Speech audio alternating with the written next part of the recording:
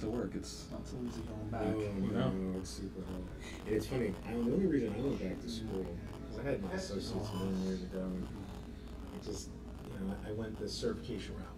So I was working the certifications, and then I remember a guy called me. I was working at a law firm. He's like, "Listen, you're perfect for this gig. I want to submit you." So, and then like a day later, he came back. He's like, "You don't have a degree." I was like, "No." All right, let me see. I can't submit you. I was that kind of thing, yeah.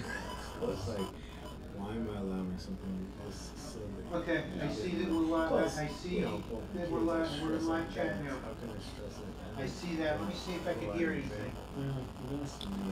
Yeah, I do hear you. You do? What happens? Absolutely. It's the best thing. Yeah, I'm hearing things too. Sometimes you need to kick in the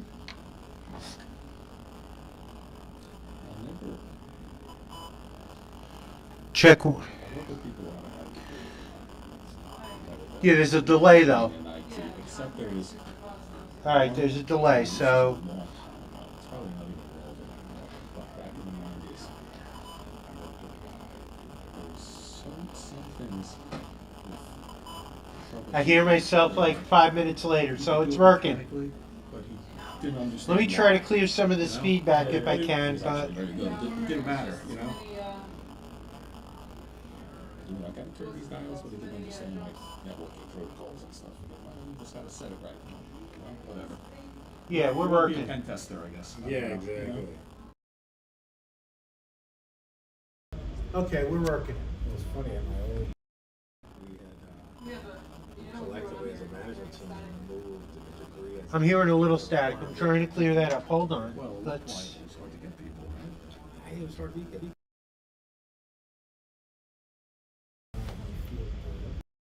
What is that? What is a degree in literature?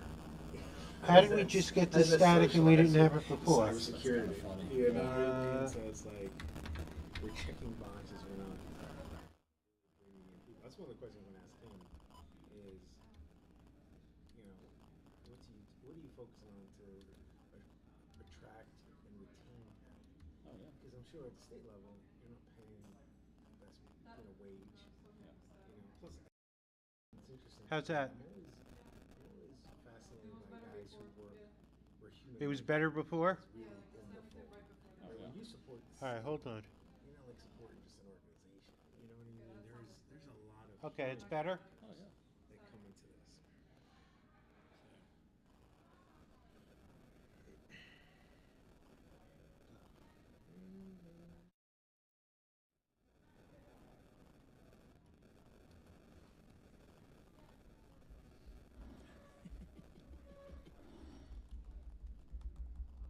Still static?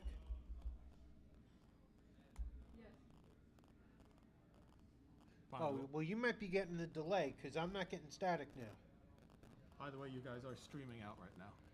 Yeah, I know we're streaming it right now. All right. Hello, world.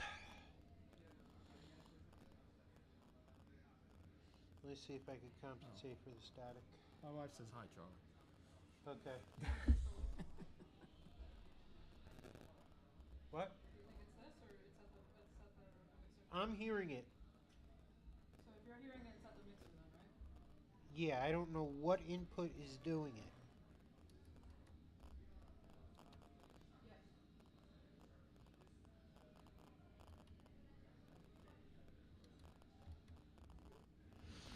You still hearing it? You are. Yeah, we're testing it. You hearing it now?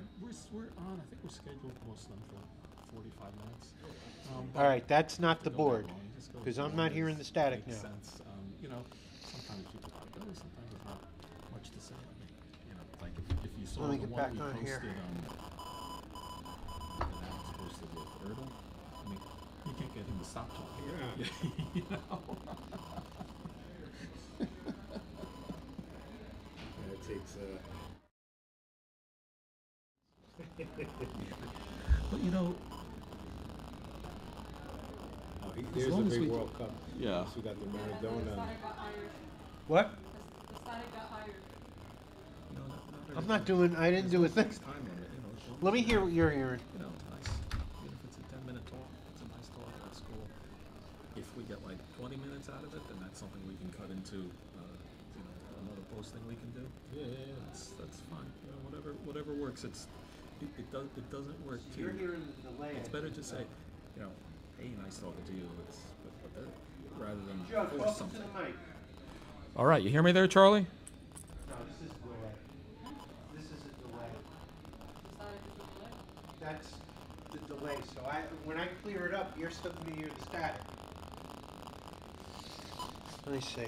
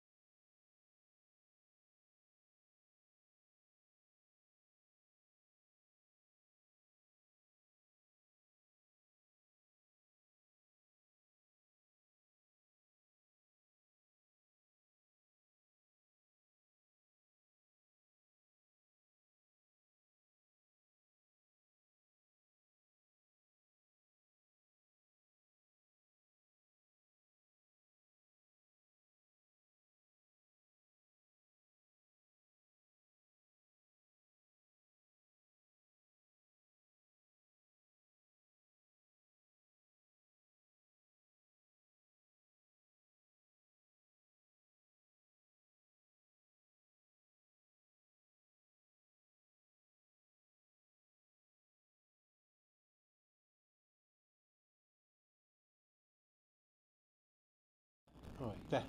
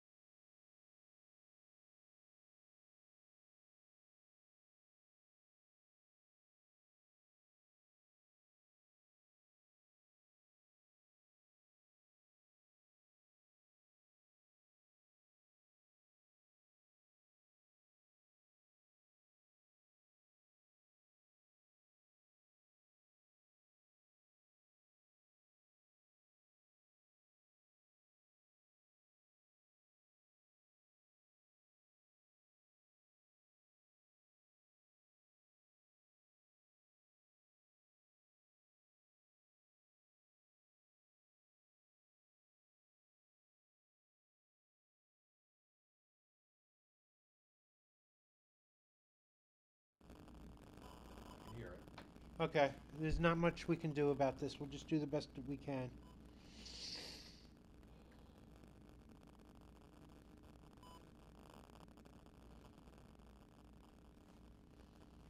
I wish I knew what this was.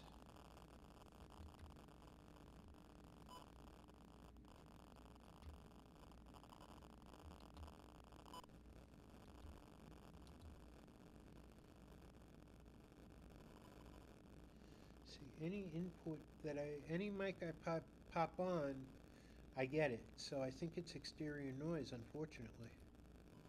I think it might be the air.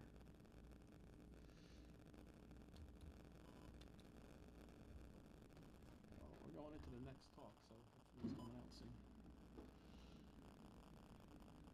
Okay, I might have an idea.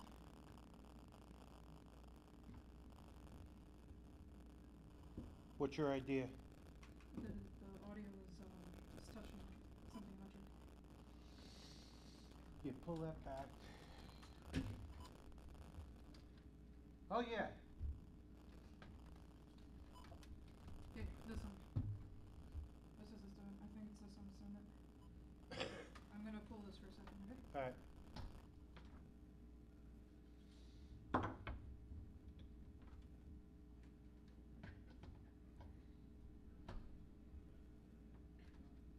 That was a little better. That's a little better. Pull that as far away as we can. Yeah, that's better. Can you remove your mic safe for a second? Sure. I can run without it. I got plenty of power. Yeah, sort of lift it. I'll put something here. But I think definitely move this as far away as possible. I mean, I have enough power to get through the day. This is a new one. Yeah, but I think she hit the nail on the head. I think the electric was too close to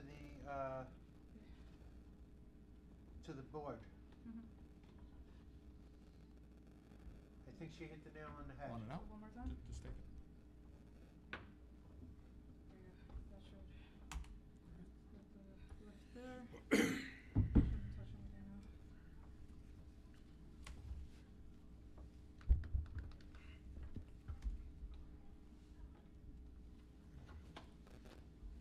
Good thinking, Alex. Wow. Alex, That's a MVP. pro. All right.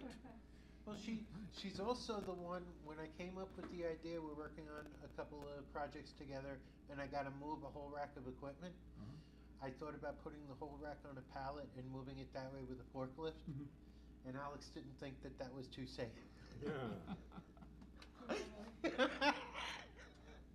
But we were going to do it.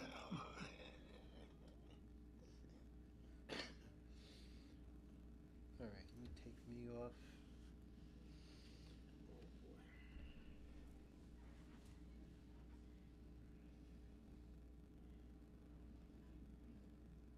Does Mike know to come?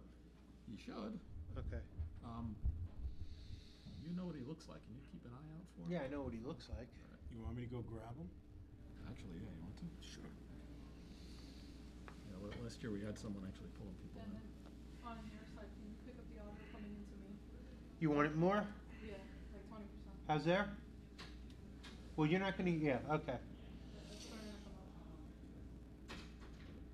Yeah, just give me a second. I'm not sure why it's not transitioning on my end, but I at least hear your audio. So your audio is live.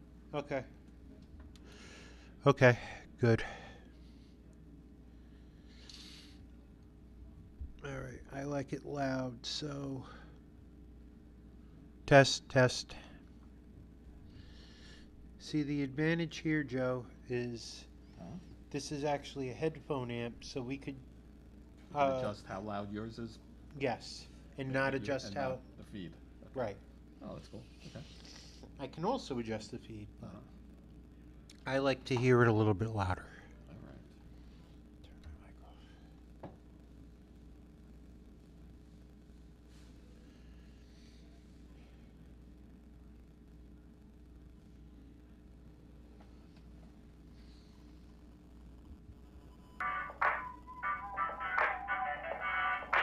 I got the music working.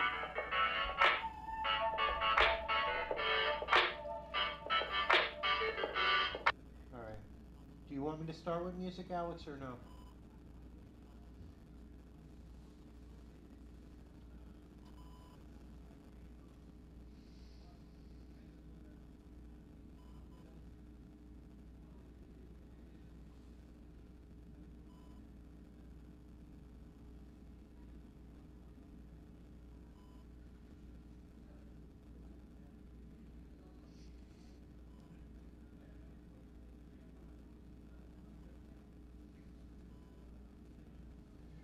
I'm still getting a little bit of feedback from electric. We can move this over if we need to. Okay, you know what? Just take mine out. Take it out. No, I got you're it. No, I no, got you're power. fine. It's not you. It's not me? Okay. It's not you. I'm not hearing feedback. No, it's still me. But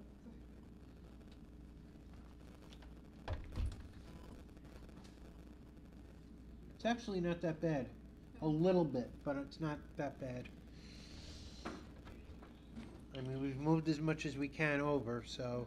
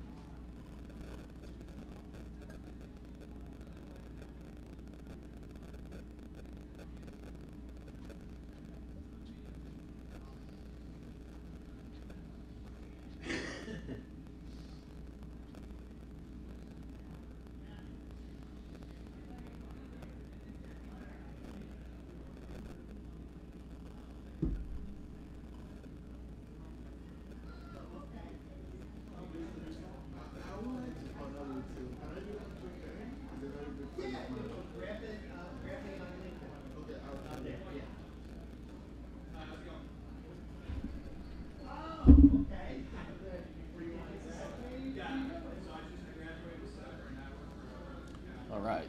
Yes. You ready to roll? I think we're ready. All right. Well, we're going. Yeah, he was like, I saw him, but I didn't. You know when you don't see someone's face fully? Yeah. I know where he was. I asked everyone. I was like, where is he at? Our orbit is crossed. I've never met him formally. Our orbits have crossed for years. So he's like, and I go to Ken. I'm like, Ken, I need Gary for the podcast. He's like, you need microphones for the podcast? I'm like, no, I need Michael for the podcast. I was like, do you know where this cat is? I don't know. You're like, oh, he's over there. I just went, and next thing you know, I'm walking him out. People probably think he's getting arrested or something. Next at 11 is the lady who's talking now, Alyssa. There we are. There's our guest. Mike, I've never met. I'm Charlie Fraser. I'm with Monmouth County. Our paths have crossed a lot. We've just never met formally. Great. I'm Joe Patty. Hey, Joe. And I'm Rich. Hey, Rich. And grabbed you out of there. Yeah, grab me out of there, put me in handcuffs, people looking. Can't let you run away, you know? I mean. Me and Randisi are real close. Randisi is real close with everybody. Yeah, he is great because he is the extrovert for the NJK. I'm the introvert. Okay. Got you a set of headphones. We'll get you on microphone, and we'll get this going. Thank you very much for. Yeah, thanks for All doing right, it. guys. Mike, can you say a couple of words for me? Test 1 2 3. Test 1 2 3. Slightly louder. Test. You're 1, good. 2, 3. Good. All right. Thank you.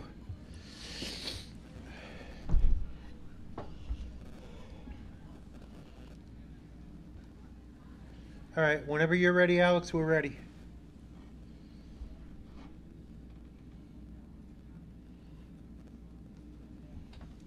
I love the Soprano references and the Maradona shots. Very nice. Gets people's attention. If that guy can't get your attention, nothing can. Yeah.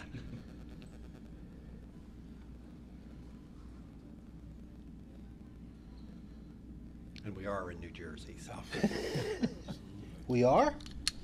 I didn't know. There's that misnomer that the World Cup's in New York. That, like, there'll be no games played in New York. There are no football games played in New York. There's not a lot played in New York. The Knicks are there. Oh, listen. We could talk about that for the next 2 hours. Okay. We're good? All right, we're on, guys. Joe, take it. All right. Welcome to SECON 2026, New Jersey. I'm Joe Patty, and we are live streaming our chapter podcast, Unencrypted Chatter. And today I am joined with a co-host this time around, Rich Mendoza. Rich. Hey, Joe, thanks a lot. Exciting conference, and looking forward to talking to several leaders in the cybersecurity space today.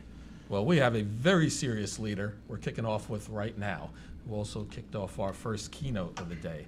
We have Michael Garrity. Michael, thanks for joining us. Yeah, thank you for having me. This is great. The conference is amazing. It keeps growing every single year. So happy to be here. Well, we're very glad to have you. I think we tried to get you last year, but you were very busy. I think maybe you needed to go right after your talk. I know you got a tight schedule. all around Last with year's everything you did. SECON was on primary day. That's Yeah. why Mike was busy. Oh, Yes. that's We right. had an election going on. That's right. And you were a little busy with the election, being the CISO for the state of New Jersey. Yeah, and yeah, so the NJKIC is responsible for the cybersecurity of statewide election systems, and so yeah, we're monitoring from before the polls open till after the polls close. Wow, that's a big job. I know it's a big day, but that's not the only thing you do. You have quite the active organization and a leading one, from what I understand, with the NJKIC. Can you tell us a little bit about what you do there? Yeah, so the NJKIC, the New Jersey Cybersecurity and Communications Integration Cell, we're organized under the Office of Homeland Security and Preparedness here in New Jersey. And I think that's important because we're one of only 2 states, the other being Arizona, where cybersecurity is considered a homeland security issue. Which is, it's not an IT issue, it's something that is critical to our way of life. And we talk about New Jersey, and I said this in the keynote, there's 3 distinct things about the state. We're the most densely populated state in the country. Right. We have the highest concentration of critical infrastructure in the country, and we are the most digitally connected state in the country. Those 3 things make cybersecurity existential to the state of New Jersey and its residents. That's interesting. I knew the first 2. The third one I did not know, that we're that digitally connected. Yeah, when you think, you go back, AT&T and Right, Verizon before they were Verizon, this whole Bell telephone system that we have, and all the spin-offs from it, that was New Jersey based. So yeah, that's where it started. Out in West Orange, New Jersey, actually was like the hub of the center of the internet for quite some time. Yeah, of course. And I know that Bell Labs had a lot to do with it. I think you were out there a bit in your career. Yeah, I had the privilege, and I say privilege because working at Bell Labs with all those Nobel Prize winners and all those patent holders, and to be able to work in that environment, if you're into technology, if you're into science and stuff like that, I had the opportunity to work as the network intrusion detection manager out there, so building out a worldwide system to do network detection. Big target. Big target. Wow, excellent. And being Yeah. surrounded by all those talented people and collaborating, it must have been just a great time for everybody, huh? Just amazing. I've learned so much, and I credit Bell Labs and the people I work with for teaching me, and now me following them and being able to teach others as well. Well, I did a summer internship there in graduate school, and I think the only time I got close to the Nobel laureates was to watch them play bocce ball. That's about it. So Yeah. But yeah. it was a unique place. But we have a big event coming up that I know is very big in New Jersey, the FIFA World Cup. I imagine that's keeping you busy. We weren't able to attend your talk, but we saw some of your slides, and you had a lot of that. Yeah, so today is the start of the World Cup. And obviously the final is being held here in New Jersey. We've got 8 matches here in New Jersey at MetLife Stadium. We've been part of the planning process for this for the past 2 years. Wow. Last summer we had the Club World Cup, and that was like the dress rehearsal for this year. So we've been working, and I lead the New York, New Jersey Cybersecurity Infrastructure Working Group for the World Cup. I'm also part of the host cities, CISOs, if you will. So Boston and Seattle and Toronto, Guadalajara, Mexico, Mexico City, all of those CISOs working together as well. And so it's not just the NJKIC, it's obviously every other partner that you could think of, from the FBI to the Department of Homeland Security, Department of State, to New Jersey Transit, to the MTA over in New York City Cyber Command, and I can go on and on and on and on. All these groups coming together to make sure this is a safe and secure and a successful World Cup here that we're hosting in New Jersey. 4 billion people will watch the World Cup. Wow, I think that's a wonderful point. Obviously, you leading cybersecurity from a state perspective, but now puts New Jersey in the international crosshairs, and the intensity has just risen, and the amount of potential malicious activity that is kind of funneling through your office and through your team, it must be extraordinary, but also it must be really kind of keeping you on edge as this event, which is something that people love around the world. Like, the world stops, conflicts stop when matches occur. So you're really kind of front and center right now. It must be exciting, but also, a lot of stress to make sure this goes well. Yeah. Some conflicts stop and others begin, depending on the match outcome or calls that are made by the referee in the game. But and again, it's just everything in my career. Like I said, Bell Labs was a privilege. Okay, this is such a privilege and an honor to be able to lead this cybersecurity working group for the World Cup. How many people get to do that? It's something that I'll be able to tell. And in my previous career, I was also a state trooper. And when the World Cup was here in 1994, I got to work that and do security at the old Giant Stadium, and that was just fantastic.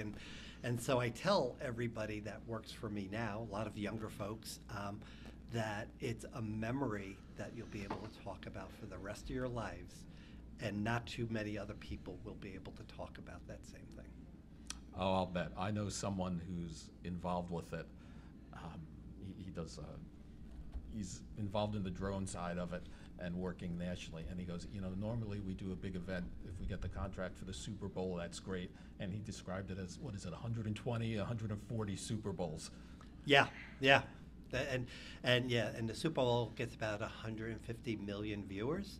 This gets 4 billion. So wow. Everybody's watching New Jersey. We can't screw it up. No, absolutely. I think for every World Cup game, it dwarfs the Super Bowl. I just want to touch on something you said earlier, and just your career. It's just obviously such a journey, from Bell Labs to the 2026 World Cup. It's incredible, and it sounds like very much that you've been fortunate to be surrounded by great people and kind of been given opportunities. How do you bring that forward to kind of that mentoring and trying to bring people forward and kind of help them understand and expose them to these types of events that are only going to, project them forward in their careers and really give them great experience? Yeah, so I talk about this privilege, being in the state CISO, the director of the NJ KIC, working at Bell Labs, doing the World Cup stuff. But, and I think I could say this for most of the people on my team that are senior level people, being able to mentor and see an intern grow into an employee grow into a subject matter expert, and seeing them thrive. We've had interns at the NJ KIC that have gone on to careers, not just in the NJ KIC, but at SpaceX. So when we see rockets going up in the air, we know somebody that was part of that, and we celebrate that. So that's the most exciting part, to see our folks growing and being able to develop that way. Yeah, no, that's always great, and always a big challenge in bringing people up. But you talk about challenges. We talk about the big challenge of the World Cup. It's so big, it's so visible and everything. But in thinking about what you do, I mean, just even your normal job on a normal day, the idea of being a CISO is tough. It means bringing a lot of people together, juggling a lot of things and personalities and stakeholders and whatnot. In a state, for a state government, it's got to be even harder. And being a native Jersey guy, I got to think that in New Jersey, it's possibly the hardest of all. I mean, how do you what's helped you in navigating all that? I think all my experience. So we talked about time in the state police. Right.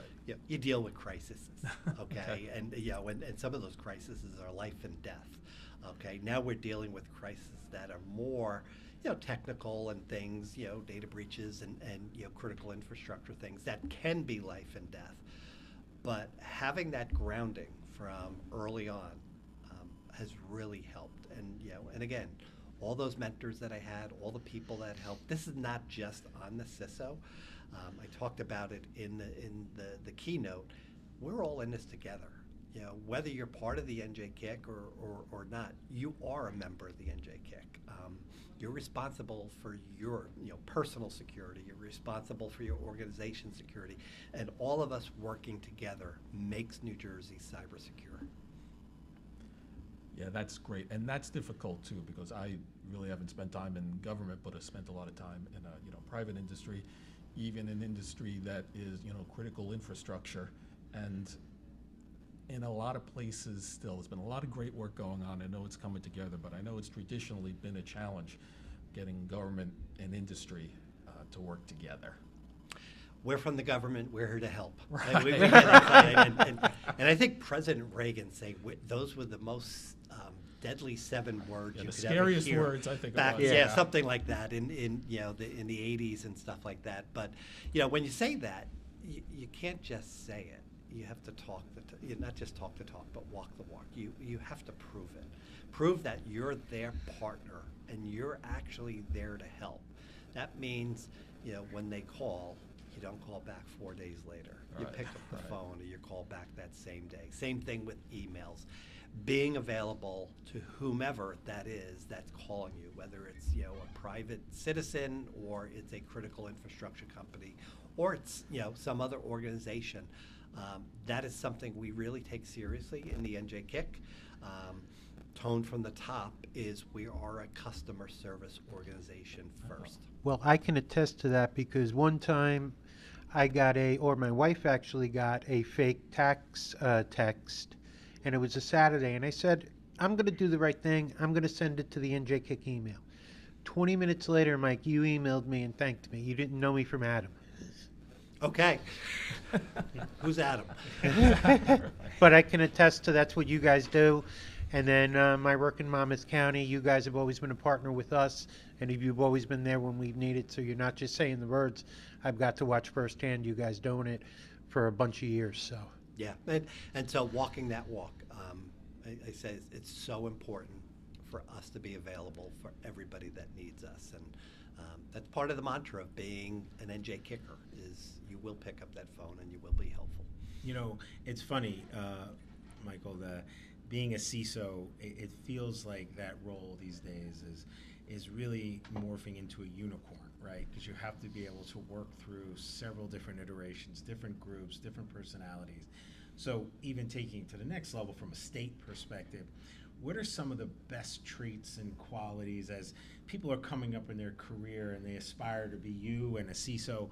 What are some of the things that you'd say, hey, you really need to be thinking about this, and maybe it's not just technical acumen, maybe there's so much to the soft skills. So just as someone who's listening and kind of looking at you as someone that they want to aspire to, what is something that you would give them as a nugget of advice or a thought to take away from this podcast? So I think first and foremost, be genuine, be yourself. Don't try and be somebody else. Everybody has different management styles. Don't try and be somebody that you knew, but be who you are. I grew up playing sports. I was captain of just about every team that I was on. So there was some natural leadership that was there. So you need leadership abilities.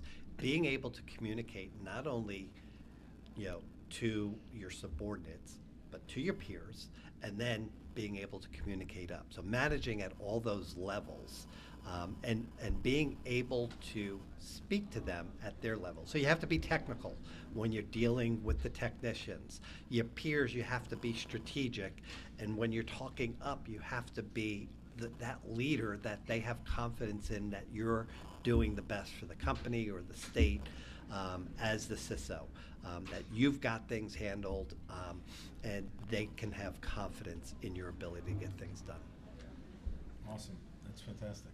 Yeah, I think that's really important, and always for a CISO.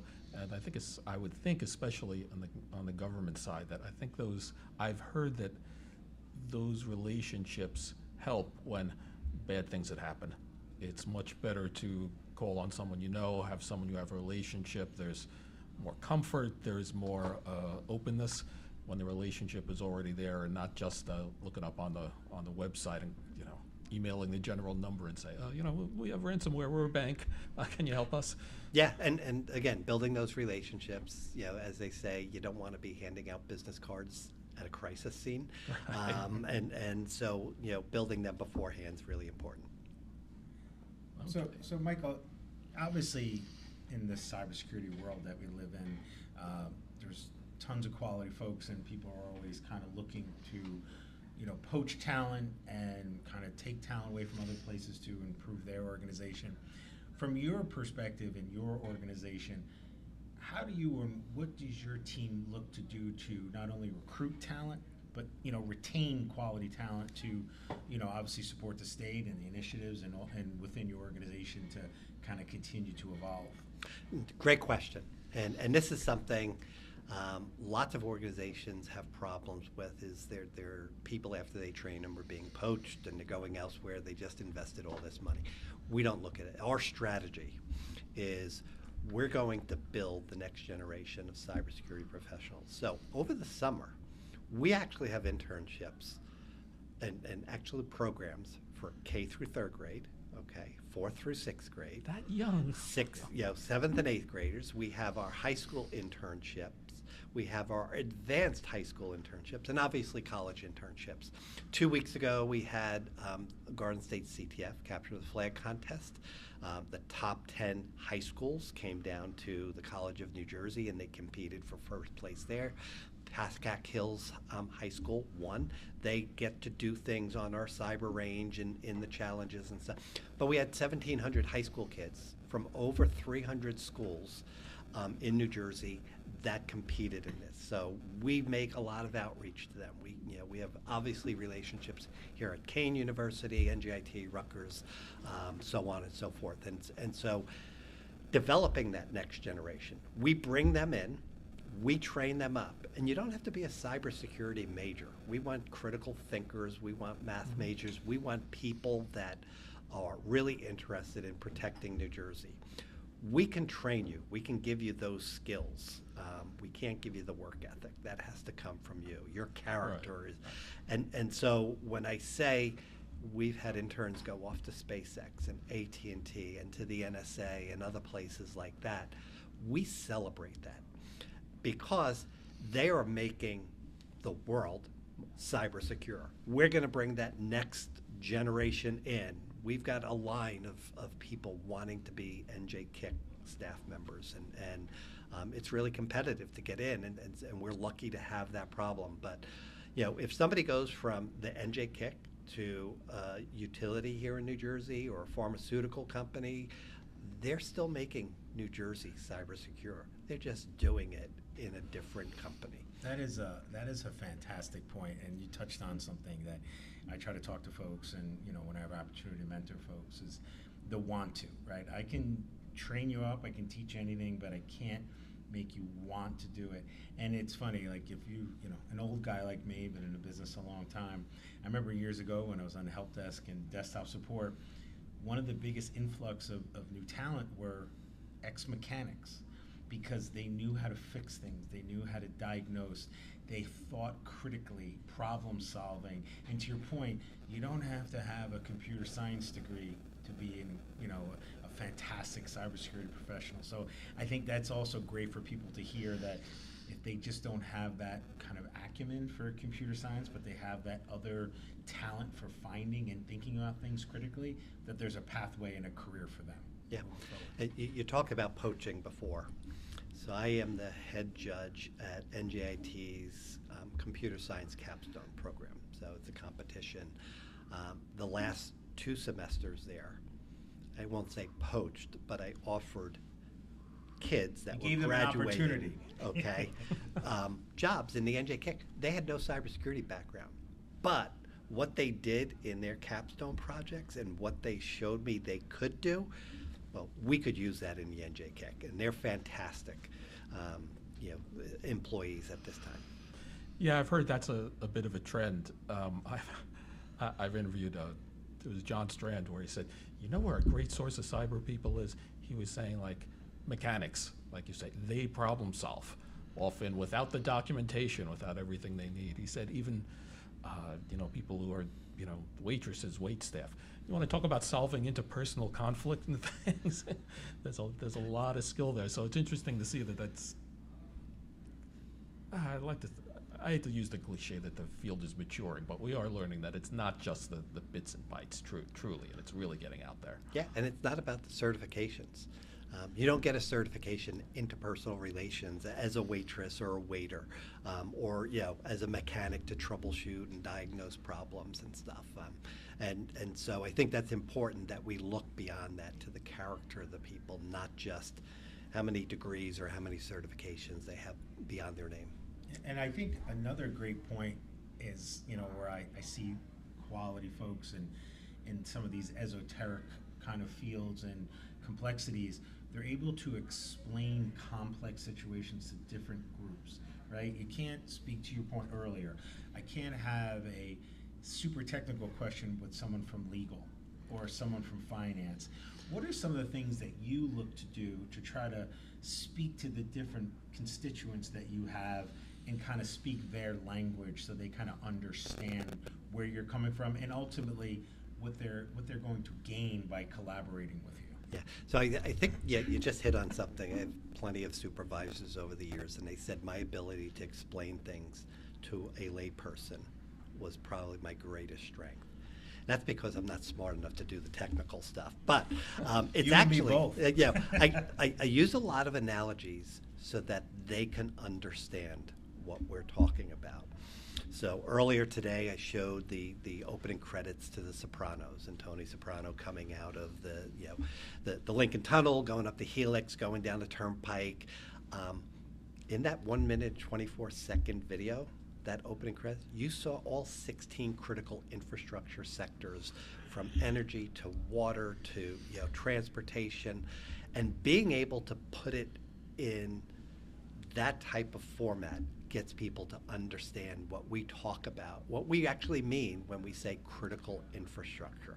That is so important to our way of life, and seeing it is something. So the analogies and the metaphors. No, I think that's a great point. And when some things that I try to do, especially depending on the audience, is use sports references, things that we can all connect with. One of the things you had talked about earlier, and I think to me you downplayed your importance in this, is how human life is impacted. When I think about positions for folks who, it's not just the bits and the bytes, right? You're supporting a state. These are people, right? And there's a different layer of, risk, right? We're all risk managers, but your job directly influences people or impacts people's lives. It could be negatively or positively. Does that something that weighs on you? Is that something you think about regularly? Like, how do you kind of juggle that aspect of your role? Absolutely. Number one, it's about people. So when I came to the state, and obviously the state has a lot of my information, my personal information. It has my wife's, my kids, my family members, my neighbors, all of that. We're responsible for that. We just had a series of Jeopardy. Jamie Ding was the New Jersey, the faceless bureaucrat that went on a winning streak on Jeopardy. He called himself the faceless bureaucrat. We may be the faceless bureaucrats to the residents, but they're our family members, and we have to do our utmost to protect their information, because it means a heck of a lot to them. It could be devastating for somebody not to be able to get benefits. It could be devastating for somebody not to get unemployment insurance and those types of things. The critical government services that people depend on, we have to make sure they're available, they're secure, and that they actually serve the residents of New Jersey. Yeah, I think that's really important. And as cyber becomes more important in more and more industries, it's becoming more pervasive, because years back, especially like in the internet boom and everything, when I started doing cyber, we'd say like, well, guys, I know it's important. We know you want to have your IPO, but this is not life and death. Nobody's going to die with this stuff. But clearly with what you're doing, and in other areas the stakes are higher. But also, so many more things are critical now than used to be. It's not just an inconvenience when certain things go out. It really does affect, commerce, people going to the doctor, able to get around, those sorts of things. Yeah, just look at the hospitals here in New Jersey. Every major hospital system has had a ransomware attack that impacted their ability to serve patients. They had to divert patients from their emergency rooms. They had to postpone, surgeries and the like.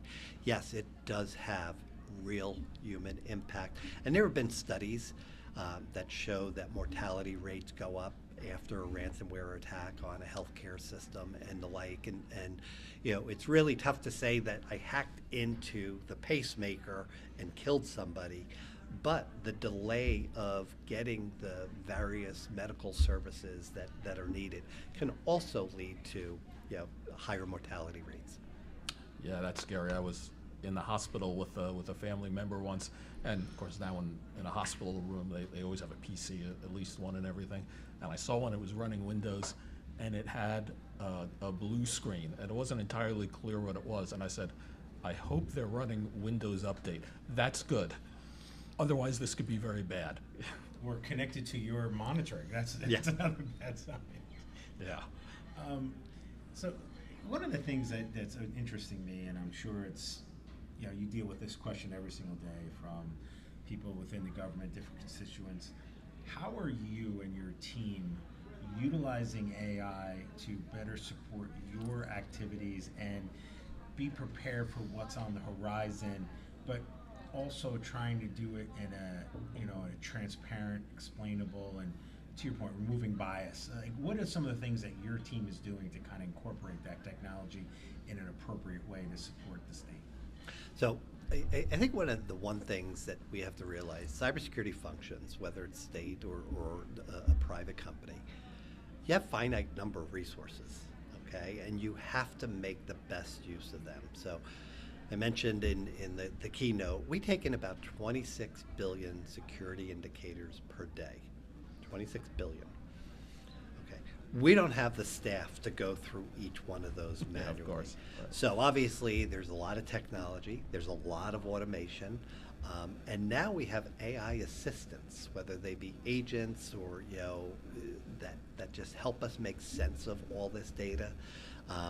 Agents that are going to help us find vulnerabilities, agents that are going to help us do outreach to those that are impacted. So we use AI in so many different places, not only on the defensive side, but offensively, internally. When I say offensively, we're hacking our own stuff and to make sure that we find out the vulnerabilities before bad actors do.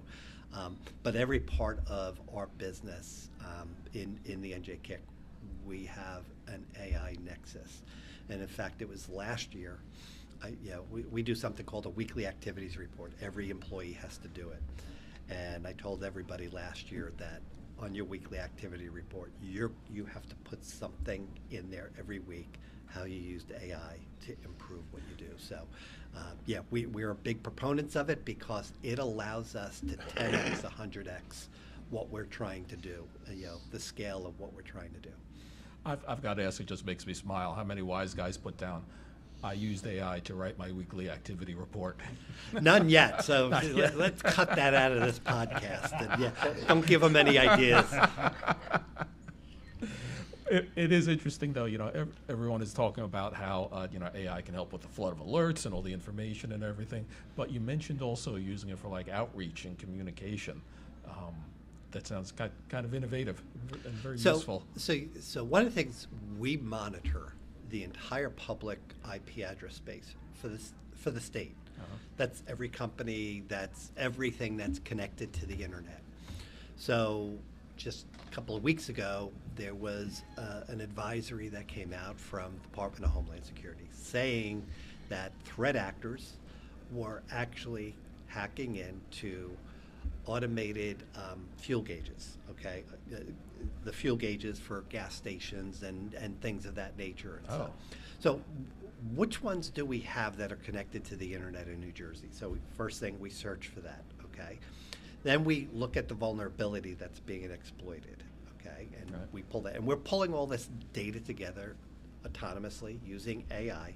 Then we can write the alerts, okay, and send notifications out to each one that your fuel tank is exposed to the public internet. It has this vulnerability. This is how you check to see if it's been compromised already. And this is how you can remediate the vulnerability and stuff. So putting all that together and doing that manually for each one. So every major CVE, whether it's a Cisco device or a Fortinet or something else, we're doing the same thing, and be able to do that at scale for the state, because we've got about 1 million IP addresses that are publicly available on any given day. We need the automation and the assistance from AI.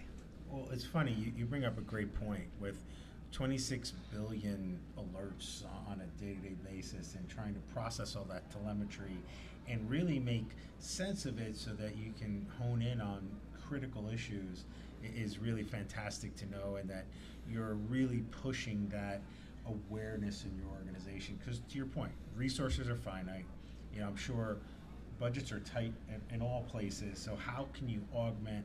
Can you create a virtual workforce to be able to deal with, because AI is on all sides, right? So malicious actors are leveraging it as well, and they are coming at us at record speeds, and the evolution is incredible. So to your point, being offensive, and I really kind of liked what you said about that self-scouting and looking at our own systems, critically, and saying where are gaps, and not just allowing a third party or whatever. It's like continuous kind of review and understanding where you are and what you need to do. So that's a fantastic culture to kind of foster in your organization.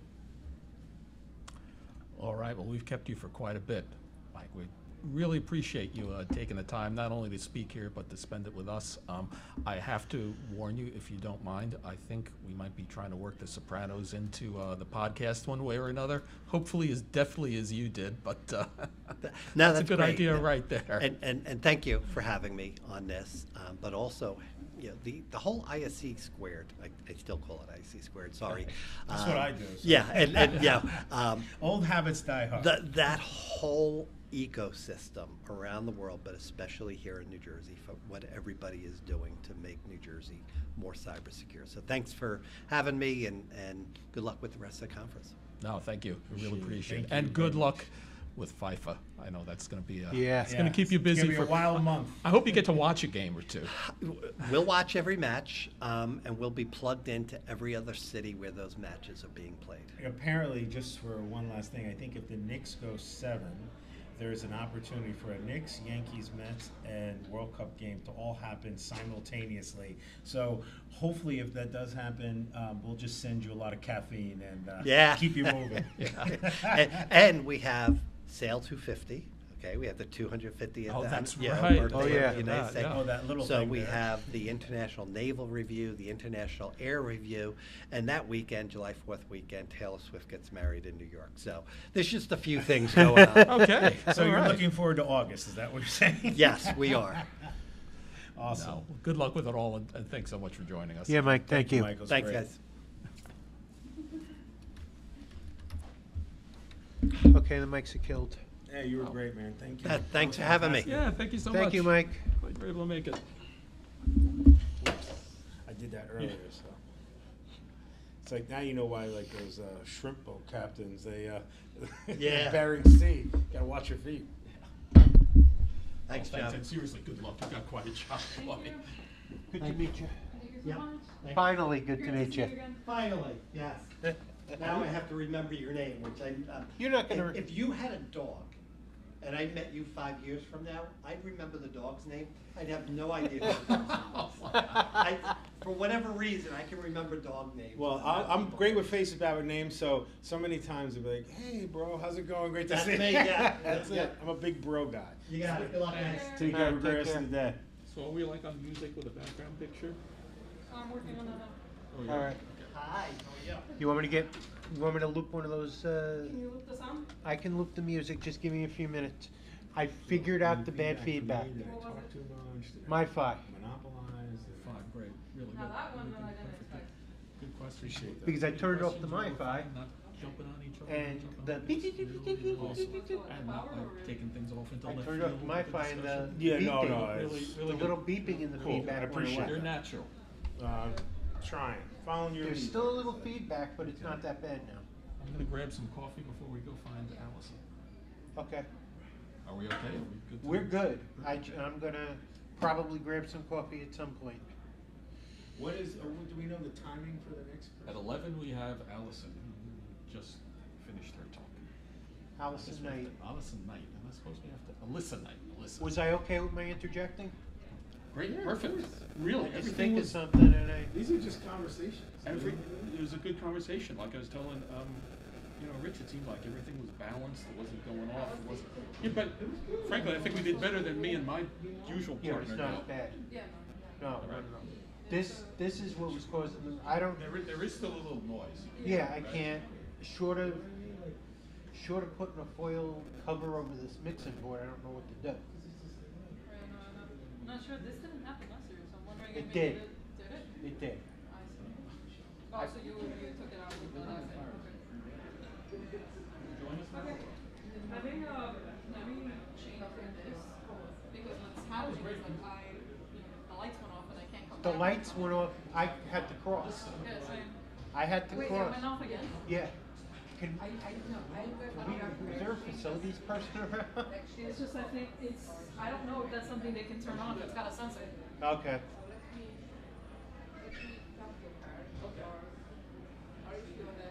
It's got a sensor, so like I tried to move the light from the sensor, but, it's one of those, because the building is, what's this thing called, like, eco-friendly or whatever. Yes, leads, squatty watt, squatty watt, squatty watt. Basically, yeah.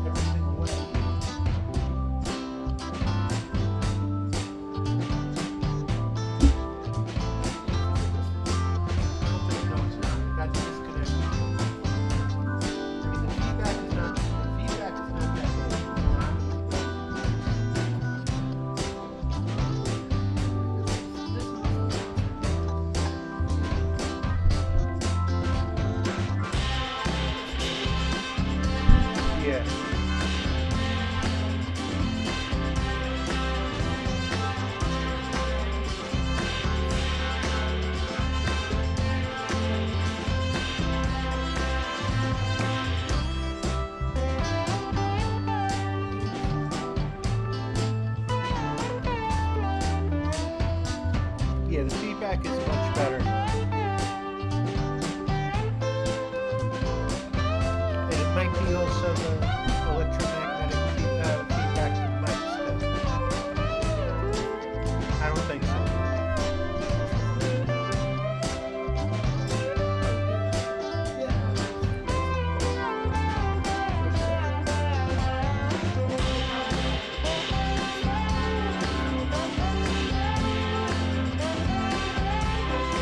Yeah, I thought it was fine. It wasn't that bad. There was nothing that I noticed that was too bad. We're all talking.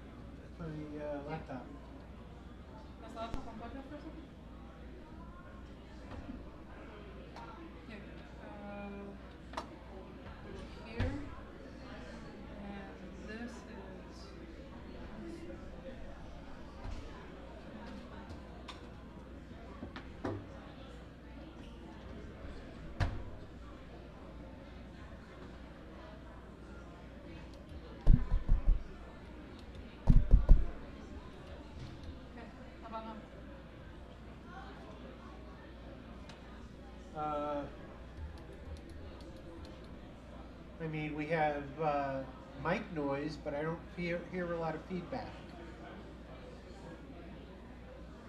Yeah, perfect. I don't hear the static. I mean, we hear feedback, Feedback is fine, but I don't hear but the static.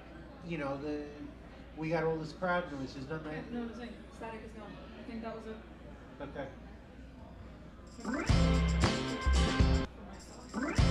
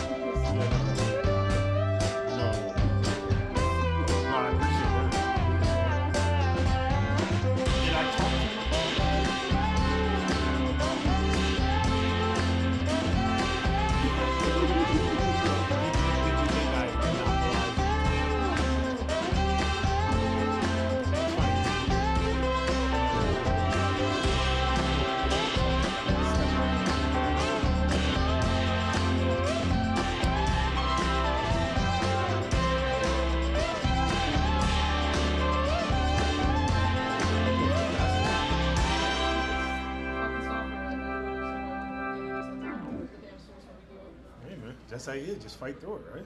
Yeah, what's going on? Seriously, congratulations on your test too. That's awesome. Like I said, I was so fucking nervous.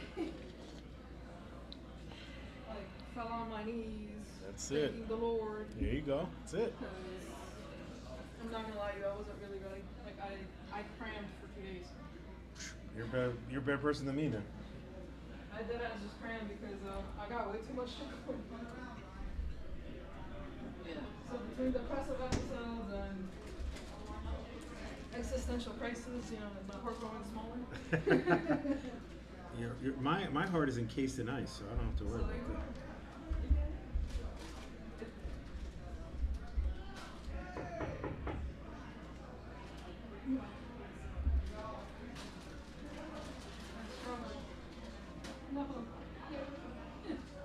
What do you say? Oh. Oh, yellow, those would be nice.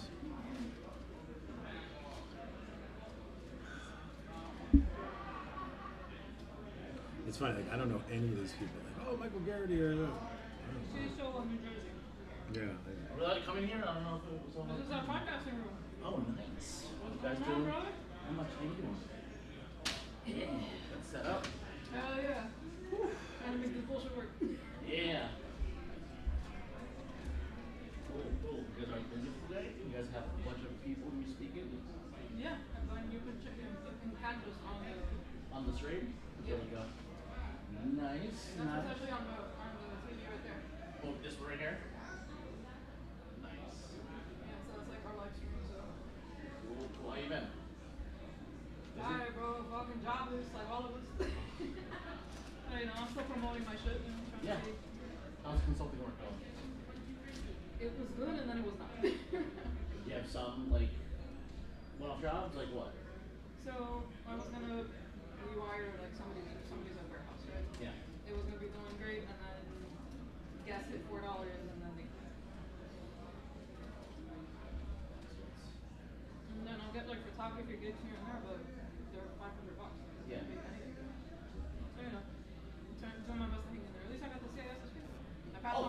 congrats. High five. Yeah. I'm gonna try to get the fucking season before they damn change the stupid test. I heard. The requirement of AI certs or whatever for girls. All right, Too much nonsense. it's a feat of money. It's All right. all about the money. I know. All right, I'm gonna go to Deborah's thing. I want to check her out Hell what she's yeah. doing. All right, see you guys later. See ya. You're out of coffee. No, good. Coffee over there. Oh, over there? Scott. Oh, all right, let me go.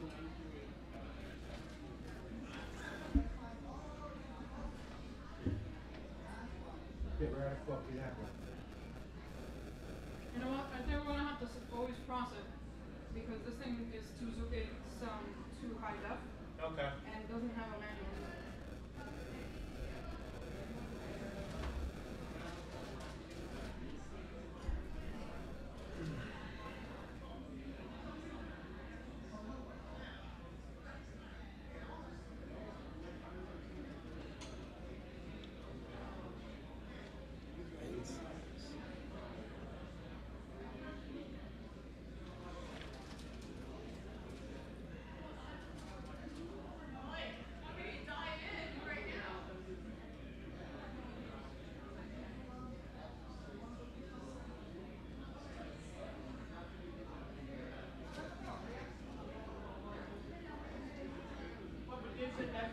There's a presentation at 11 o'clock. Oh, so we should, okay. We'll come back again. Yeah.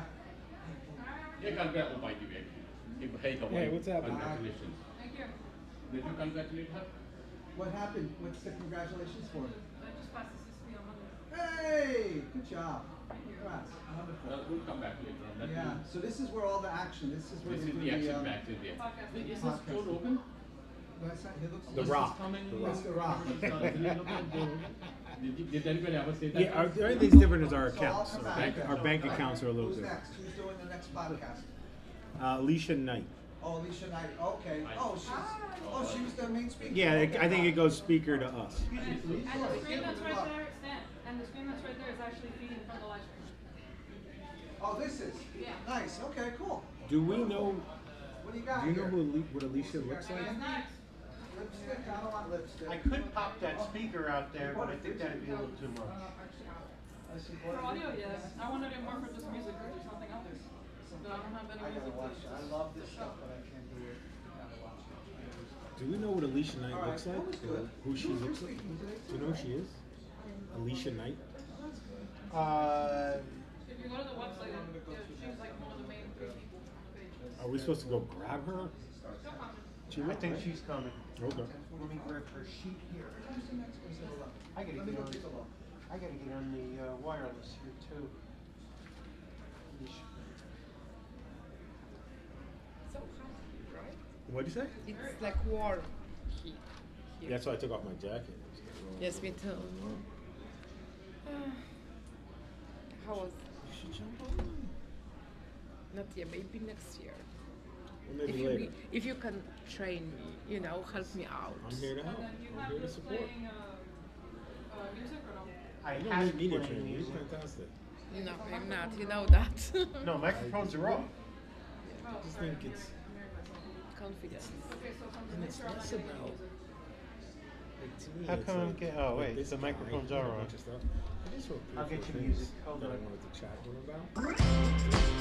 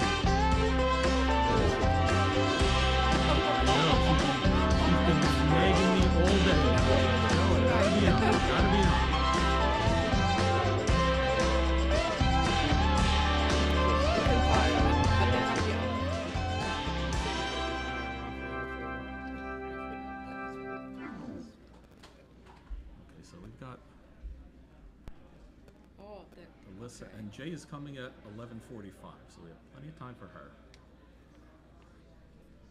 Jay knows to come. That's easy,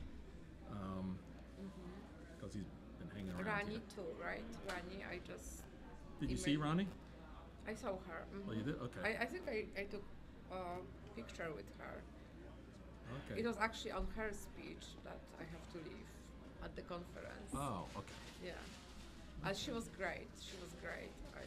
Okay, good. And so for Alyssa, she looks like she is a talker and won't need that much prompting, frankly. Well, she's a security researcher, right? Yeah, she's a researcher. She looks like she's pretty hardcore, and she seems to be very outgoing. Yeah. Which is great. Yeah, she's. Was that the woman with the short hair? That Yes. Oh, okay. Yeah, she's definitely, she's not introverted. You know, she'll be happy to kind of share some things. So I think with her.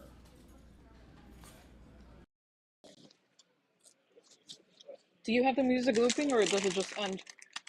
Because it just It's okay.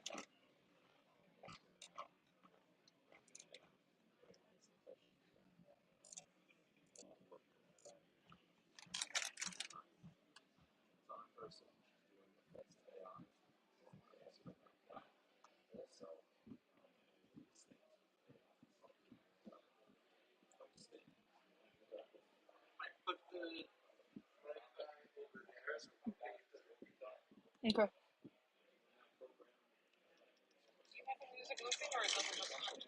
By the way, the mics were hot.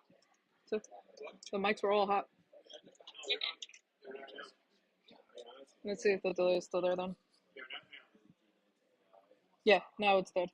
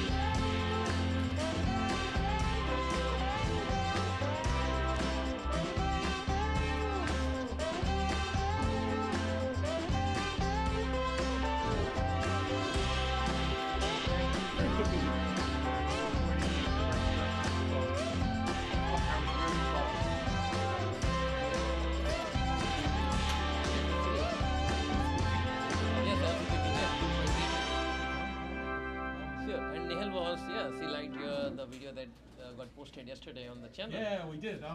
Alex managed to get him out. She does the editing. She does the hard part. How's it going? It didn't move. Good to see you, man. Tell us about what you're doing.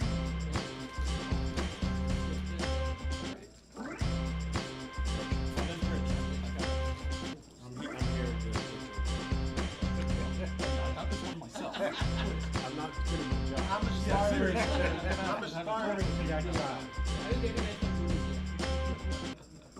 Yeah, take some snacks.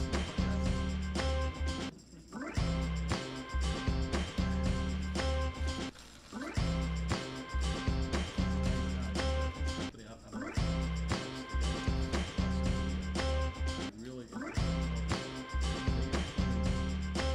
something.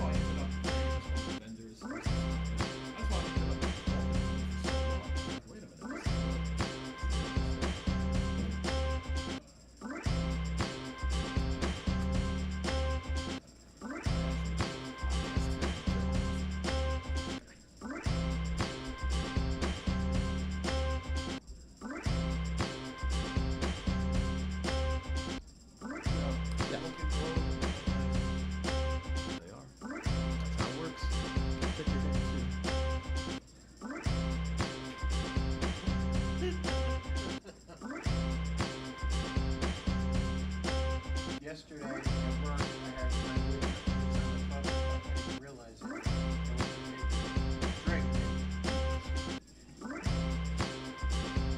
You know, that happened to me a little while ago. I got in my car, I got this very high-tech, complicated, cup holder. Now, I figured out this, I put the coffee cup in, hidden by the low-tech stuff.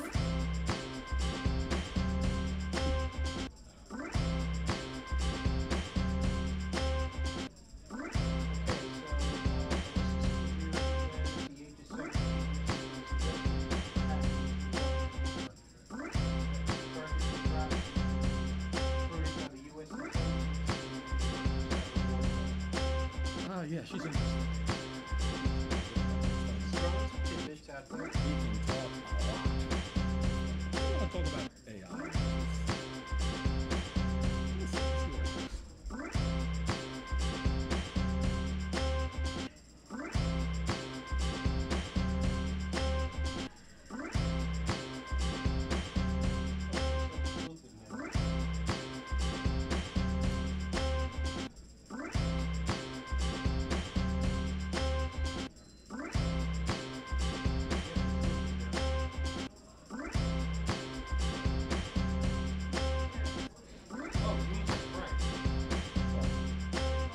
Yeah, I see.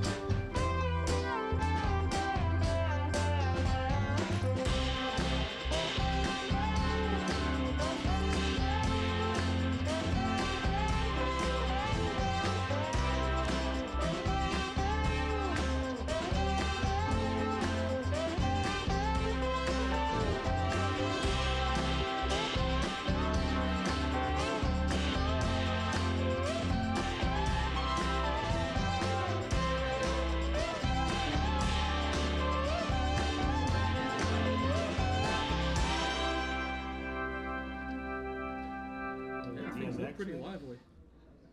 No, but I meant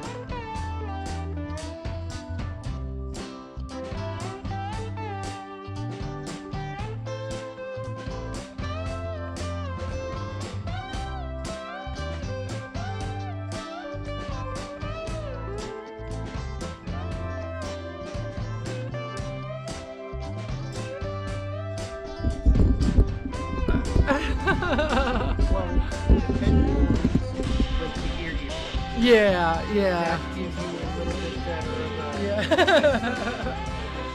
Love it.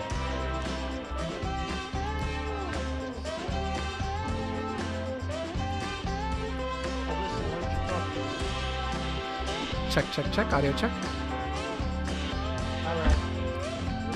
Let me know if you guys We could talk about, my keynote around the importance of privacy over AI models. I think we're talking AI. Yeah. So, I think that's a great place to talk. We could talk about, the Mythos thread if you want. It's on everybody's top of mind right now. We could talk about, if I could plug. Okay, we're almost sale, ready, that'd be Alex. awesome. Like what we're doing in That's sale. okay. Yeah. I think you read my notes. Awesome. Great. Yeah. And I gotta watch the replay of your talk.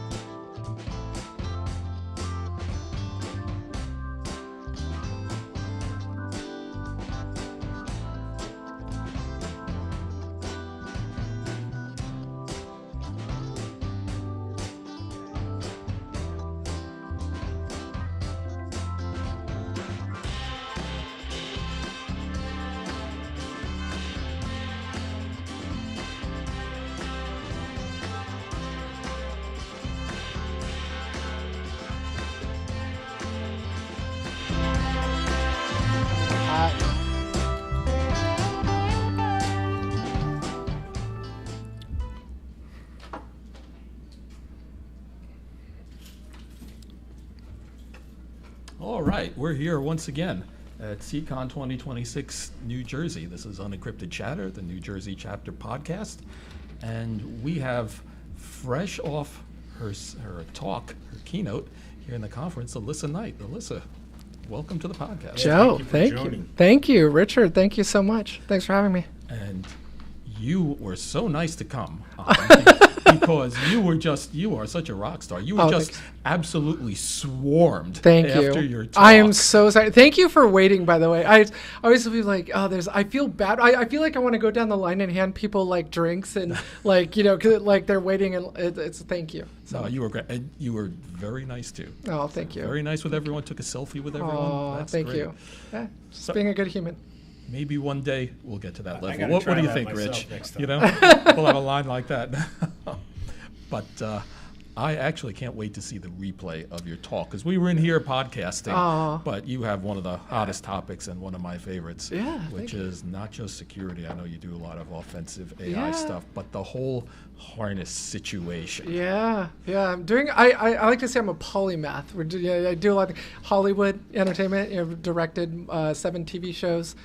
So yeah, I have a Hollywood area that I do. Published. We also own a video game studio, so we MasterCard financed our first video game that we launched. So we're doing a lot. We do a lot. This could be like an all-day interview. Like we covered everything that we're doing. Well, but we could just stay on the AI stuff. It's okay. Well, you know, we can talk about whatever you want. But you know, it's interesting. When I was sitting here with Rich beforehand prepping, we're like, what are we going to cover? I go, we can't possibly cover everything Alyssa does. We will be here for days. Yeah. Well, you'll have to have me back. As long as you don't hate me. By the end of the interview, if you don't hate me, then I'll come back. Not worried about that. But yeah, so with your talk, you know, I've been doing a lot, and I don't know how aware everyone is, but right now we have the whole AI harness wars going on. That it's not the model anymore; it's the harness. Very good. We have OpenClaw, and then OpenClaw. Then we have Hermes or Hermes. I'm not quite sure how to say it correctly. That was good. That was very interesting. So we actually modeled the Predator harness that I just built was actually inspired by Hermes Agent.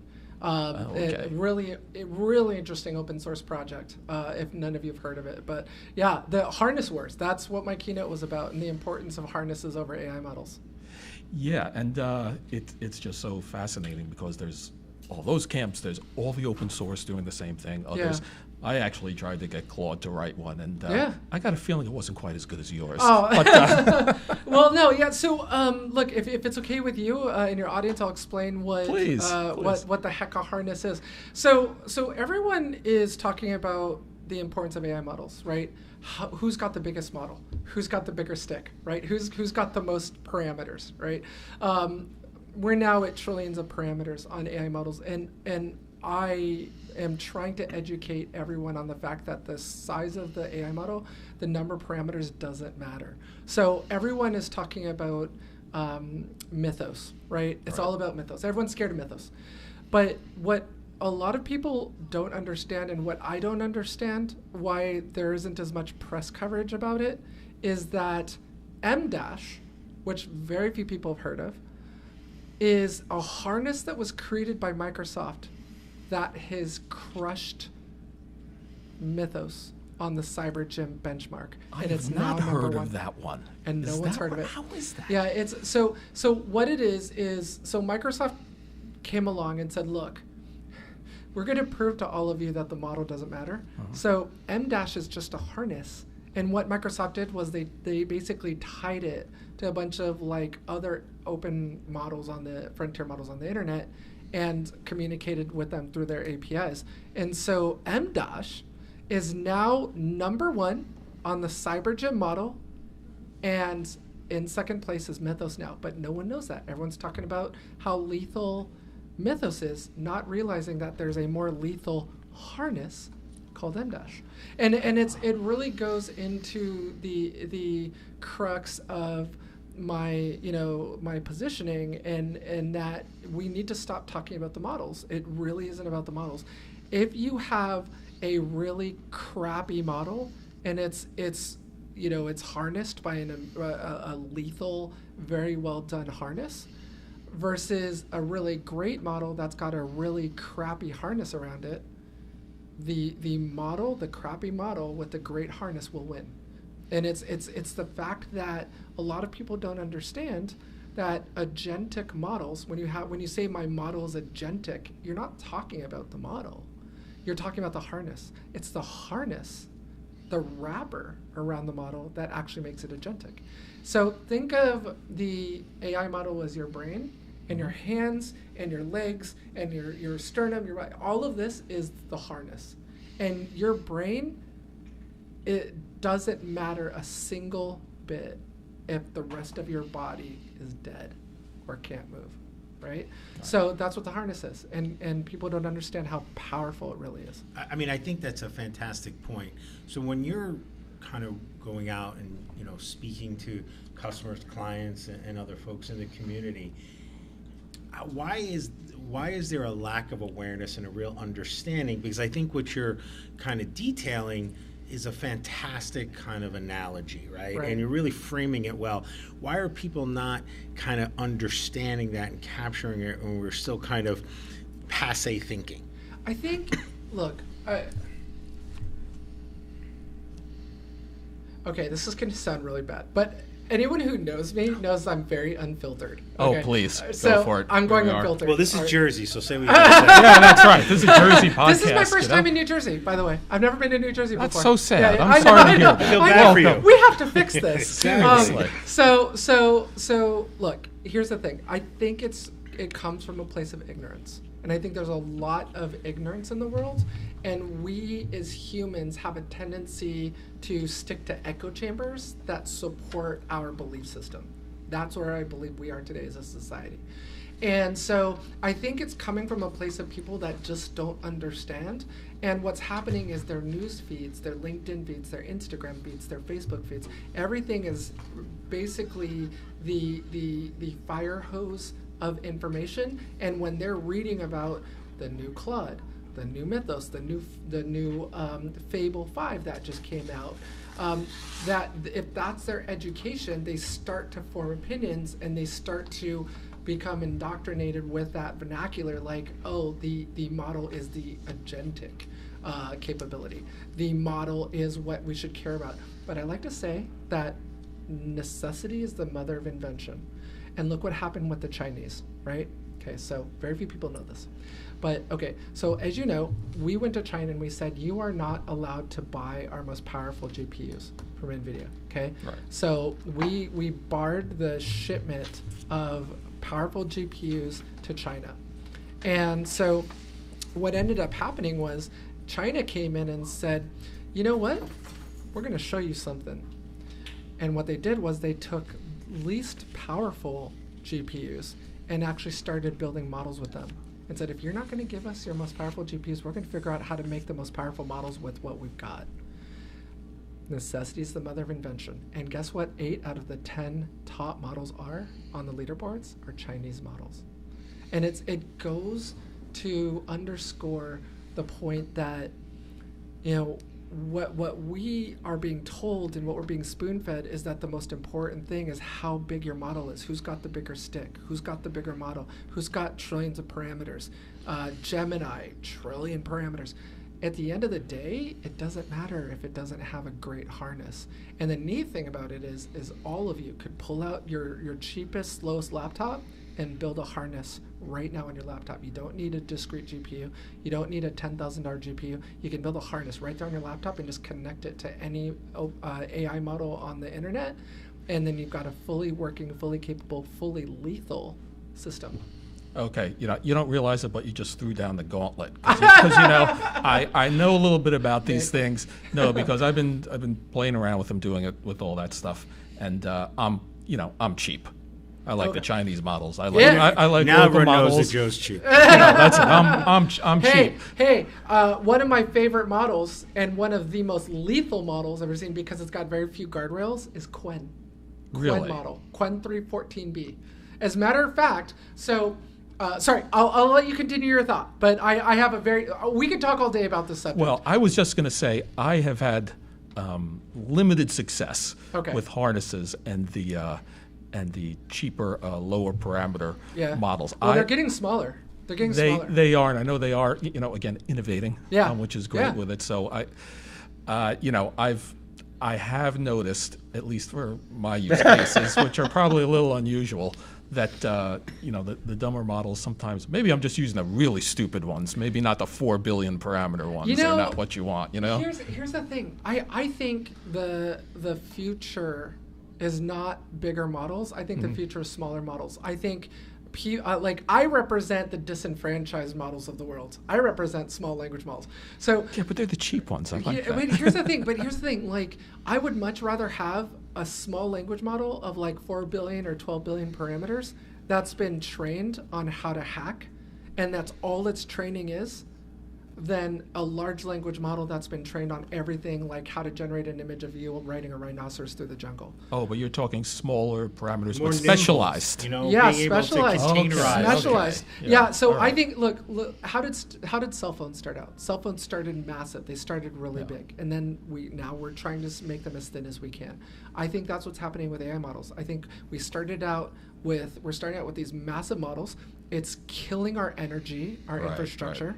We don't have the electrical infrastructure that China has. They way out innovated us on that, and outbuilt us.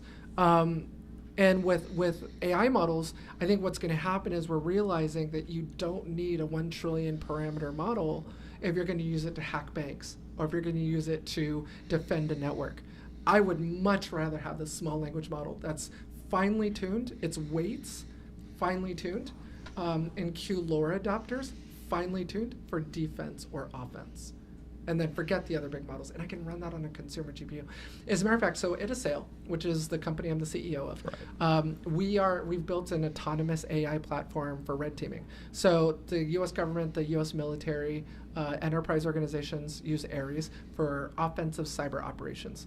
And so our first model, Dagger, which is the model that I built, it's right now a 14 billion parameter model, and the new model we're coming out with, Predator, which is what I just unveiled on the stage.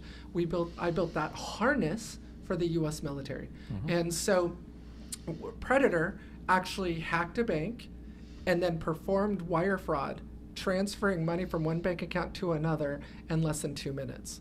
And so, when you're talking about that machine speed and that lethality, we as humans are just not able to keep up. And I really believe we're now moving into a machine-on-machine warfare in cyber. And it's coming faster than I think a lot of people expected. And forgive me, I know I'm taking us, I know I'm digressing, but here's the thing.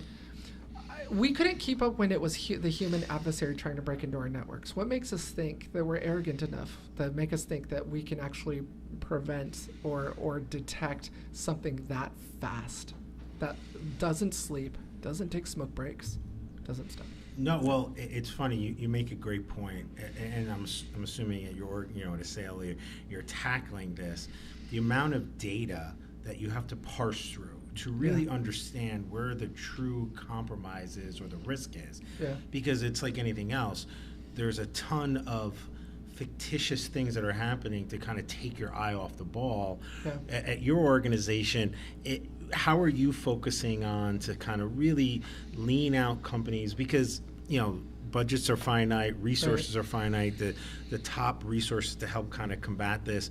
What is your mission, and how are you helping organizations do that? Yeah, so thanks for the question. So look, we're taking a different approach, because a lot of the competitors out there, a lot of organizations don't understand is that they're wrappers around frontier models. So what they're doing is they're pointing their harness, right, at like Gemini or ChatGPT. The problem with that is that you're sending your vulnerability information to a frontier model that could get spidered by Google. Right. Or and this is a real problem with AI models, is cache bleed. So I can go into a model that doesn't have this properly isolated and pull up vulnerability information for another tenant if there isn't proper cache bleed preventions or guardrails in place, because AI models will remember things, right, just like a human brain, right?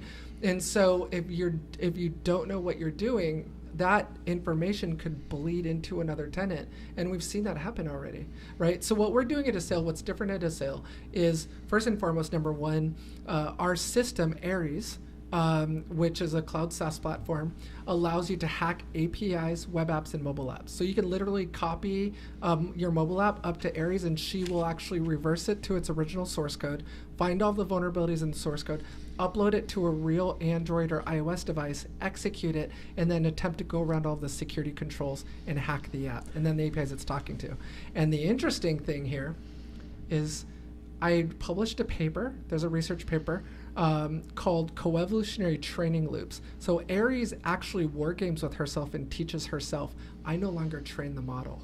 So Ares is actually creating her own synthetic training data and training the model. We don't train on our clients' data, which is why the U.S. military and enterprise organizations use us, is because we don't train our model on their data. So Ares is actually in a coevolutionary training loop where there's a breacher and a game master. And the game master creates these challenges that the breacher is constantly trying to solve. And when we wake up in the morning, we have this queue of new thoughts that she learned, new skills she learned. And we review the skill set in her brain, and then we approve what gets modeled, pushed into the production model. So. Okay, I've got to ask you then, because I've heard people making disparaging comments about synthetic data and synthetic training. Yeah. I guess you've gotten around that at least to a point where it's useful. So there's something called the F1 score that you want to try. Basically, the challenge shouldn't be too complicated and it shouldn't be too easy. Otherwise, if it's too easy, she's not learning anything. If it's too hard, she's not going to solve it. So it's called maintaining that perfect F1 score. So basically, my belief, and there may be people that disagree with me, but my belief is that if we're training our models on human knowledge, on attacks that humans already know how to do, it's already old. I don't care about what we already know how to do and exploit in our tactics, techniques, and procedures. I care about the AI figuring out new things we've never thought of, and that's what Ares is doing. So I will sit there and review an attack that she did and be completely blown away. Oh, really? Yeah, completely blown away. So, okay. like, I've been doing this for 26 years. My baby's 7 months old, right? And she's already faster and better than me. So she will actually chain exploits together and that's what she did in the wire fraud case, where she actually took 6 different vulnerabilities and chained them together in order to actually get to the wire fraud and transfer the money out. Oh, you actually scared the crap out of me, because ever since all this LLM stuff happened, I said, I wonder when they're going to start to create truly unique attacks that we haven't seen, and I guess you got it. Well, I think you're absolutely right.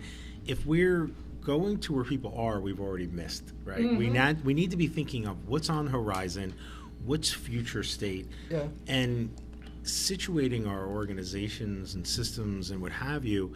Because I almost look at AI as it's a new technology for the moment. Yes. A year from now, 2 years from now, we're going to be immersed in quantum computing and how that's going to impact all different things we had, or another technology, so on and so forth.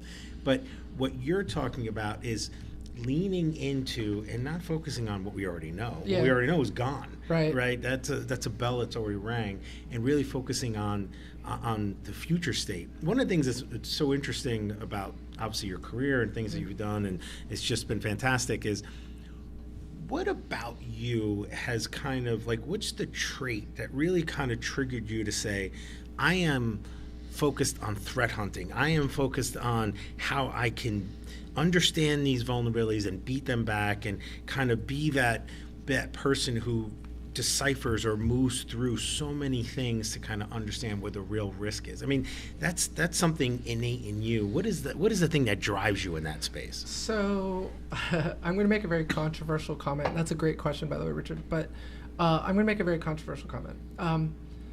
I don't believe that hacking is something you learn. I think it's something you are. So when I was young, I used to break my toys. So I would actually take them apart, switch the heads, switch the arms. I would learn how it worked, and then I would take it apart by learning how it worked, and then build it a different way. To me, hacking is nothing more than a mindset of knowing that anything that can be built by humans can be broken by humans. And so, I feel like, again, controversial, too many people walk around in cybersecurity and say, I'm a hacker. It's like, just because you work in cybersecurity doesn't make you a hacker. I think being a hacker it's like nature over nurture, right? To me, you are a hacker. It's something you are, and you are learning the skill sets to fine tune that to turn yourself from a breaker into a hacker. And you need that mindset of knowing hacking is nothing more than sending a stimulus to the application that the developer didn't expect to receive. For example, my law enforcement research, I hacked law enforcement vehicles and took remote control of any Ford on the road. And so I was able to remotely start and stop the engine of any law enforcement vehicle and lock and unlock the doors, which of course is bad in law enforcement. And what I did was I leveraged a feature in the automaker's APIs that the developer didn't think about if I send this stimulus, it will give me remote control of the car. And so it's really interesting. I feel like, you know, it's not this magic fairy dust. It's just having that breaker mentality of knowing that there is a kink in the armor. Oh, great example. So I was going to tell you, so I don't know if you guys saw that Tom Cruise movie a long time ago. There were precogs. It was pre-crime. Minority Report. Minority Report. Thank you. So great. I love this analogy. So to me, the way we look at AI models, it assail with Ares, with the Predator harness, with our Dagger model. We believe that we shouldn't be tainting the learnings and the skill sets of AI models. Just like they kept humans away from the precogs and Minority Report because they didn't want humans to taint that, I believe that training your AI model should be treated the same way. We're already executing old stuff. By the time humans are using it, it's old. You know, a big issue is, you know, there's a lot of drama on HackerOne using bug bounty data to train their model. That's a big dramatic thing going down right now. I don't care about it. I really don't, because you're talking about decades of stuff that like exploits that who's using anymore, right? I want to know what new novel attack chaining, vulnerability discovery that the AI can find that humans never thought of. And that's what we're seeing Ares and similar models do. I think that what you're saying just resonates so completely. I mean, in my day-to-day job, one of the things I'm virtual CISO for several different clients, and when we think about like disaster recovery or incident response or the things that they have to kind of worry about, I've kind of shifted my mindset, and I really want to get your thoughts on it, is that to like an inversion. It's like if I wanted to bring them down, I'm not trying to protect them, I'm trying to attack them. So where their vulnerabilities are, what would really impact their business. So at a sale, do you kind of think that way as well and saying, hey, AI could do X, Y, Z, and that would really impact them, so that's something we need to focus on. Just curious on kind of the thought of, I'm not trying to protect, I'm trying to bring down, and those things will lead me to where the risks would be. Yeah, for sure. So I'll tell you one thing, and your listeners, is Assail is not a defense company. We're purely offense. So think of us as like a defense contractor. Instead of making missile systems, we make cyber weapon systems. So we're purely offense. We are constantly trying to innovate how to break. And the thing is that, like, if you were going into a gunfight with Joe, you know Joe's bringing this big, massive gun, right? You're not going to go to that gunfight with a knife, right? If we know that that the bad guys are using AI to hack into our networks, why the hell aren't we using AI to hack ourselves? And that's really where we come from, a place of, is building lethal AI systems to be able to give you the ability to hack yourself with what you're being hacked with. And so, yeah, we are a 100% offensive company. We are innovating in the areas of offensive security powered by AI. You know, we have you would think like, hey, you know, like, how are penetration testers responding to this? Are they worried about losing their job? Actually, a lot of the champions at organizations that bring Ares into their environment are pen testers. So it allows me, so let's say, for example, you're running, you know, you're the CISO for a bank. You're running like, yeah, I really want to hire that Alyssa Knight to hack our APS. I'm really worried about our APS. I may come in to do that job, but I'm going to run Ares right alongside me so I can act as a sniper and focus on just the APIs I care about, and then Ares will cover like a shotgun the rest of the environment and all of the other APIs I can't get to. So I really, and this is a really overused marketing term, so I hate saying it, but you know, we really see it as a force multiplier for penetration testers. Like one of I won't say the name, but a large government agency has over 1 million APIs that approached us. And how the hell do you hack or pen test that many APIs? 1 million APIs? Are you kidding? Like, no, even if you have a blank security budget, blank check, which we all know, I'm sure you've seen, you know, no one's got that. How do you hire enough people to hack 1 million APIs? So I think the environments are growing larger and larger to a point where humans can no longer take it. We can't do it anymore. And I think we need help. And I think that's AI. No, I think you're right. And I think people don't realize how true that's been in security for a long time. There are a lot of things, you know, going back even decades, that we said, they're possible. Yeah. They're possible. And we knew people were doing it in a lab. Yeah. But they got really It was R&D. nasty. Yeah, when they started being able to do it at scale. Yeah. That's when it got really bad. Yeah, I mean, look, the first version of Ares, which was I always tell people the first anything is ugly, right? And we've had customers that get that, and I greatly respect CISOs that get that like if they're an early adopter, they know that they're going to be using technology that's ugly in its first version. Yeah. Your first anything's ugly, but it's staying with it and following it to that next version and that next version and iterating. And the interesting thing about that is in our very first version, as ugly as she was, you can call my baby ugly. The first version, as ugly as she was able to hack 7 banks in 2.5 minutes. Wow. 7 banks in 2.5 minutes. I can't do that, but I can do it with AI. And so I think that's where we are now. And I honestly, again, there's probably some listeners who are going to hate me when I say this, but I think we as humans are going to move more into an operator role. Where you remember how we started out as computer operators, right? Those days? I think we're going to move back into that role where we're operating AI agents. And I think what we're going to do is we're going to be an operator of AI agents who are doing the job, and we're going to be using and applying our human analytic rigor to that. And so I think we're going to think of it like tentacles of an octopus. Like we're going to have all of these agents doing all of these things. So we're going to come in as agent operators that are operating the agents doing the actual work at scale. Yeah, it seems like it in a lot of things, development too. But let me ask you this. So we've been talking about the automation of things and everything, and Mythos came out, and a lot of people completely freaked out. They're like, "No, it's finding all these vulnerabilities." I think it was great marketing, by the way. Oh, it was great marketing. So much of what's going on is marketing, and you're right. Some of it is like, oh, models are great. Then the Chinese beat us. Now harnesses are great. It's every month it changes, right? Yeah. Like this month it's Mythos. Now Fables come out. Then what's it going to be next month? Right. And that's why the harness is more important than the model. The model doesn't matter. No, because it'll be another model next week, next month. And to your point, it just continues on to where I think, unfortunately, it becomes white noise to folks. Mm-hmm. And what you're doing, I think, hopefully cuts through kind of that haze and that fog to really get to a point of, here's where the real problems are. And I almost feel like a lot of this is like David Copperfield. It's like, look over here, but the trick is really here. And if you're not looking at the trick, that's how you get good analogy. Yeah, it's like think of a harness kind of like a saddle, where you can actually pick the saddle up and put it on any horse, and you can have like race horses that run really fast, and then you can put it on a horse that maybe the horse isn't trained to run fast, it's just trained to give you a really smooth ride.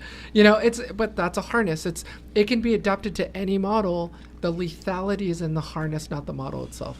Okay, so let me ask you one last thing, because we're running out of time. Okay. I try to end things on a hopeful note when we're talking about these hardcore things. Okay. There's the Mythos freak out. You've got this very powerful harness for finding vulnerabilities. Yeah. People are freaking out, but I've been of the mind of it, having been in the vulnerability management a very long time. This might be painful at first, but this could be very good in the long run. Yeah. Microsoft just had their biggest, patch drop ever. And I'm like, yeah, that's actually a good sign, because if they had a smaller one, those vulnerabilities are still there. Yeah, it's surfacing the problems. Yeah. It's like, look, everyone is scared, everyone's freaking out, the sky is falling. But look, it's Mythos today, what's it going to be tomorrow? And it's really not focusing on that. There is always, I'm a glasses half full kind of girl, right? Not half empty. So I'm a big believer in the fact that if trying to find the good in anything that looks negative, and I agree with you, I think it's going to surface more vulnerabilities across products. Critical infrastructure is great, because think about it, like now if we have an environment that's hardened against an AI attack, the most powerful AI model in harness, what's that do for raising the bar for a human hacker to come along and try and hack it? Right? So you're hardening your environment against the most powerful hacker, which is an AI model in harness, right? But to your point, good raises all boats, right? We're getting better. And it's funny, just up all ships. Yeah, absolutely. Just something real quick, and I really appreciate your time. Of course, it's fascinating. We're here at Kean, and there's a lot of people, students, people listening to you, and obviously admire your career and the things that you're doing. What are just some advice you'd give to people coming into the business and coming into forming their career and seeing you as a guiding light? But what is something that you would leave folks with to say, hey, think about this and harness this, not to capture that word, but that kind of gives people an understanding that maybe they won't be you, maybe they'll be better, who knows, but just coming into the career and something you can glean from your experiences. Look, we all stand on the shoulders of giants, right? There's definitely been some amazing women and people that have come across that I stand on the shoulders of that came before me, and I know I'm already, I'm 48, like I'm knocking on 50. I've been doing this a long time. And I know there's already several new generations, and I met many of them that will replace me. And I think the best advice I can give is just don't be a jerk. Don't be a jerk. Like the best advice I can give anyone is that I would rather hire somebody who really doesn't know much, is kind of junior, but they're a really good person. Amen. And you just everybody loves them, versus hiring someone who's a total jerk but knows everything. And so this world is full of a lot of jerks. And so you can really differentiate yourself, and you could really, I think, find the most success in your career by just being a good person and being a good human. And because there's a lot of hate in this world today. And I just be a good human. I think that's such an excellent advice. I I got that early in my career. Play nice in the sandbox, or you'll be asked to leave. And I just got 2 college interns working with me for the summer, and I'm getting a kick out of just working with them, getting stuff from them and giving them stuff. It's like a real be a kick. student. And I don't know how old you are, but I'm sure you're older than these college students. But the neat thing is that you come in as a student, maybe they can teach you something. I know that a 14-year-old out of their bedroom can come in and teach me something. I've been doing this for 26 years, right? Yep. So. Well, that's a great note to end it Thank on. you. And Melissa, You, thank you so much for joining us. Thank you. Fantastic. God, I got so many things to catch up on now. I learned a lot. Well, Appreciate I it. hope to come back. Thank you for having me. Thank you, Richard. Awesome. Joe. Thank Thanks. you. Thank Thanks. you, everybody. Yeah. Thank you. Okay, the audio's out. Awesome. That was great. Yay! Thank you so much for coming by. All right.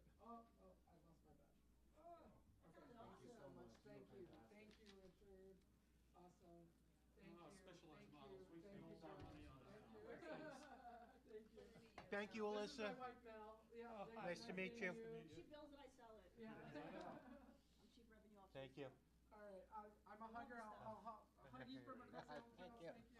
Thanks for having me. Thank you. I look forward to potentially coming back on the show.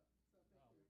So you ladies Thank you. will kind of Yeah, thank you so much. Yeah, come back to Jersey. Appreciate you. Yeah, listen, come back to Jersey. Yeah. We'd love you Yeah, every time. we're moving to New York in December, January. So we already found a building that we're moving into when we're moving to Dumbo, and the office building we're getting is in no, where's the office building? Where's the office building again? It's gonna be either what the Domino Sugar building is? Domino Sugar. Oh, yeah. Domino Sugar. Yeah. So we're 30,000 square feet. Williamsburg. I don't know the borough names yet or anything like that, so I'm working on it. No worries. You'll get it. You will. You'll get it. Congratulations. Alex has a production business. Jay's coming by. They gave him a be back in 5 minutes sign. I'll take a picture of this. Yeah, it's your QR code to your website. Oh, sweet. Can I read it? Can I? Absolutely. Let's put it there for you. Oh, I'm gonna take a coat. Absolutely. Go for it. That was great, guys. Thank you. You guys are Hope really you guys doing got good. some good sound bites. Lucky you started out with 2 really good guests. Awesome. Thanks, Alex. Yeah, no, get her contact information. I did. Yeah, yeah. I And did. the card? I grabbed The the card actually has the website and everything in the back? Awesome, cool. Awesome. Okay. Thanks, guys. Take care. Yeah. Oh, Mel, do you know, let's see, where's my backpack? Oh, there it is. Go for it. I'm leaving all my crap. One second. No, all good, all good. Yeah, we got a lot of backpacks in I here. got a lot of bags.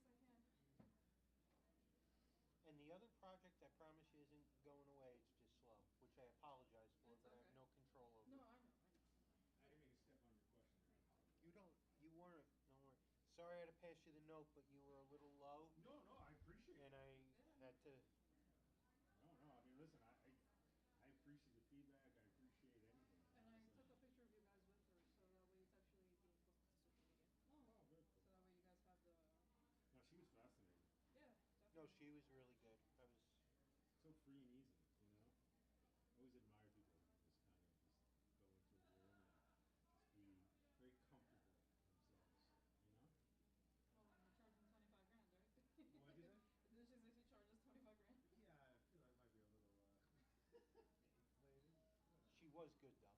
No, she was. It sounded great. I want to go back and look at the replay of her talk. I'm gonna see if maybe I can like flip this or Okay. something, just so that way I'm not like crossing back and forth. So I'm gonna set this on automatic pilot. I'm gonna have to do my nutritionist at 12, but I'll try to get to Well, we're on break, aren't we? I thought we were doing 11:40. I thought we had another interview. I don't know where Joe is. Oh, here's Joe. Those guys are doing good. I've had to, like Alyssa projects, so I had to adjust her down. But then Joe's been pretty good, and then Rich for a little bit, he was a little off mic, so I was trying to bump the gain up, but it was starting to cause background noise, so I had to pass him a note. And I've been seeing people here, but like I said, this thing has like a giant like wide angle lens, because this is a conference room camera. Okay. Yeah, so it's like trying to go back and forth without. I think we're doing really good, and then. Yeah.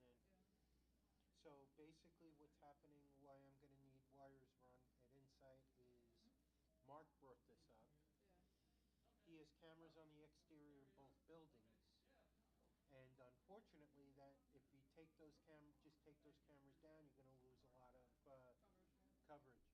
So we're going to remount them on the other. Yeah, I can do that for you if you wanted copper. Fiber is the one thing I just can't do.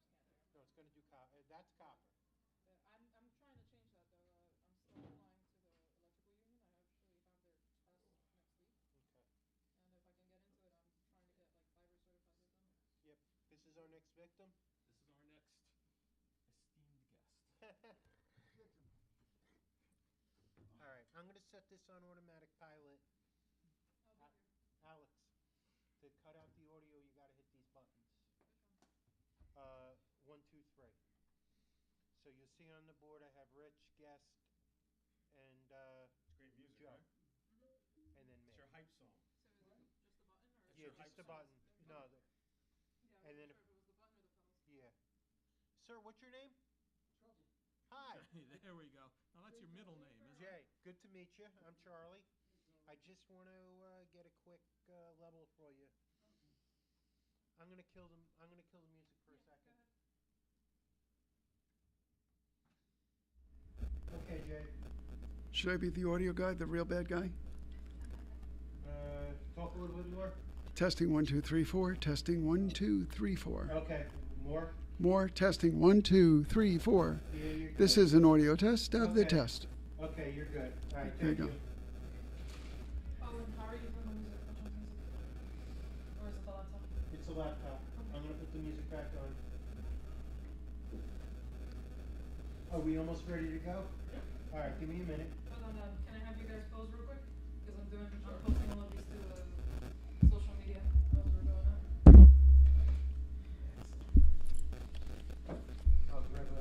I'll grab a rack for the car. Thank you. All right. I'm putting up the mics live. Okay. All right, I'm gonna cut off, okay? Yeah, I'm cutting off the music.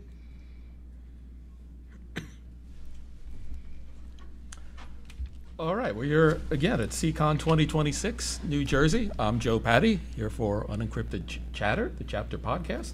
I'm joined by Rich Mendoza. Hey, Joe. Looking forward to talking to Jay here today. Yes, and we have another one of our esteemed speakers today, Jay Ferrin. Jay, how are you? I'm doing great. Life is good. Life is good, and I'll tell you, sometimes we have to go chase people, but I knew we wouldn't have to chase you because your bag is here. I know you'd be back eventually, if nothing else. Oh, the bag's already in the car because I used it for the talk. Oh, you tricked me. Here I thought I was being so clever when you're like, "Can I leave my bag here?" I'm like, "Oh yeah, sure." No, that was I thought I had a captive audience. That was all the hacking tools that I just showed. Oh, is that right? All the bad tools. See, if you were smart, you would have grabbed the bag and ran. What makes you think I didn't copy it all? Because it's hardware. Just kidding, because it's hardware. Okay, well, let's start there. So what is new and, well, what are you up to with your literal bag of tricks there these days? Just, trying to share information and get people to think about security. Unfortunately, I hear a lot of lip service about it, but people aren't paying attention. Right. I asked the question when I started off the speech today. I said, how many of you can tell me how many servers you have, what software is running on those servers, and what ports are open? Oh. And guess what? 2 hands out of 100. Right. Now, if you don't know what you have, how do you know if a hacker got in and changed something? You have no idea. Right. So if you don't have a baseline, I don't care what you think about security, you ain't got good security.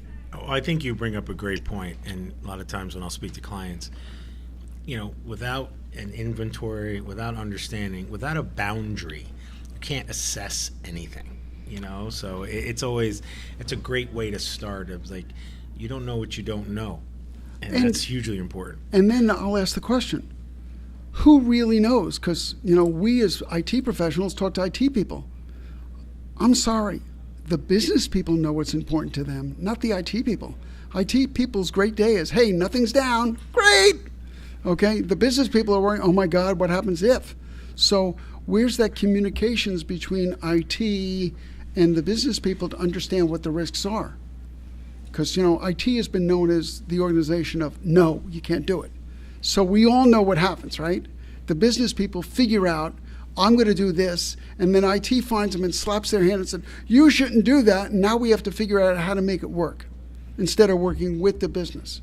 So when I go into organizations, it's what's the business requirements, what's the business needs. And and I'm starting to see the change from we have the wall and everything inside the onion is just as important. We know it's not. So what's the most important data and how are we protecting that data as compared to the stuff that belongs in the public we shouldn't care about? I think that's a fantastic point. An analogy I like to give to clients is if someone was going to break into your property and they broke into your shed, it's probably not a big deal. If they broke into your kid's room, that's a different story. And kind of understanding what is critical, what is sensitive, and ensuring that you have visibility and awareness there it's all difference in the world. At the end of the day, and I'm just an old data guy, it's all about the data. Everything else is secondary, in my opinion. And how do you manipulate that data? How do you look at the data? I joke about this because I ask the question, how often do you back up your computer? Well, if you're the guy in the family and you haven't backed up the computer and you lose all the pictures of your kids, your wife you're going to take your wife to a jewelry store, buy the jewelry store, and beg for forgiveness for the rest of your life because those pictures are the most important thing to her. Right. Well, do we know what's most important to the business? And as an IT person, unless I'm talking to the business, I have no clue. Yeah, I knew one CISO, and he used to say, the way to find out what's important to someone or who owns something is to turn it off. I said, that will not make you popular with anyone, particularly the business people. You look That's at not the way to do it. Well, but you look at the federal government, you look at some of the military branches, they've got these circuits and these servers that have been running for years and no one knows who's using them or what's going on because we don't keep an up-to-date inventory. And, we have org changes. Well, did we update the inventory to who's using it and how are they using it? I had a customer who unfortunately got hit with ransomware. Oh. And they had a DR plan that was written out. And they hired a third-party company to do it. And the first thing this third-party company was to do is to spend spend a lot of time bringing up their ticketing system. Except the company 2 weeks before had put it in the cloud. So they worked for 3 weeks bringing up this ticketing system, recovering it, restoring all the data, getting all the infrastructure back in place for nothing. Because no one was communicating and saying, wait a minute, we've updated what we're doing.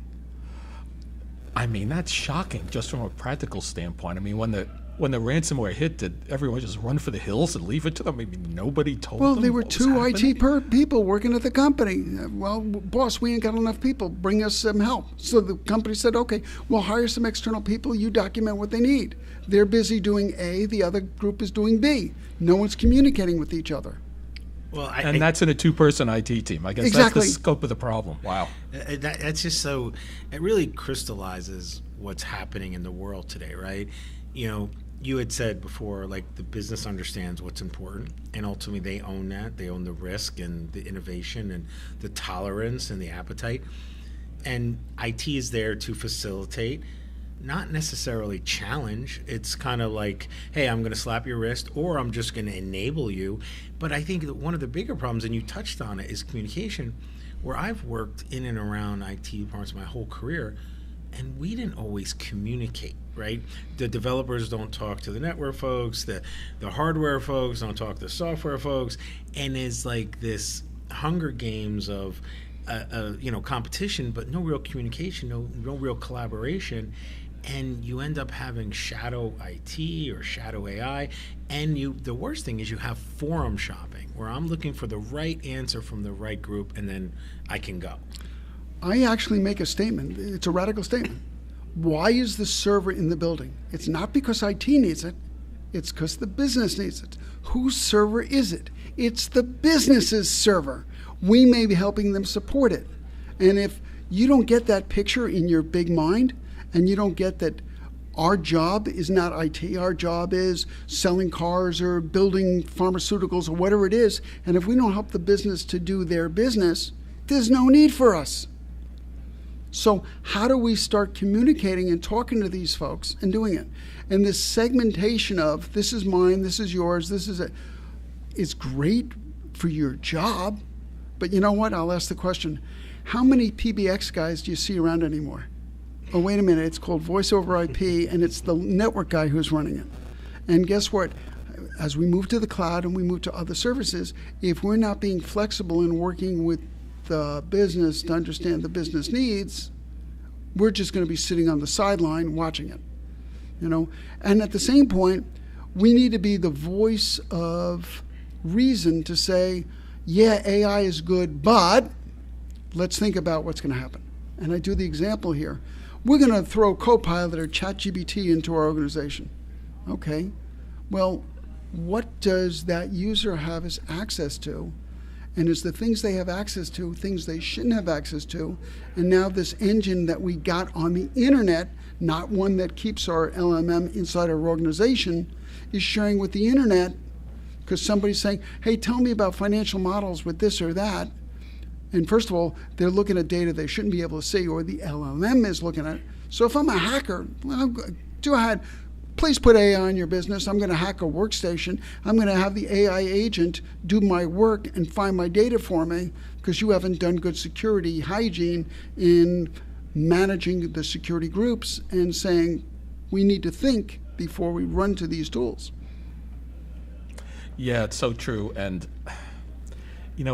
it's difficult too when you do try to do a good job sometimes. One of the things the situations I'd always get into as a security manager or director or whatever it was, you need to sign off on this risk. And I'd say, I'm not signing off on that. That's not mine. The business owns it. But then you get into the conundrum where the business, they decided they need the shiny new LLM. Oh, they'll sign it. They don't care. They'll say whatever. When they're really not considering the risk sometimes, that can be frustrating too. There's a quote I've been used for years. Yeah. I don't want anybody I know to have a resume generating event. Right. Think about that, okay? If you do this wrong, you lose all your data. If you do this wrong, you let your competition with the data. Is that a risk you're willing to take? And when you say that to somebody and you say, you put your name on a piece of paper saying you're going to personally accept that risk, whoa. I don't know that I want to put that down there because, that's my job. Okay, so how do we figure out what's an effective way to do it? I can't say to an organization, look, you have to have two-factor authentication, you have to log in every 30 seconds to your computer because you can't do your work. Right. But I got to figure out the happy medium that looks at the risks and looks at it. And regulations and laws are there and they can help.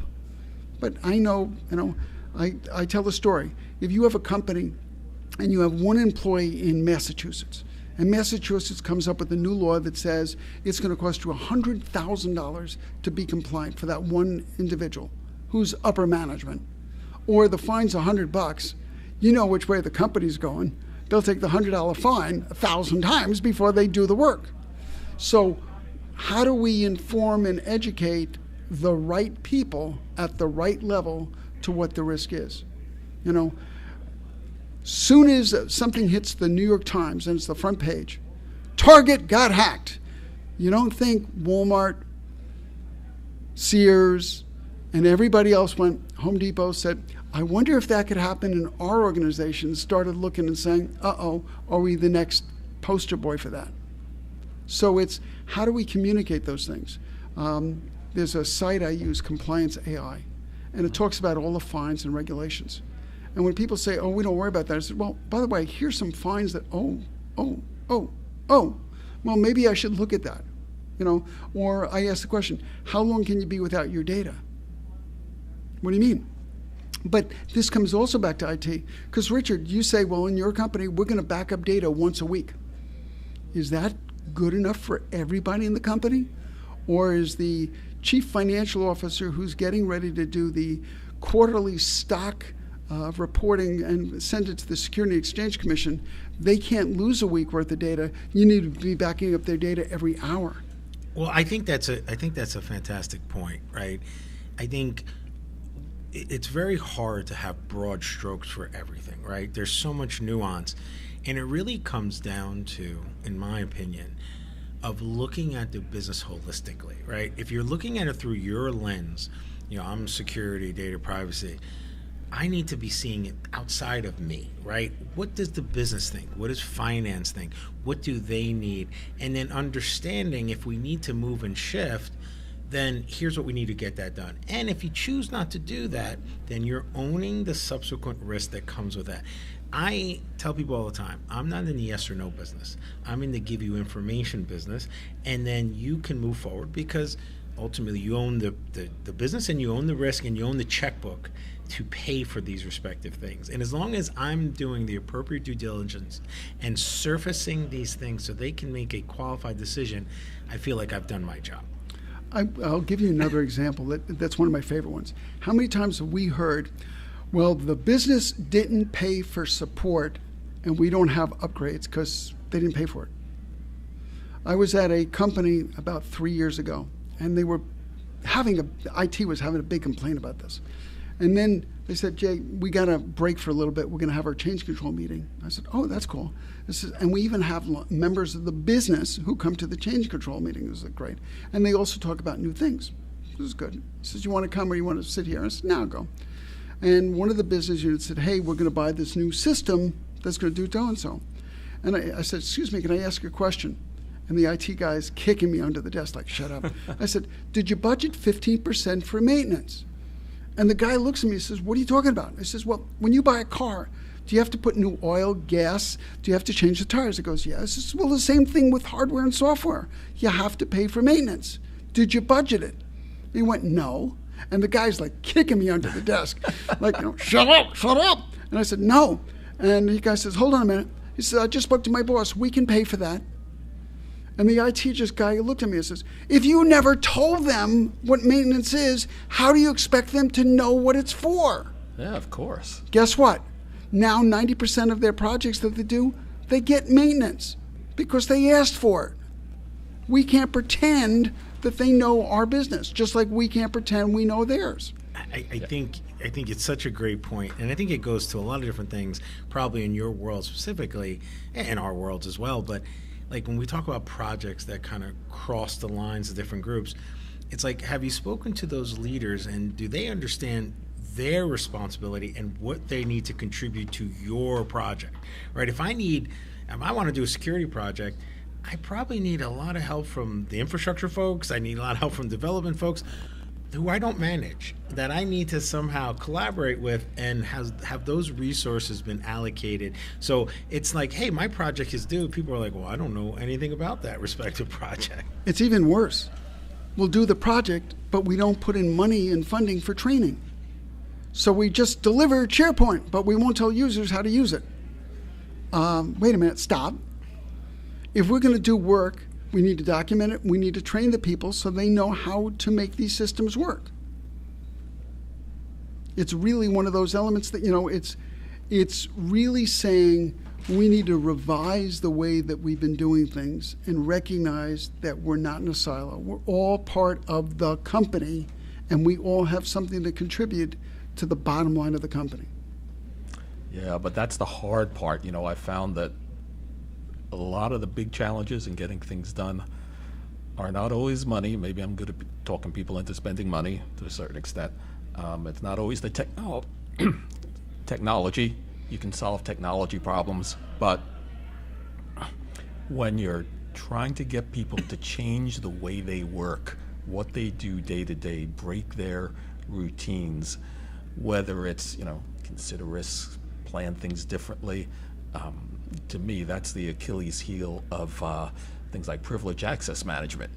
You mean I can't use my spreadsheet for my passwords? I got to use this. Changing people's routines is, I found to be really challenging. It is absolutely challenging. You know, we're comfortable in the way we've been doing things for years.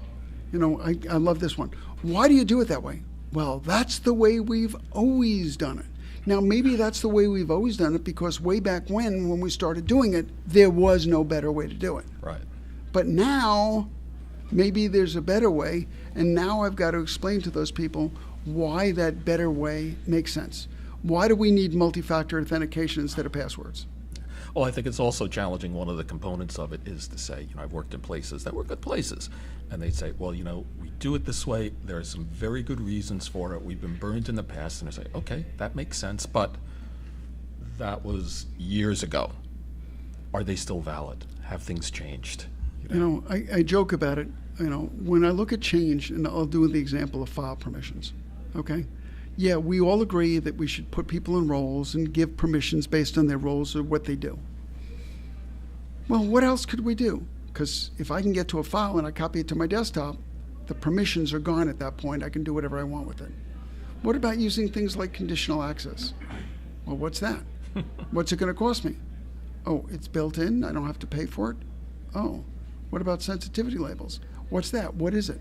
So starting to leverage those extra technologies and showing people why, you know, and maybe it's picking those business units that have the biggest need for protection to say, let's work with you guys to figure out how you do it. You know, if I go to finance and I say, what's your biggest worry? And they go, it's this. And I can show them something that solves just that problem for them. They become the sponsor down the road for all the other lines of business who have that same problem. And it's, I think part of it is marketing our services in a way that's subtle. Okay? Yes. You know, we have screensavers.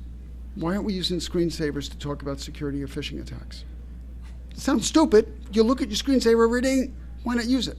You know, maybe putting up posters of new things that have been implemented that people can talk about or look at and go, wow, that's kind of cool. I wonder if that could work in my environment. I did a customer who was really concerned about medical records and HR records. And we did conditional access and permissions and role-based for that. And we did a one-pager on this is the problem, this was the solution, this was the effect. And we posted it on the internal website as new technology to look at, new things that are happening in the company. And it was just nothing more than a PR piece for IT. And guess what? 3 other organizations said, could we do that for this? Oh, really?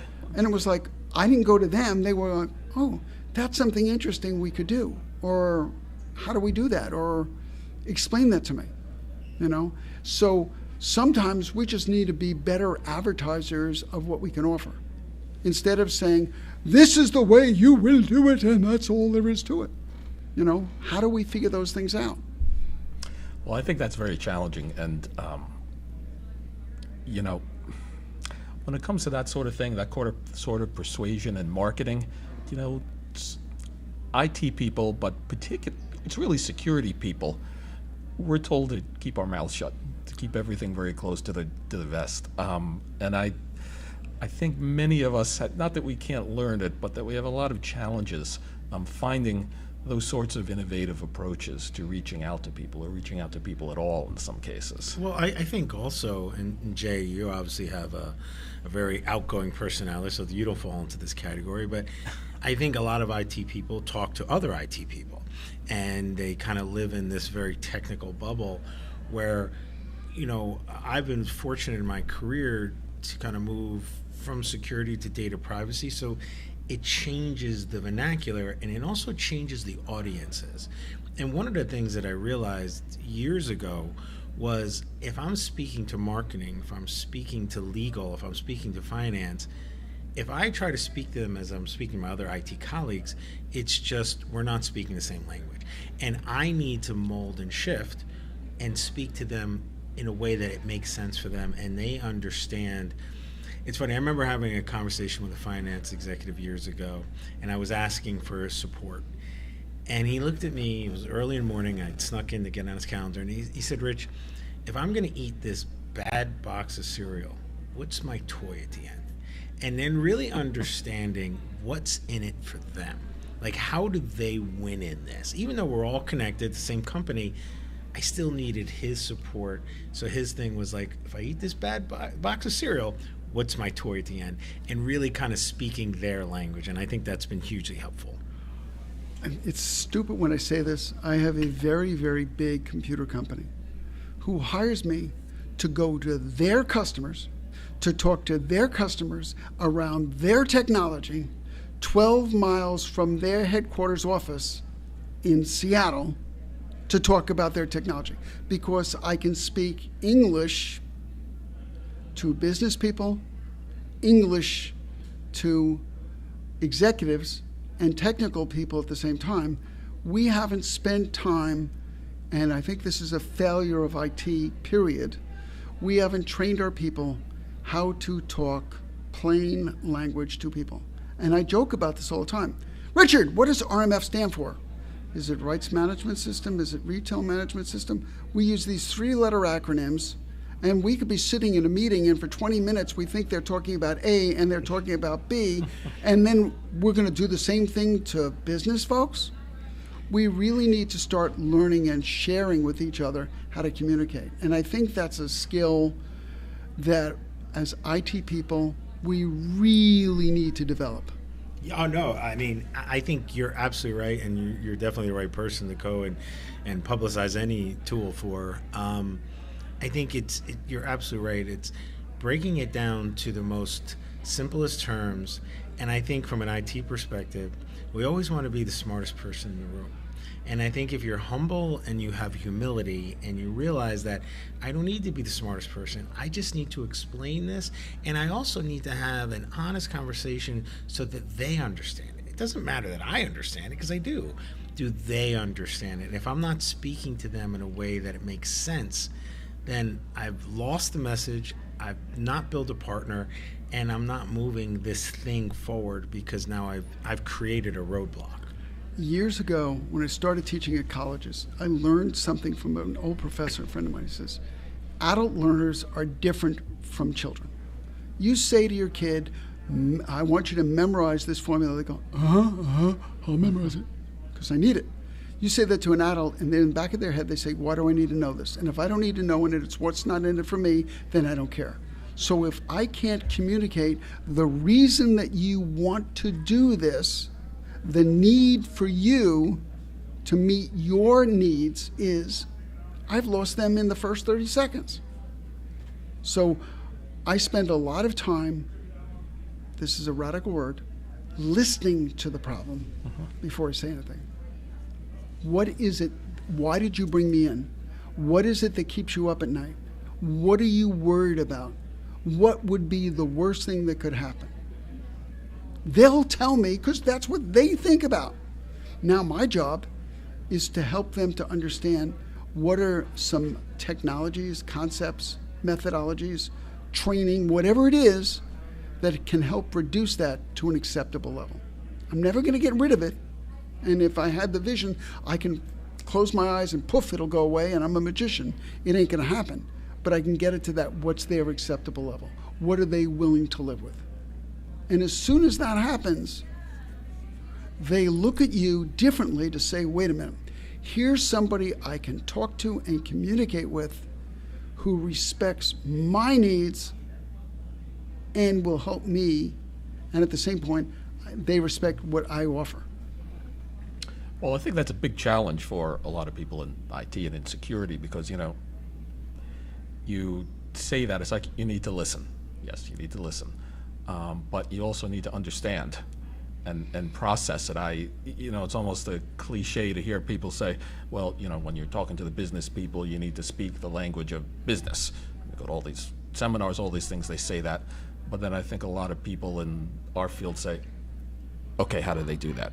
It's like you say, they hear acronyms that they don't know what they are, they don't know what's on their mind, how they're paid. I think there is still, we're not educating people in it enough. So I'll give you an example of something that I do, and I've been doing this for years. And I walk into a company and IT is like, business doesn't get us. I go, you don't get business. I said, so here's what I want to do. I'd like you to schedule, and I do the example. I said, Richard's the CEO. Richard, I'm IT. I'd like to set up a DR plan for the company in case there's a disaster. And the CEO goes, okay. And I need you, Richard, as the CEO, to do me a favor. Tell each manager, not a worker bee, that they need to be involved. Send it out. We're going to have the meeting in 2 weeks. And then I go to each one of the managers and say, look, at this meeting, I just need you to do one thing. List the applications that you use and the priority and what they do for your organization. That's it. So we can get a big picture of all the apps. And then I go into the room and I get big whiteboards and everybody posts everything they use. And I say, okay, now here comes the fun. I'm going to shut my mouth. Which one should come up first? And everybody fights. HR is more important than IT, or sales is more important than marketing or accounting, and everybody fights. And I just keep my mouth shut. And after they're all done, I say, okay, so we've agreed that sales is more important. So Friday morning, when no one gets a paycheck because accounting's down, that's acceptable. And they go, no. Okay, so accounting, how do we do paychecks? Could we pay somebody what we paid them 2 weeks ago, and if they work less, we'll take it out when the system is running, and if they work more, we'll just give them the same paycheck. Would that work? And everybody goes, yeah, that's okay. So we've solved that problem. And now I have the business come up with the plan. 1, they're voting on what they want. 2, they're telling me what they need. And 3, everybody's agreeing on each other. So now when I go to Richard as the CEO and say, Richard, this is what the business wants to do as a plan, not Jay, not IT, the business, I've now done it. And now when Billy Bob goes back to the accounting group and says, this is what we've come up in a DR plan, he can answer the question of why he and the group decided to do it, and I call that my steering committee. And I take that group and I continually work with that group to understand the risks of the organization. Oh, there's a new federal requirement, there's a new this, there's a new that. How does that affect us? And all of a sudden, I slowly get buy-in because what was in it for them is, if there's a disaster, what's in it for you? What's the priority? So I took something that's a pain point to everybody and made it valuable to them. Yeah, that's what I want to ask you. Talk about it being valuable. You have all that. It's great. How do you get them really to engage? I guess you just provide them something valuable? What I do is, for me, when I'm working with clients, and I have government clients who are, well, that's the way we've done it for the last 500 years, blah, blah, blah, blah, blah. And I have the clients who are the aggressive, okay? I have the risk takers and the risk aware. It's understanding, first of all, what's the goals and the governance of the organization? Got to know that question. Are they a risk-taking organization or a risk-aware organization? If you don't know that, how can you even think about risk?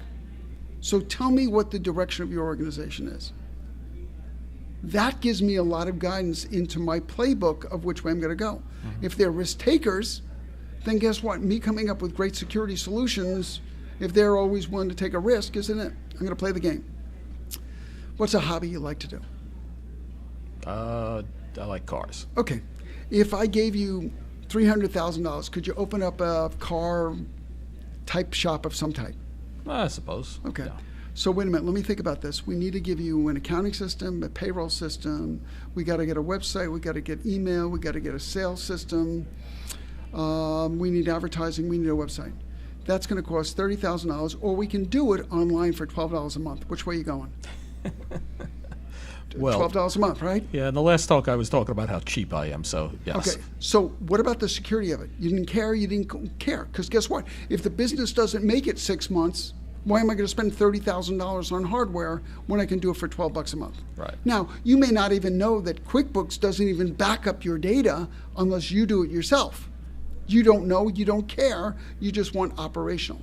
So if you're risk-taking at the beginning of an organization, you're more about how do I get to my next paycheck, my next big deal to cover my costs. Exactly the opposite. If you're a risk-aware organization, then I can play to that end of the table. It is quite an art, put it that way, it seems. Absolutely. And to me, that's I guess when we get beyond the technology of everything. How do you speak to your wife? How do you speak to your kids? How do you speak to your mom and dad? You got to learn. Well, I can tell you I've tried to speak security to all of them, and I've failed pretty miserably in all of it. And, the thing is, I suppose it's not a risk to them. It doesn't matter, except maybe for the photos thing. My ex-wife, her password is capital P at SSWRD 2752. She has to change her password at work every 15 days. Anyone want to guess what her next password will be? 53. 53. Get it? 2754. It's going to keep happening, and that's what happens. So, how do I show her what the value is? Yeah. And is she willing to learn it? Well, that's the real challenge, I guess, getting people to see the value of what we do. How about an ROI? What's the return on the investment? I'm going to spend this to protect that. Sometimes you can come up with one. I'll give you, I know we're running out of time, I'll give you a good example. I was doing work for a company, and I wanted them to get into two-factor authentication. They were all passwords. Right. Okay, so I asked the question, how many employees they had? They said about 10,000. I said, how often does the help desk reset passwords? I said, we have 3 people full-time. That's all they do is reset passwords. Oh, wow. Okay. Okay, so I said, you got 3 people full-time. Are you 24 hours a day or 7 days, or you're 9 to 5? This is 7 days a week. I said, so fundamentally, you've got $50,000 an employee times 10 employees. You're spending $500,000 a year on password resets. And the guy looked at me and said, yeah, that's right. I said, well, what if we were to give all the people, they already have ID cards, we'll replace the ID cards with smart cards. We can get card readers for $10 a piece. You got 1,000 of them.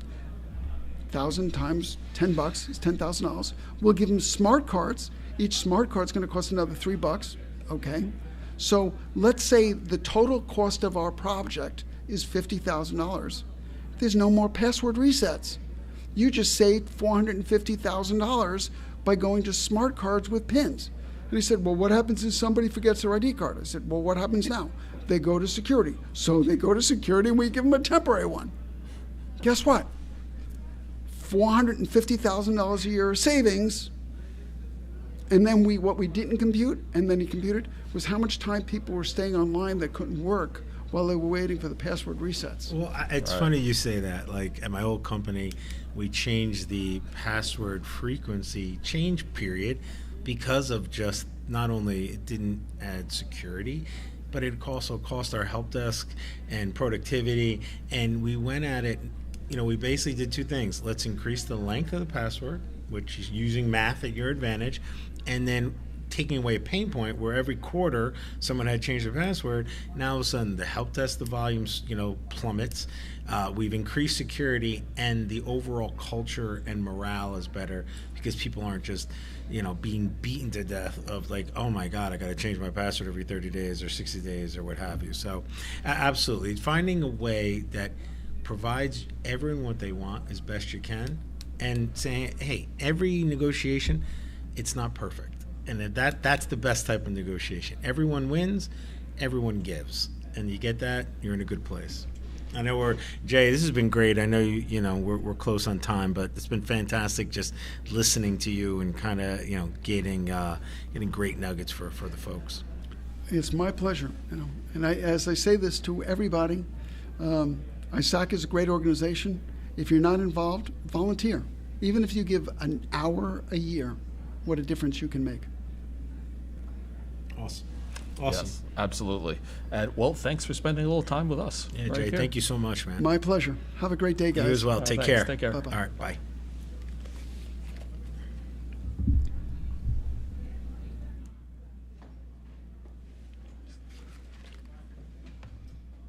Good. That was great. Thank you My very pleasure. much. Appreciate it. Appreciate that. That was great. Oh, okay, we're good. I wasn't quite sure if we were in or out. So. No, you're good. We just I have to hit these. Oh, I did a. Sorry, it's just I didn't have an end time, so I didn't know when that. When's the next person coming? That's okay. Yeah, at thought you guys were 12 on break. at 12:45. No, we're 'cause, rolling like, here. they're still doing lunch. Yeah, I'm gonna but grab they're some gonna take food. it away quickly. So run, because I didn't even see when they took the Oh, breakfast. So. then we better get something to eat. Okay. Life is good. Good. So you're at university now? Yes, easy life, Hello guys, let me say hi to them as Hey, well. hey, how good to are see you? you. Nice, good to see you too. Hi Alex. How's everything going? Good live streaming. We're good. Yeah. Not at the moment. So, are we not gonna record and broadcast next year just before the event? That was good. The session that we had. Yeah. I know. We have We were little trying to issues find, with like, with we were trying to editing. find a good time for And it. you know what? That's a good time. And it was funny. I was watching and I'm like, shit, this was so good. I should have gotten this out sooner. My fault. Are we doing anything today? Yeah, let's absolutely. No? What's good? We got to eat something. We got Yeah, something yeah. coming Let's in eat. a few I'm minutes. gonna eat too. Um, How's everything else? Good. I joined Morgan State. I'm there now. At the moment commuting, but I guess we're gonna be there soon. In Baltimore. I don't know if you met Timothy Samus before. He's a great guy. He convinced me. I've joined. So far, I didn't regret it. 10 months has passed. Happy. Yes. I had a job for myself. I passed all the interviews. I had the offer. It was around 100K more. Stay here. Guess what? The turnover is up. Yes. Well, you know it. They keep offering there, but they don't know. And, being ex-myself. Sorry, I'm gonna take this one. How's it? Yes, I am. Tell me. Alright, I see you around, okay? Okay. I just finished. Yeah, I ran out there. Yeah, okay.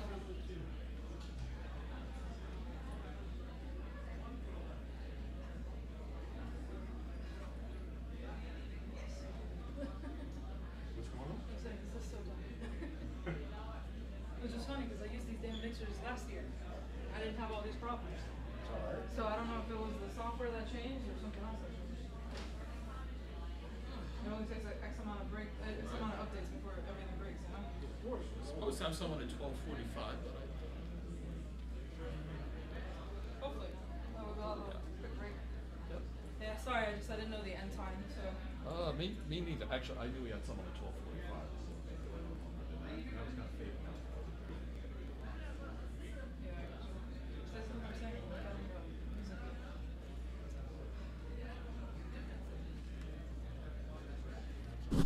Oops.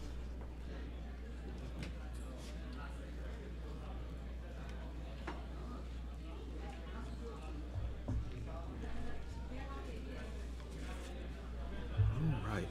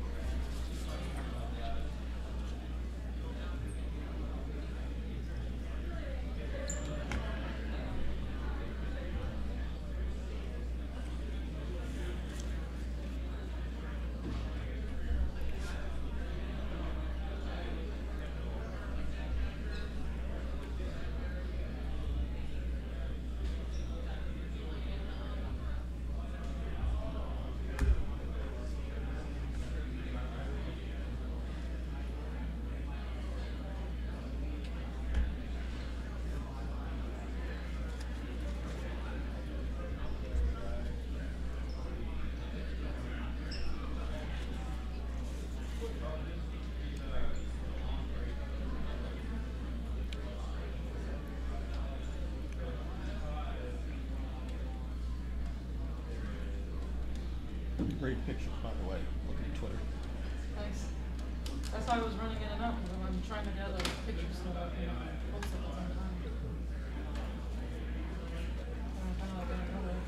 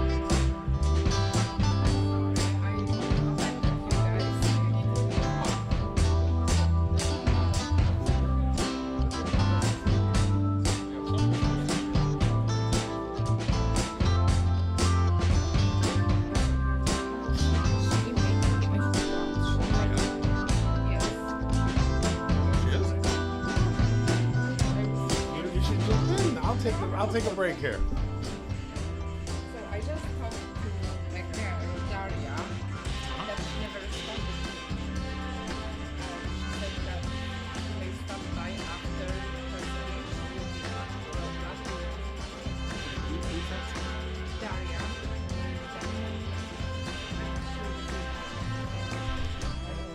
Look her up though, yeah, 3 o'clock, I guess we'll be.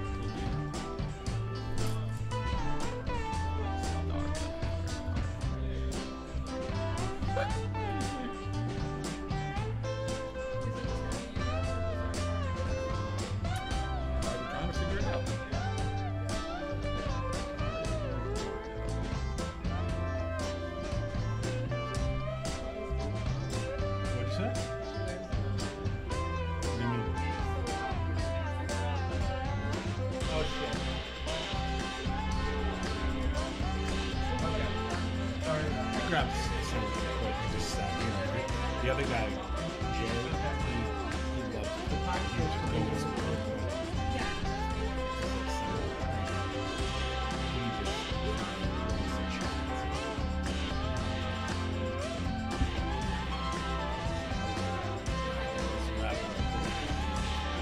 The woman before that was really good. She was great. I know. That's why I'm like, wait, why am I not hearing it on the screen? Some people talk, you know, I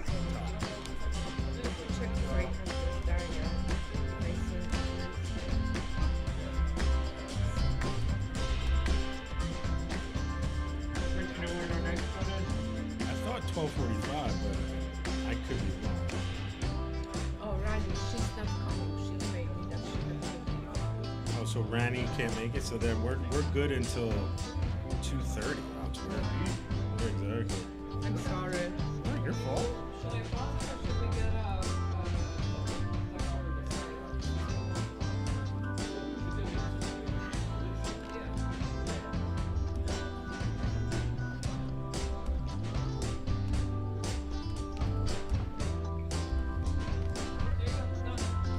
Okay, you're the best. All right. That is impressive. Want to talk for a bit? right, I'm what with you? I know. So we're here. So What are we gonna talk about? what do you? Whatever you want. Just ask, like, What's your talk on?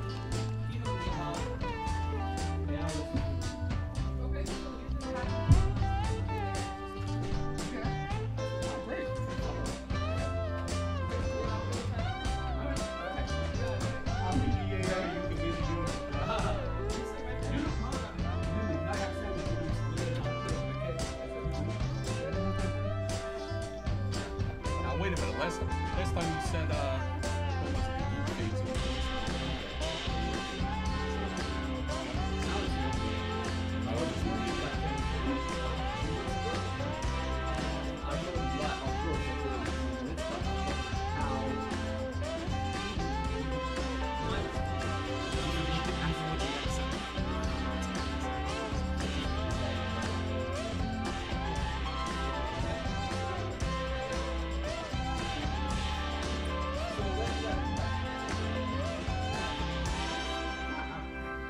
Let's go over here.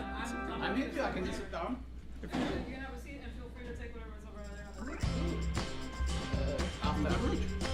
Yes. All right. Because after this, we're clear to 2:30. Yep. Yeah.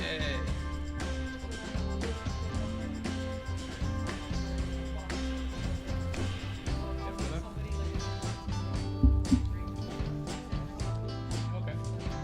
Is it going to be live or do we broadcast next year? We'll do it live. It's live, and then we'll be doing it, so it's live on YouTube. Last year it was the recording. Ah, okay.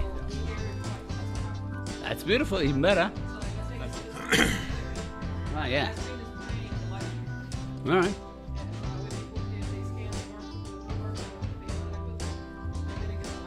All right, perfect.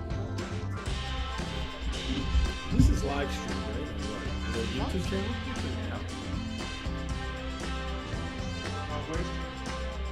Take the time. That's it.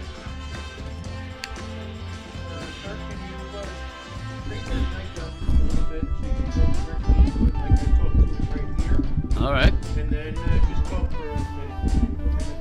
Talking for a minute. 1, 2, 3, 4, 5, 6, 7, 8. 8, 7, 8, 9. Hello, hello. I hope that was your credit card. 3, 4, 4, 7, 5. That's the one I've been using. That's Hold on, that's just the first 4 digit. Okay, we're good. All right. All right, whenever you're ready, Alex.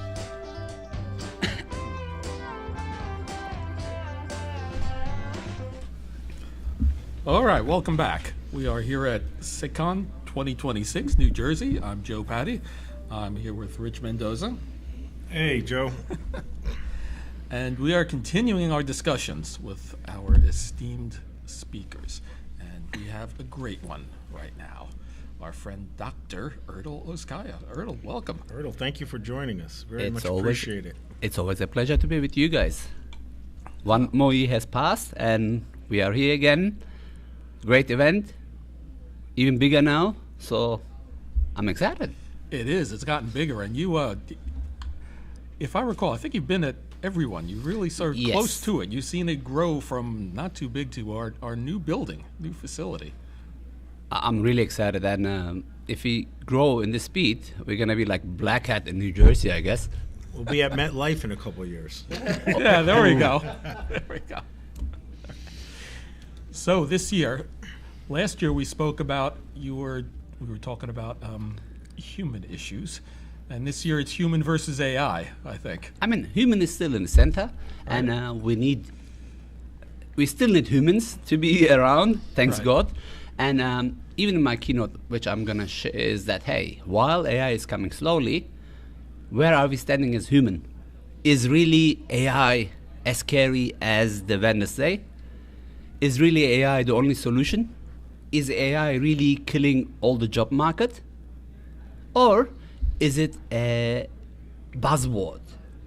So that's what I'm going to share, and I guess you're going to ask some question around it, which I'm more than happy to answer. See, that's funny that you say that it's a buzzword, because that's how I've always, I've been in this industry longer than I care to say, but there's client server, virtualization, cloud, all these big words. Do you remember Active Directory in 2000s? Yeah. That's how it started, from yeah. Noel. Yeah, and it's just all these big buzzwords, but it's just the next thing.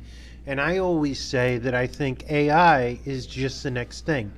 Do I really think, I mean, yeah, it's going to displace humans. It's going to change the way we do our jobs and things like that, but is it going to make them obsolete? I don't think so, but that's just my opinion. It's funny, Doctor, and our esteemed teammate here, Alex, reminded me that there's 550 registered guests here today to kind of come and listen to folks like you speak. But I think AI is probably top of mind for everyone. Exactly. And really understanding, and I think Charlie is absolutely accurate, right? It's the thing right now. But I think it has immense power and immense capability. So really kind of thinking about, there is some concern about displacement, but there should be more excitement about what's possible. So what do you think about when it comes to AI? Can I be honest? No, lie to me. All right. I can do that easily. Hold on. ChatGTP mode. You are absolutely right, sir. Chatbots, you are always right. What a wonderful question it was. I totally agree with you. All right, now back to reality mode. Both of you have correct side. Remember, once upon a time, AI was a pricing multiplier. So now, I don't know if you remember, there were even some mice from Logitech, cloud ready. And today, the mouse, I don't know if you remember, like anything had cloud ready emblem or Windows 7, Windows 10, Windows 11 ready, Right, yeah, do you remember those little buzzwords? Today, if you look, we have many vendors here and thank for their support. Today we have AI ready, if not AI in nearly every conversation. Like you did so many talk shows and you attended so many events. Name me a session there was no AI mentioned. Oh, of course. I've made the joke that it's like the cereal box, Exactly. where it's the same thing now with AI. Exactly. Now I'm gonna go back to once upon a time. Remember phishing? When we were talking about phishing, we were talking about grammar mistakes. It was like my accent. I'm trying to fake as I speak English, but in reality, hey, this is German with some English mixed, Germanish. Remember, we made this joke last year. Oh, you speak English better than a lot of the people in Jersey. Easy to understand. All right. Yeah, Thank you. I take Jersey it as is not compliment. necessarily full English, right? There's it's a collection. It's a collection. Defense was a human-based. So there was a key, a coffee, a ticket. What else? When we were talking about perimeter, it was, hey, we have to build this long, big walls, and we have to create a zero trust zone and DMZs, and you all remember about that. Right. But today things has changed. This is where Rich has, you're Rich, where Charles is 100% right. But on the other hand side, today, as we are using AI, so do the bad guys. AI is not just an accelerator, as you said. For us, it's for them as well. Funny that you mentioned that 550 numbers. I have a statistic saying that there is a 550%, and I'm not making this number up, it's in my slides later as well, increase on using AI in dark web. And I think based on my last research, there was ChatGPT more than 550 times mentioned. So even the dark side are using AI. What else? Now, we have to fight against the bad guys, but we are the ones usually, last year probably I said that advisories versus defenders. We defenders, we are like the back wheel of the bicycle, and we follow them. Right.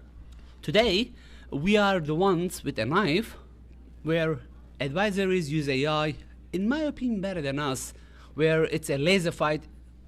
They have the laser guns, like in the Star Wars movies, and we have that little knife.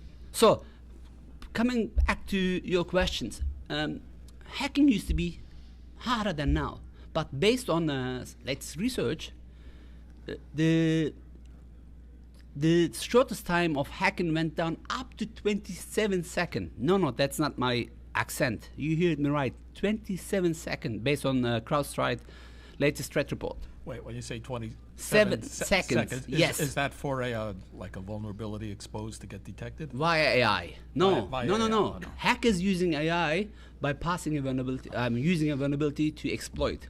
Yeah. Oh, wow. Yeah.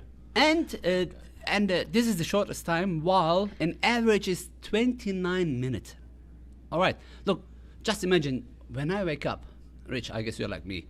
I go to the coffee machine, I have an espresso machine, I press the button. It takes 2 minutes to get a coffee, where hackers will hack me 5 times in that time. Well, it's interesting you say that. We were fortunate enough to have Alyssa Knight earlier, and she was talking about some of the things that she's working on, and the AI model that she's developing from an offensive security perspective was able to basically combine and daisy chain attacks to ultimately defeat the system that it was kind of infiltrating, obviously from an offensive security perspective, but learning to understand and combining attacks in real time is really frightening, because you're not trying to defend against known issues.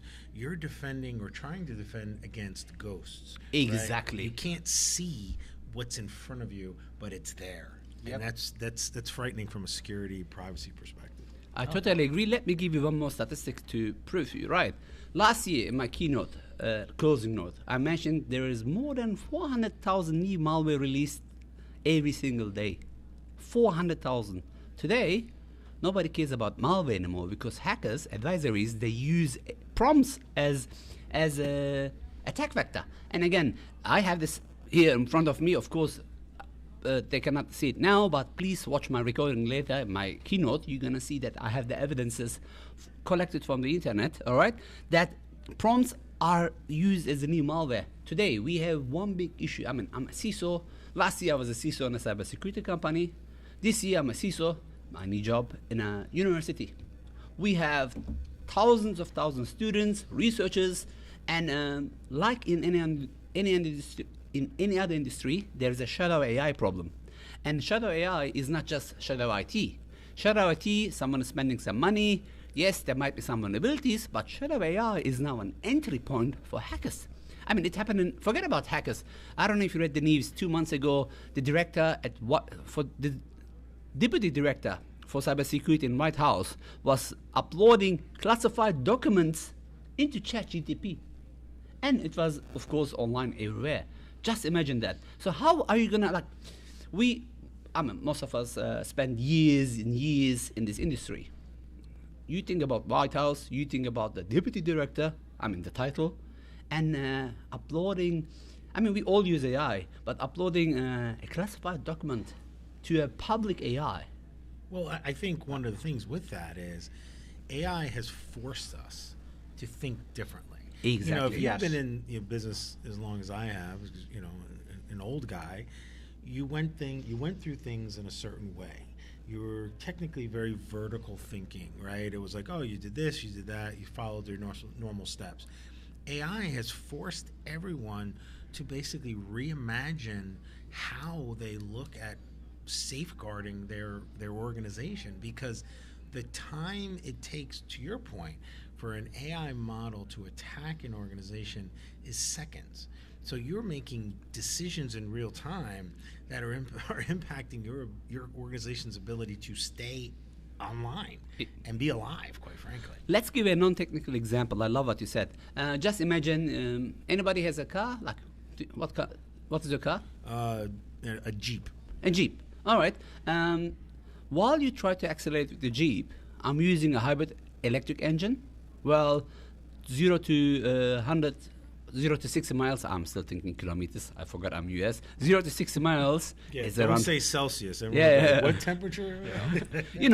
Is with your car probably 5 seconds, 6 seconds, probably more. Yeah. With a Tesla or Mercedes or Porsche electric car is under 2 seconds. So how are you going to compete against this car in a race?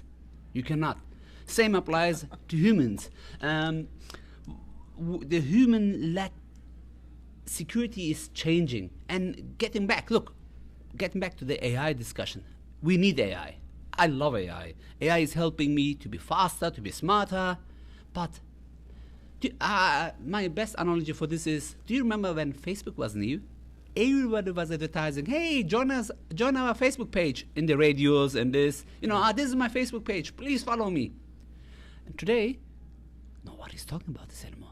Everybody knows that Facebook has sold our data God knows how many times. Just last week again, Meta, which is Facebook main company, the Meta glasses, they apparently watching our private recordings without our permission. So Meta is keep doing that. Again, this is a different story, but back to the Facebook. Remember, everybody was talking about Facebook. We were uploading all our pictures and we were sharing where we are, but today nobody's doing it because we know it's dangerous. I think AI is going to be in 10 years like Facebook. And this is the perfect time for us to do our job and to scream and tell the privacy risks that AI is bringing. Look, while AI is good, OpenAI, if you use OpenAI personally, they clearly state that they're going to sell your data, or not sell your data, they're going to use your data for training. Unless you use the enterprise version, which we hope they will not sell because they say it's a closed environment. They promise. Yeah, I mean... it's funny you say that. Like a couple years ago, I was at an IAPP AI conference in Boston, and this was the last year or so of the Biden administration, and they had a representative there talking about AI, and one of the things that they said was two things. One was AI was a vaccine without a real disease, right? So we had created something to not necessarily solve a specific thing. It was just great technology. But the more frightening piece was the fact that most technologists and the developers of the AI don't really understand all the nuance. So some of that information that's happening in the deep recesses of those neural networks is beyond anyone's understanding. So to your point, we are creating, crafting, nurturing something that we probably don't have a real understanding how to control, and we really don't understand how it works in totality. And can I be honest? Nobody understands. Even the creators, they are surprised. Like some AI, you were not able to shut it down. It was smart enough to stop that. It reminds me of the Skynet movie, remember, or the Terminator movies. Saying that it is a movie, right? Became self-aware. Yeah. Well, one of my favorite words is when they talk about emergent capabilities, which to me is just a scientific way of saying we don't know what the hell it's doing. Exactly. Like, I'm going to go back to the movie example. It is a movie, but today, Tesla is creating some robots. They're creating a car without a wheel, without the accelerators. We all remember the sad day, September 11, right? But this was also in a movie, if you remember. An airplane was hitting a building. So then it happened in reality. What I'm trying to tell is, now, I'm not saying Terminator is going to be real, but Terminator is going to be around us. And maybe one day, we're going to, I hope it's not going to be like Will Smith and his dog being the last human being around. But one thing is for sure, AI is scary, but it is not as scary as they say. Just again, last week, now let me put my pessimist head. Last week, Microsoft, Uber, they stopped using Cloudy. I love Cloudy. Why? Because it's too expensive. Hey, I thought AI was going to replace humans. But now they found out that all this RAM costs, all this cooling costs, data center costs, internet costs started to be even more expensive than a human. And this is coming from a company who spent or invest $5 billion in Cloudy. So interesting, right? So there is the myth and the reality that we need to face up. No, I think, to your point, the fear that AI is going to displace millions of humans' jobs, I just have a hard time kind of believing that. But there's a great opportunity if we're able to use it appropriately and think about like in anything, right? Exactly. There's a great opportunity, but I think, Charlie, you had touched on this earlier. AI is just what's now, right? A year from now, 2 years from now, 3 years from now, the conversation is going to shift to, oh my God, what is quantum computing going to do? And is it going to make all of our encryption obsolete? And is all our data going to be, visible to the world? I think it's understanding the moment, not having too much or buying in too much of the hyperbole, and really understanding we need to harness these things, not run from them. Rich, while I agree with you, one thing that we need to make clear, AI is not going anywhere. Remember, cloud is still here. Right. AI is not going anywhere. Yes, we are going to use AI, but we hope and we foresee that it's not going to be as scary as they say. One thing that we have to tell, or three things that we have to tell our listeners. One, there is no bullet, silver, point that one solution, one box is going to save you from everything. It's a lie. Or there is no need for humans is a lie. One vendor is going to fix all the problems is a lie. There is a reality where we will need AI for autonomy, as like, can I be honest? I mean, I drive a Mercedes. It has autonomous driving, and I love it. And sometimes, not sometimes, I drive to Baltimore and come back. I was yesterday in a different conference. Sometimes that autonomy helps me to rest my eyes for a few seconds. I'm not saying sleeping. I can get my coffee. I can rely on this autonomous driving, and it saved my life multiple times in heavy rain, in heavy snow. Oh, really? Yeah, I mean, autonomous driving. I don't know if you did it with a Tesla or with a Mercedes. It's quite cool, and you can eat and drink, and it drives itself. You see, I haven't used it myself, and I'll tell you why. I'm nervous about it. Well, I'm also too cheap to get a new car. But that seems to be a running theme with you. Yeah, Joe. I know, really, I know. Rich, let's move next to Alex. Yeah. No, but besides that, a lot of the systems that are there now, they say, oh, you have to have your hands on the wheel, or it looks at your eyes, you have to be focusing attention. And to me, because there may be a situation where it fails, or it doesn't see something and you have to take over. But to me, I find that very dangerous, because what happens? You're not paying attention. It's like in a baseball game where you got the guy, he's sitting in the outfield, he's been there the whole time, he's had nothing to do, and when the most obvious thing comes, we say he's napping. He just misses it because he's not sharp. Which I totally agree with you. There are many examples where an autonomous car hit the wall, hit the tree, because it couldn't read what's happening in the streets. But if you look, it's like people are scared from flying because they might die, but there is way more, far way more, that's my English, you know what I mean, car accident, deadly car accident than an airplane accident, but people still get, I don't want to fly. Same, if you look at the deadly mistakes that we as humans do, is much more than an autonomous car. And we can argue about that. The best that we can agree that we either agree or disagree. You use it or not, but as I said, you have a right point. I agree with you, where I think I have a fair point as well. Well, I think it's going to get there, and I think this has to do with a lot of things with AI. It's like, I think it's going to get there. The question is it there yet?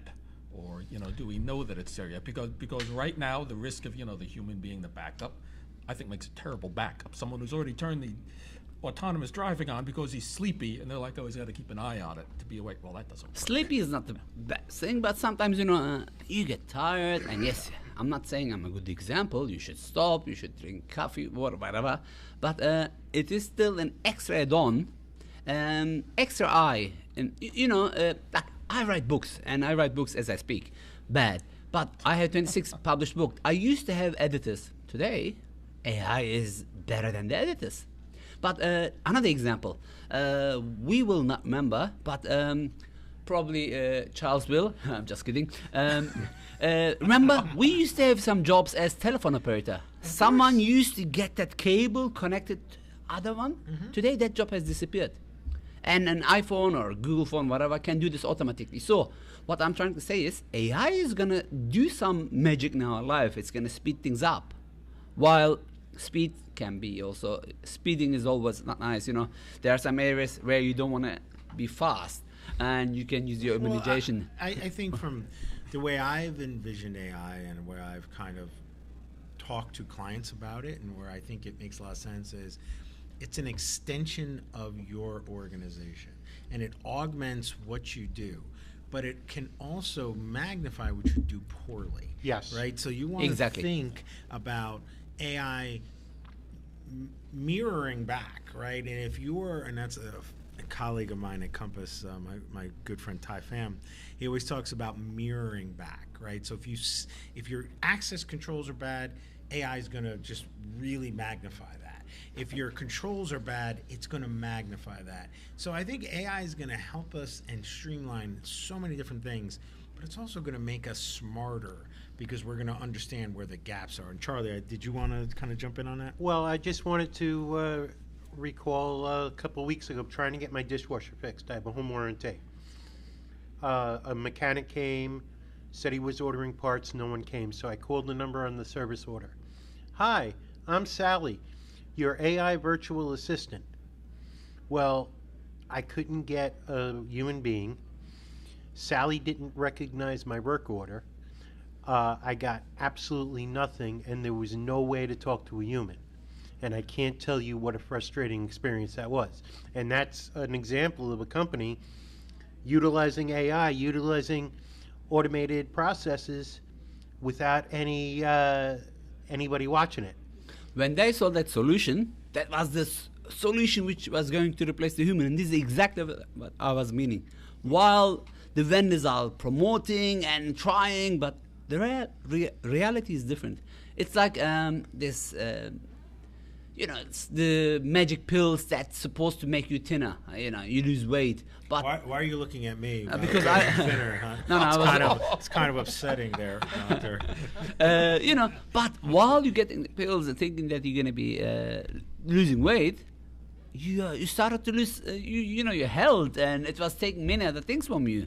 It's like that Red Bull that you think, oh, I mentioned a brand, I was not supposed to. It's supposed to give you energy. Then, hey, drinking too much can give you some bad habits. So everything has a good and bad side. It's like double-sided sword. We're gonna use it for the good and for the bad. Saying that, back to Charles' point, there is no life without AI. AI is going to be there. And I keep asking these questions. Richard, how many people does live in your house? 4. 4. Joe? 4 people, 3 cats. 2. Alex, can you talk? No, you cannot. So, are you sure? There is no more people or more? I don't have anyone chained in the basement. Are you or talking anything, about people who are monitoring us? Yeah. And who are Exactly. Okay. What about Siri, Alexa, your Ring? I have Ring and Alexa all through my house. You know what Ring does? I mean, I have Ring too, which belongs to Alexa or to Amazon. Yeah. Ring shares data with law enforcement. I mean, if all those cameras are used, for the good as law enforcement. Look, today, when you think from the good side, it's good. But what if like in the movies, the president goes rough and you are a politician and opposition leader that you try to do something good for your country? You cannot run away anymore. Or, hey, Siri. Siri's already there. I don't know if you noticed. Hey, Google. Hey, Alexa. Hey, you name it. So you have more people or more... We have, the fridge, everything is today an agent which is taking things away or making our life easier. Right. But what I was going to say is that it's just amazing, like a recent murder case, they used evidence from Alexa in a recent murder case for a conviction. And that really got me. As I said, the good and the bad. Yeah. And there's a question, like that Meta glasses. Some people used it for fantasy. Just imagine you having some fun with your partner, and this is supposed to be between you and your partner. It was on the news that Meta employees were watching it. Forget about just Meta employees.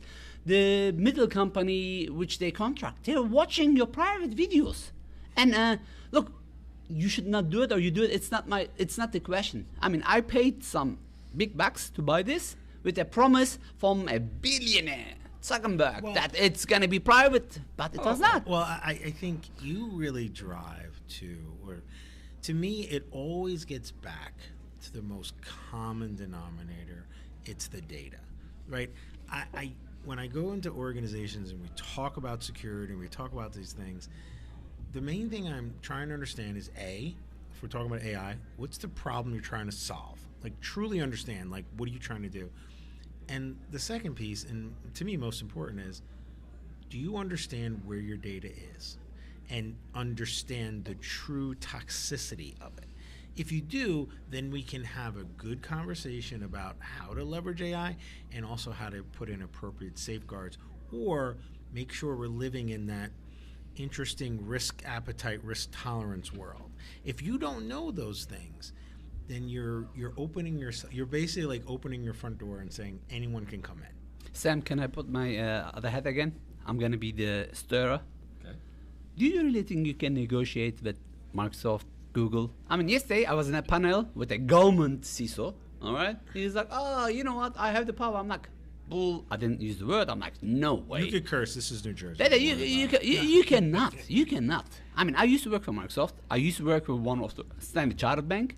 No. We drive. I mean, you either, I mean, unless you're either in the car or you're out. That's it. I mean, unless you have $1 trillion deal, like we had the DoD deal, then they might listen to you. But when they say your data is here, can you verify it?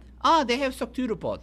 Yeah, they have pen testing report. Yeah, it's like Gartner. I love Gartner. Don't get me wrong, but do you know that you pay to be in Gartner? And if you, of course, yeah. And if you don't like what Gartner has in the report, you have the right not to get published. I'm like, then Gartner's telling us not the truth. It's like you trust those analysis company, but as a small vendor, you should know that it's a paid engagement, and it's like, hey, am I a good person? Here's $10,000. Tell me. Well, I mean, it's funny. You said the same thing. You touched on it just before. Now, I understand the industry is super important, and I understand the validity and the importance that people put on it. But most every SOC 2 Type 2 that I've ever seen was presented by a company who funded it. So if you fund a report, a lot of times it's going to say what you want it to say. And you always have to look at everything of those types of things with a little bit of, side eye. And this is, remember, I put my other hat. That's what I said, Sam. You wear a lot of hats. Yes, I do. To be honest, we need vendors. We cannot live without vendors. We cannot do everything ourselves. But third party security risk. You should zero trust. I mean, look, even in a human relation, we could be the best friend, Rich, for years. Then one day we got bad, and Sam is going to say, hey, Rich loves you. I'm like, no, you think Rich loves you? You know, he was talking all these bad words about you. He hates you. You know, we tell the secrets of, when a relationship is broken, especially marriages, and then you learn all the dirty secrets which that two persons shared for years about you, the truth. I mean, you know what I mean, right? Of course. Yeah. So same thing applies like AI. I know, there was a prompt which you could tell AI to tell the truth about you. And, I keep asking the same question. Let me ask this thing as well. Like, who knows you the best, Rich? Is it your mom? I would say everyone that I deal with. Hold on. Let me awesome.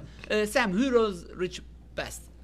Your mom, your partner, your child, your best friend, or your phone?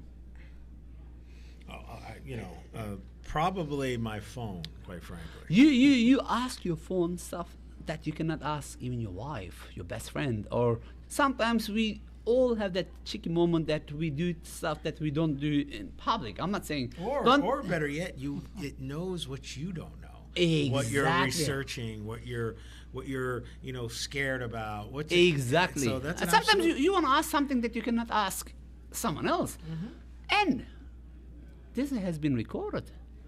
The profile that this company knows about you, I bet even you don't know it about yourself. Because, like, I don't know, I have an Apple Watch. Apple Watch knows exactly when if you ask me how was your sleep last night, I'm like, probably I'm going to say good, but Apple Watch is going to compare it with 6 other million people, and it's going to say, you know what, based on the statistic, you had a bad night. They track every second of my life. I mean, I pay for it. I love it, don't get me wrong. But is this the only thing? Same with your, just name any technology that is connected to the internet that is not handled by you, is basically they're holding our, it's like We had a puppy. I have a dog. I love dogs. But we are not holding the leash. Someone else is holding our leash, and we think we are free. Oh, we're, Right. we're absolutely not. And here's another, as simple as a Google web browser. You signed in, search for cars. All of a sudden on social media and email, you're getting all these ads for cars. Just coincidence, brother. Yeah, it's just Well, it's funny. There's a great show, and I don't know if we can call out shows or whatever. So there's a great show on Netflix called Black Mirror, and for folks that have seen it, there's a lot of great episodes. There's a specific episode where, unfortunately, a woman has a traumatic brain injury, and they're able to basically utilize cloud technology to basically bring back their memory. But unfortunately, with that comes ads, comes other things where now that company is able to manipulate their thoughts, manipulate their speech. You're using their service. Back to your original point, and it's funny, years ago when I used to do security awareness training, I'd always ask people, hey, who here is a client of Facebook? And everyone would raise their hand, and I'd be like, well, you're not really a client because you're not paying for anything.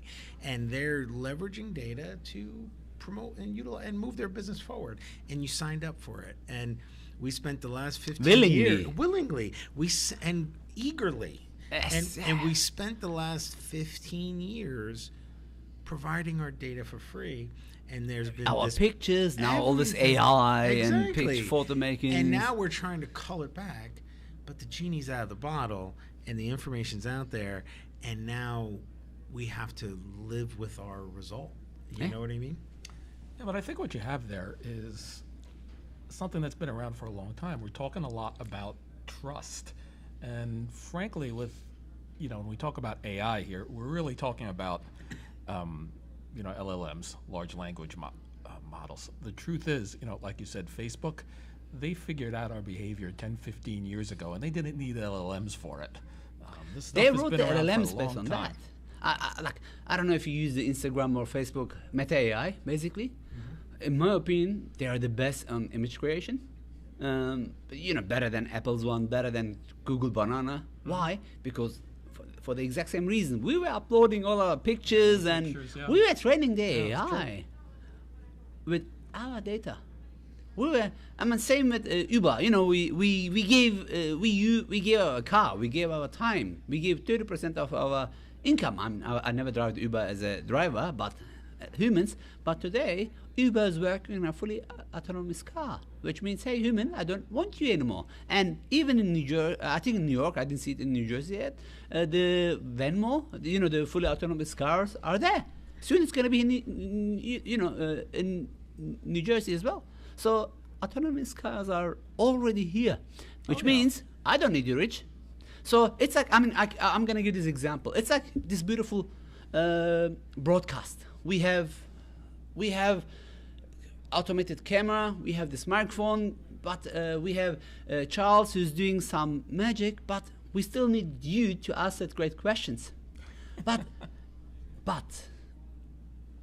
what is going to happen in the future? Joe's actually an avatar. I don't know if you know that. Well, actually, that's already here. The camera is there. I can go and touch him, but I don't want to be sued for harassment, Absolutely. Have you seen the thing where Google, they can create a podcast? Oh, yeah. If you give it enough research material, enough documents, you say, take all this and create a podcast about it. It'll be two people having a conversation. Oh, yeah.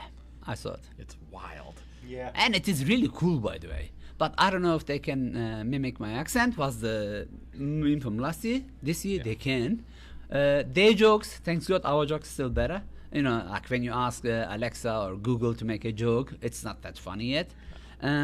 We still need that human touch, but God knows for how long. Not for much longer, especially if they can copy you. Now me, kind of gets to these things can be used for good or for evil. On the evil side, obviously, people deep faking you, doing all these things are terrible. But me, with as many podcast episodes as I have, eventually I get enough of a back catalog there, and the AI gets good. Oh, I'm retiring. Could have all new episodes all the time. Avatar, yes, you'll run it all. No, but then I'm gonna be your opposition.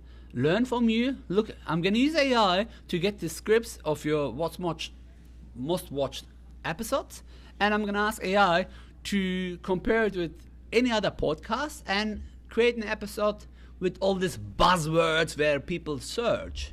Now I got more views from you, and you don't have enough money for your retirement. Actually, that's already happening quite a bit right there.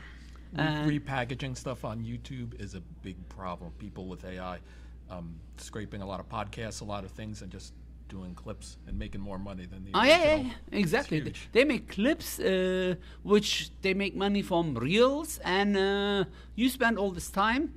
You get 10,000 watch, as an example. They get 2 million watch, and they get more money than what you're doing for your work. And because it's less than 30 seconds, there is no copyright.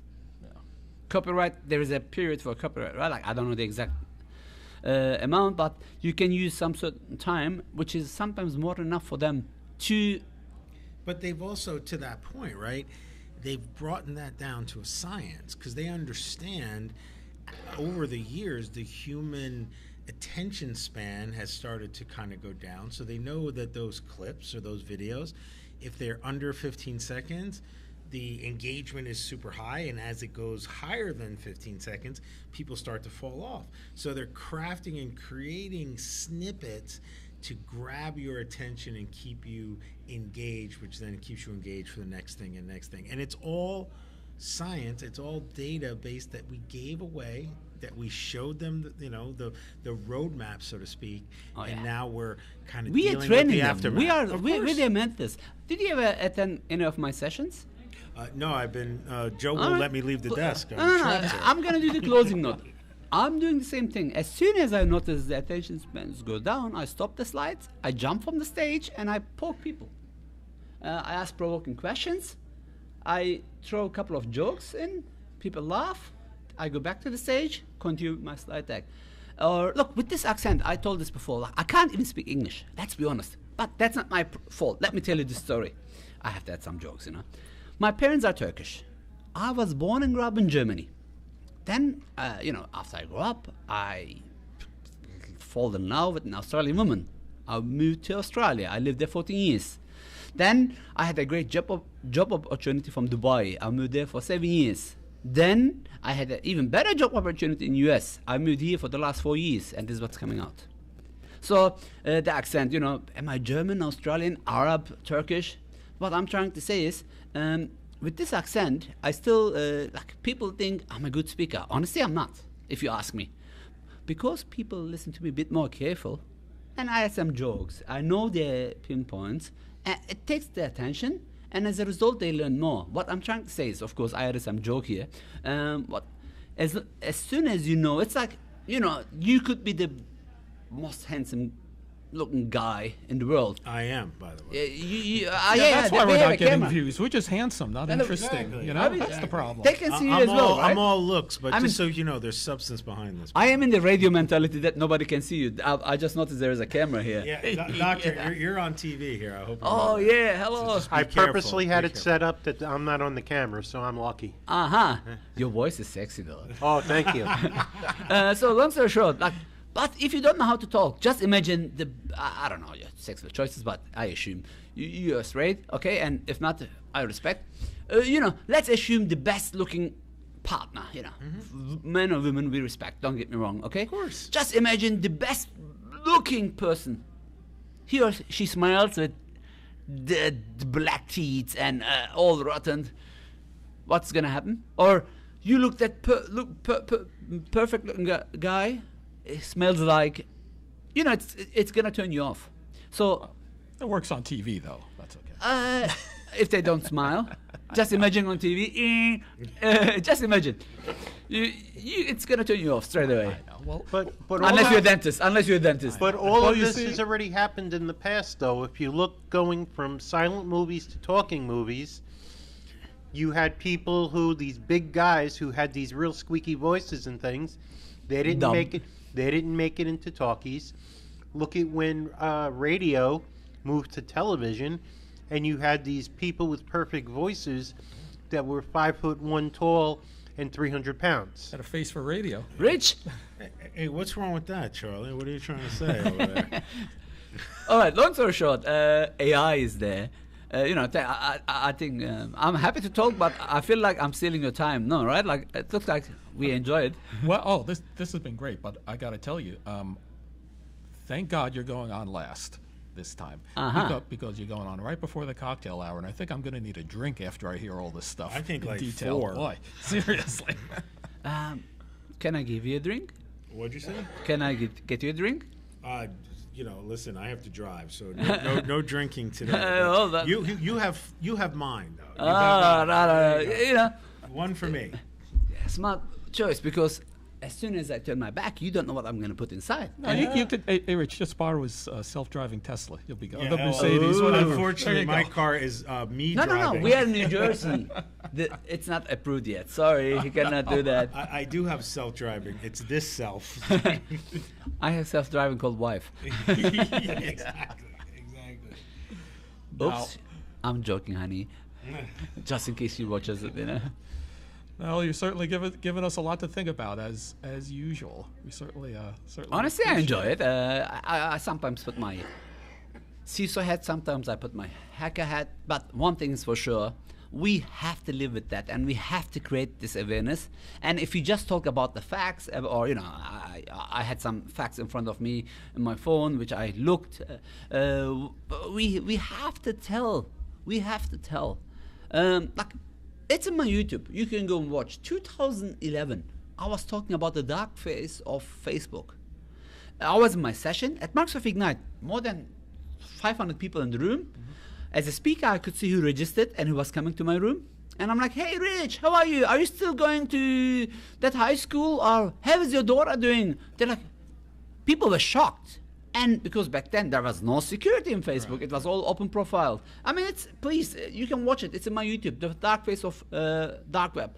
No, not dark web, social media. I also have a session about dark web as well, of course. So people were shocked. But this is way before it was in the news. And this is how I put it in. If you want to be, for everybody who's listening, if you want to be a good security professional, doesn't matter in a entry level or top level, you have to look differently. If you want to be a good doctor, you have to look differently. There is a beautiful German saying, if you step in the footpath someone else, you're going to end up in the same place. You should look and create your own path sometimes. And this is what I'm trying to do. Try to think differently, otherwise we're going to end up where the vendors want. We're just going to be a product. Or we are not going to have any privacy. I mean, look, nothing is coincidence. Remember, getting credit cards was very hard. Today, I'm asking, when did this last time you saw a cash? I don't use cash. Oh, yeah. And so far in the last 6 months, I traveled 3 times around the world. I can show you the app. 3 times around the world. In just 6 months. I didn't see cash. Everything's credit card. My wife and I just were on a trip to Iceland, and there was literally no cash. And is this a coincidence? Oh, no. Getting easy credit cards, being more digitalized. It's good. We are good people. But what if, as I said, you are good, but the management turns bad? Because they don't like people, they like ham. What's going to happen then? Don't tell me, I think I don't like ham. Your phone knows already what you like. Because you order DoorDash or Amazon, whatever, and they know what you order. And your watch tells them how much, it has your blood pressure. And, we give all this data away already. Okay, I'm going to tell you something, and might be a little out of bounds. We might have to cut this. But if you want to have some fun at someone's house and they have Alexa, talk to Alexa and order some stuff. There you go. We would never advocate that kind of thing. Just the other day, it's just an example. I open it. Sorry. Someone on the TV, we were watching a TV show, and they asked Alexa a question, and my Alexa answered it. Oh, wow. Here we go. Yeah. Okay. All right, a lot to think about. Boy. It was a great session. Good. Thank you. I enjoyed myself. I was just walking by to say hi. I found myself in the chair, and I noticed it's going on and on. Awesome. Well, absolutely. No complaints. This is Thank fantastic. Well, thanks for stopping by. we've been on live. We will have this on YouTube as a separate clip in less than a year, I promise. Before Alex, 2027. Yeah, because Alex is doing it this time, so it'll get done. All right. But thank you so much. Yeah, thank you very much. Thank you, Rich. Yep, thank you very much. Thank you, everybody. I truly enjoyed it, and see you soon again. Thank you for everybody for watching. Okay, I hope thanks, you learned. everyone. Yep, We'll thank be you. back. Yeah, definitely. Just a little bit of housekeeping. yes. We're going to take a little bit of a break right now, and we should be back at around 2:30. Hold on. Break. I'm going to go back to AI. AI doesn't need a break. Just joking. See you later. Take care. Take it Take easy. it easy. Bye. You know, break and AI doesn't take break. I had that make this joke. I enjoyed it. Awesome. Definitely enjoyed it. Well, Thank you, sir. I think you enjoyed it too. oh, totally. Well, you might not be able to talk, but you definitely got personality. Put it that way. Yeah. I try to talk. I know. And You're great. you know, I'm adding all this other stuff to put this, put the not being able to talk under the hood. I know.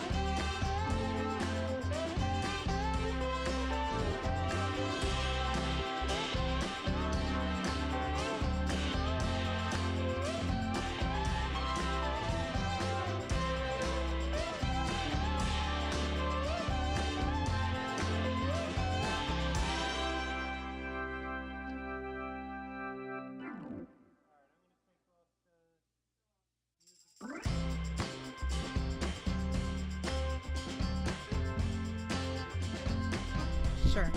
Hello. Hello. I'm actually Bryce Gordon. Okay. Hi. Okay. Absolutely.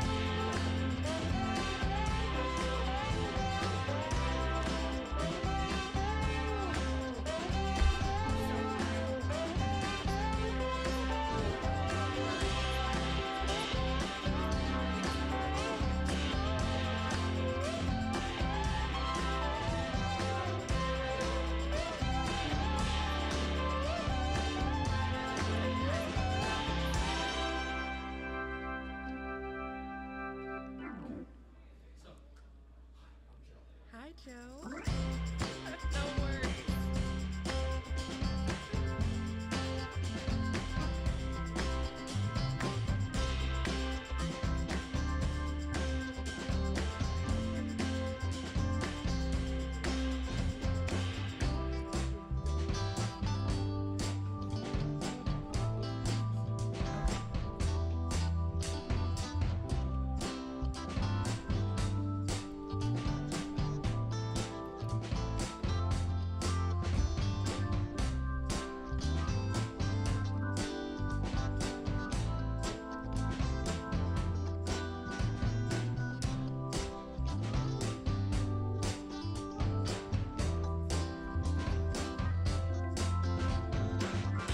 Hello.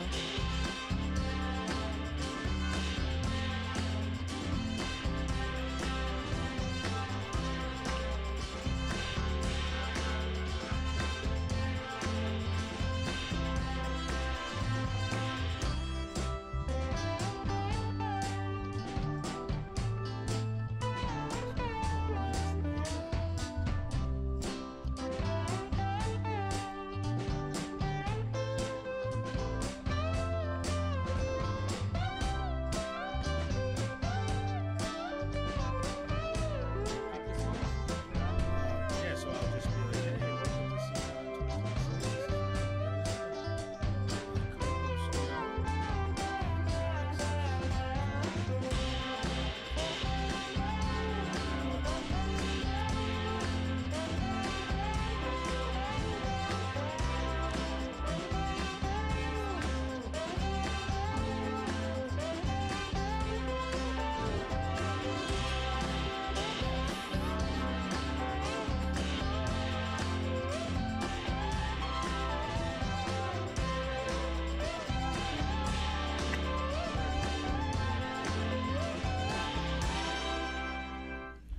Hey everyone, thank you so much again for joining us here at SECON 2026.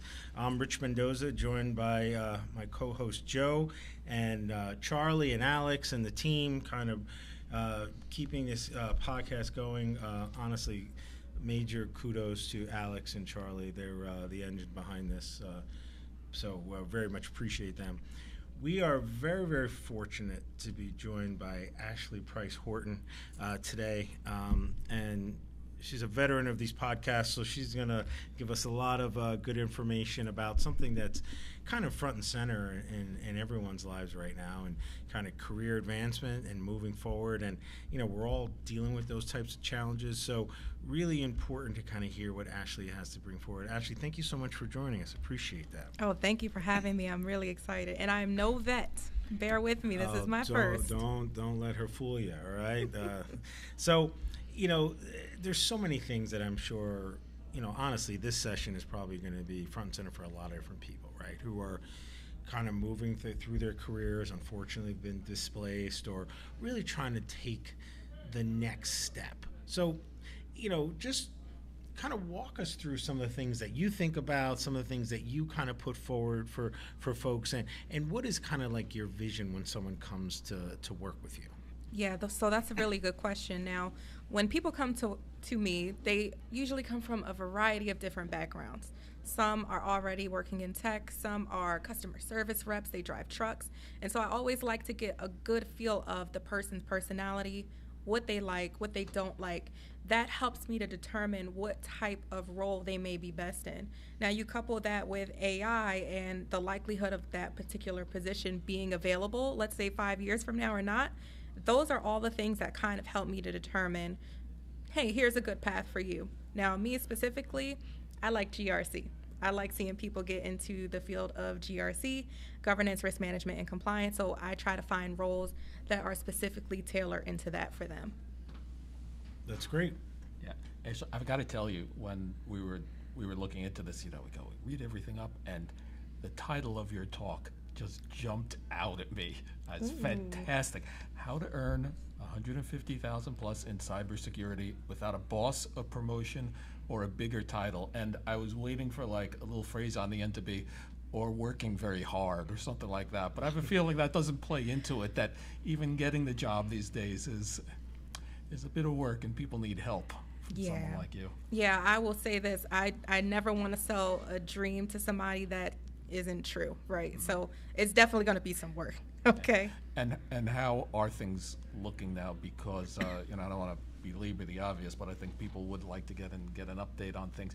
It used to be, for those of us that have been in it for a while, cyber especially, but including GRC, was like, no problem, lots of jobs, not worried about it.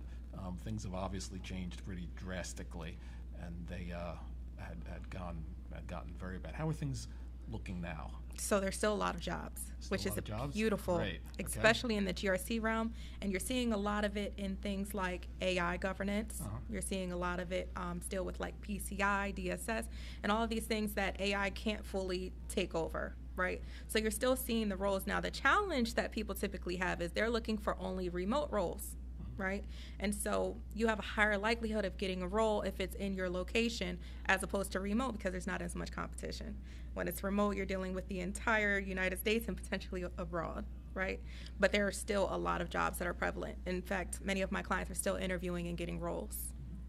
Now, do you see people, either because times have changed, interests have changed, or just the way the wind is blowing, so to speak, do you see more of the traditional cyber technical people going into GRC and doing it? Or I know that in the past maybe a lot of audit people had gone into GRC. How are people filtering into it these days? Yeah, so I'll say from what I have seen through my clients, a lot of them are network engineers. They are coming from tech backgrounds, help desk, what have you, and they want to make that transition. So from a technical standpoint, yes, I'm seeing a lot of the transition. But then also interest from people who want to get into cybersecurity, but maybe don't want to code. Maybe they don't want to be pen testers, right? So they look at being GRC analysts or things of that nature as a good option for them. So I'm seeing a lot of that. So I think that's a great point. A lot of us have had different types of careers, right? So maybe we're technical and then moved into security, and then, years ago I moved into data privacy as an exclusive kind of role. But there's a lot of skills that you kind of bring together. So when you think about, well, if someone's thinking about, GRC makes a lot of sense to me, and maybe I'm a network engineer, or maybe I'm a DevSecOps person, but it's not really what I want to do. So when someone comes to you and says, hey, I'm thinking about making the leap into GRC, what are some of the things that you're going to bring forward to say, hey, listen, here's, if you like these types of things, or you're this type of kind of, your work approach, that you're a great candidate for that? Like, how do you identify people who are great candidates to kind of move into that field? It's really just about the type of questions that you ask them. Hey, are you somebody that likes to review documents? Do you find an interest in policies? Do you like governance? Do you like looking at rules and seeing if a company is following them? Right? Are you somebody who likes to communicate, because there's a lot of that in GRC? Do you like to talk to other people, or are you more, I want to stay to myself? Those kind of things help me determine, you might actually be a good fit for this, versus like you might actually not be, right? Are you somebody that likes to research? Do you like learning? Some people don't like learning. They just want to learn something once and be done. But in GRC, things are constantly changing. You have to be adaptable to that. And so it's really just about asking those hard questions. And sometimes people will come to me and they want general advice. I refuse to give it, because if I give you general advice, I might be leading you down the wrong path, right? So it's usually about that person, their personalities, what they like, don't like, and then that helps me create the picture of, here's a good path you might want to go down, or you know what, you might not want to do this at all. And I just try to have those honest conversations. Wow. So in getting through things, I know you talk about you want to put people on the right path. I know you would only want to put them forward for something that would be good for them, would be a good fit, would be interesting and everything. But I suppose the thing that everyone is dealing with is AI and the dreaded ATS systems and the resume filtering and everything. Do you find that kind of, I would say, targeting or trying to send people down the right path, that it helps in terms of breaking through there, or is that just a barrier that no matter who you are, no matter what you're going for, you got to find a way through it? Yeah, I would say when it comes to, the job market now, it's very different than it was a few years ago, right? As more and more companies are adopting AI in their decision-making process, it changes things a bit, right? So I like to follow an approach of proactive and passive job hunting. So yes, you can submit your applications, go through the traditional route of going online, but you also have the ability to reach out directly to the hiring managers. You can go into your local areas if you have like tech-savvy organizations and talk to management. I've had people do that and land jobs that way too. So I would say don't just rely on one platform like LinkedIn, for example. Don't do it. Don't rely on just LinkedIn for your job hunt. Go to different platforms, look at different avenues. There's so many job boards available. Now I like to go directly to the source. You have a much higher likelihood of getting a call if you go directly to the company's website and apply versus a third-party job board. So anytime I see an opportunity on a job board and I know the company is legitimate, go directly to the company's website, their career services area, and apply right there. You're going to have a much higher likelihood of getting a call doing it that way than versus a job board, because it may or may not be legitimate. There's a lot of job scams now. That's interesting advice, and it's probably super important. And like this session might be one of the most valuable for folks because obviously if you're looking for a job, that's the most important thing in your life, and kind of getting that advice. So when I think of folks that are kind of challenging for jobs, right? So several candidates and we're all going for the same position, so it's a competition. What gives candidates an advantage? Like what, in your mind, what is something that if you were someone to say, hey, what do I need to kind of poke my head above the other people that are competing for this job? What advice would you give them? I would say a deep understanding of the organization's pain point and how you can solve it and how you can build that trust in your resume to make the hiring manager feel like you're the best candidate for this position. See, a lot of times people go into this and they just try to target the job description and they say, oh, I can do those things, and I just copy and paste that into AI and then have AI create the bullet points, right? Okay, that's okay. Entry level type stuff, right? But the thing is, as a hiring manager, you're going to want to know, can this candidate actually help us do what we need? Is this candidate going to be able to help us pass our PCI ROC assessment, right? And how I'm going to say yes or no is I'm going to look at that resume and I'm going to look for examples of when you've done that. What was the outcome of that? Not just I participated in it, but what was the outcome of your efforts in these projects and in these roles? So when people say incorporate achievements, it's truly what separates you from other candidates, because everybody isn't going to have the same achievement that you have. And if you can tailor those achievements to the pain point of that role, you're going to have a much higher likelihood of getting the calls and having better conversations in your interviews too.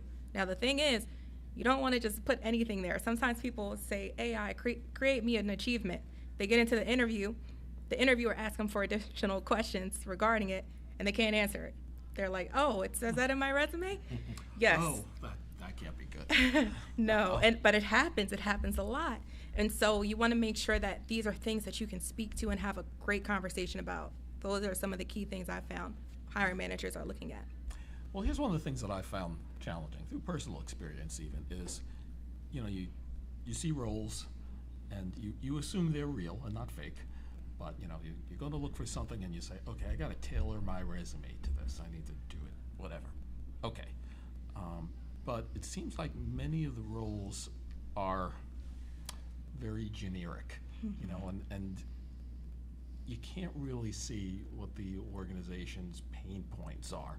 I mean, maybe the most specific thing is it is a list of maybe products or technology that they use. Again, how can you break through that to really meaningfully trying to find out what they're looking for, and not even necessarily tailor your application to it, but see if you're even really right, that if you even want to be doing that. It's much easier to do when you're applying to an organization that's publicly traded. Oh, really? Oh, yes. Oh, okay. So you can look at their investor relations reports. You can look at what is their strategic plan, right? Mm-hmm. What is their 5-year plan? What's their 10-year plan? What are some of the challenges they're experiencing right now? Like a lot of these organizations, their biggest thing is AI. Like you read those reports and you see that. If you can tailor your responses to the company's bigger picture, not just the cybersecurity department, but what is the cybersecurity department protecting? How is the cybersecurity department pushing the business's goals forward? And so if you understand the business's goals, then you can understand the problems that exist and how you are a part of that picture. So I would say that's a big way. And then also, if you happen to find somebody who works in the company, I know it's a little bit of social engineering, but if you know the person, you can always reach out and ask them questions as well. That can also be beneficial, but it's much easier when you know a bit more about the organization's background. And then sometimes some of these organizations have been hacked. So you'll see news articles, right? So we've seen things like that. You'll see news articles about a recent hack or a breach or what have you. That gives you a much clearer picture of what they're experiencing right now and can give you some feedback. Well, it's something I've never done, actually. I've had, how do I put it? I've had salespeople come to me when I'm working in an organization saying, oh, we know you have this technology, or we know you have this problem, or we scanned you and found this, and try to sell you something. I know that doesn't go over well in a sales situation, but in a recruiting situation, I've got to think there's a little bit of, how do I put it, tact involved in going to a place. You can't just say, you got hit with ransomware, I know you need help. No. You know? No. Right. But what you would Unless do. you're very charming. What you would do is. That's super charming. I don't know who's pulling that off. Not me. But if you see something like that, right, and you see that they have a position available, well, maybe in your resume you talk about a breach that you helped the organization fix, right? Or you talk to them about situations like that. You don't say, oh, I saw your breach. You know, what are you guys doing? You don't want to do that. It's like, you're super crummy. You need me, right? Yeah. It's like cyber ambulance chasing or something. But you have to keep that in the back of your mind. I always say, when we're job hunting, we're truly sales professionals. We're selling ourselves as the solution, right? Our mindset, our skills, background knowledge, etc. And so you have to go into it with that mindset. You don't want to just give away everything. You don't want to be like, oh, I saw you have a breach. That's why I want to work for you guys. It may not go over well, but I want to help your organization stay protected. You know, with a lot of breaches and incidents happening these times, the background that I have can help, secure your organization a bit further. It's a different kind of convo. Well, it's interesting that you put it that way, that you have to tell yourself. I've heard people say that. I've even heard people somewhat cynically say, when you're looking for a job, you're selling a used car and you're the used car. But in technology and in security especially, a lot of people are, if not a bit shy, that at least we're not used to talking much about ourselves and what we've done. We're not very self-promotional. If anything, we're a bit closed. Do you find that too, and that you need to help people get beyond that? Yes. Yeah. Yes. And it all starts with a mindset shift. So I tell people, hey, if you were to work with somebody, what would you need them to tell you in order for you to feel confident? And they'll usually list things like, oh, I need them to do this and this and this. I'm like, now flip it. Now they want to work with you. What do they need to know from you in order to feel confident? So it's not about self-boosting, right? It's about helping them understand you and have that trust to be able to say, this is my person. Yeah, so to that point, how do you coach them to because any type of interview or any type of conversation, I mean, obviously not everyone's going to be as comfortable as you and kind of speaking as you. How do you coach them to kind of being comfortable when things around them are uncomfortable and being able to articulate the best points of themselves in those stressful types of situations? Yeah, so a big part of what I do is mock interviewing. So I will literally ask them questions that I know they're highly likely to get asked because I've talked to recruiters, hiring managers, what have you. And then every time one of my clients has an interview, they tell me all the questions that they got asked. So I have like a repository just filled of cybersecurity, behavioral, scenario-based interviews. It's pretty great. And I will ask them these types of questions and give them immediate feedback on what I think they did well, what I think they need to change. Like, you're uncomfortable, your eyes are going back and forth. Like, you're trying to make me feel like you're comfortable, but your behaviors are telling me something different, right? So I have those hard conversations. People come to me and they get the honest truth. I will say, hey, you're stuttering a little bit too much right now. Let's work on your ums, like I just said, right? I'll tell somebody, you just said 38 times in this one response. We need to work on that. So yeah, I try to have just direct conversations with the people I coach. Well, that sounds like it's tough because having gone from, you know, security into podcasting, it's a very different skill set in terms of not only the skill set but kind of the attitude. You're doing different things. How do people react to that, or how much work do people generally take? I guess I'd say I imagine it's a bit of a slog sometimes. So it's great, actually. I tell everybody right from the gate, I want to be your toughest interviewer. I want you to interview with other people and be like, that was way easier than I thought it was going to be. And so I've had a lot of success with doing that. So when I first got started, it was helping people get the interviews. They started to get the interviews, but they weren't getting past to the next stage, which was the second round, third round, and then getting hired. So a big thing of what I did was focusing on interview prep. So now the people who took those tips and those steps, they were getting to round 2, round 3, the panel interview, and then finally getting hired. But they had to put in that work. It's a lot of work. It's not just meeting with me and we meet one-on-one. You have to implement everything, right? If I ask you a technical question and you can't answer, you have to research that and identify other areas that you might not know. So it's a lot of work, but when they put it in, they definitely see good results. So, Ashley, question for you, you know, and this is probably something that a lot of people are always struggling with, and Joe touched on it earlier with some of the AI scanning of resumes. What is a red flag that you see in a resume and you're like, you know what, this is a problem, this needs to be modified, this needs to be changed, because you're not giving yourself the best opportunity to be successful? Oh man, I see it all the time, especially with these AI generated resumes now that say they'll tailor it to the job. I've seen cases in which it made every single line of the resume a bullet. So like, instead of it being like a bullet point for a full sentence, every single thing was a bullet.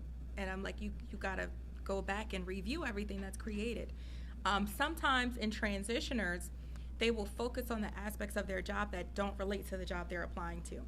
So even if, for example, I think I told you I have a lot of transitioners. So even if you were a cashier, I don't want you to talk to me about coupons. I don't want you to talk to me necessarily about customer service. I want you to talk to me about that point of sale device. I want you to talk to me about that verification of the payment cards and what have you. I want you to focus on the areas of the job that directly focus on the jobs you're applying to. So that's a big piece as well. Even with transportation, there's regulations that they need to follow and procedures they need to follow as well.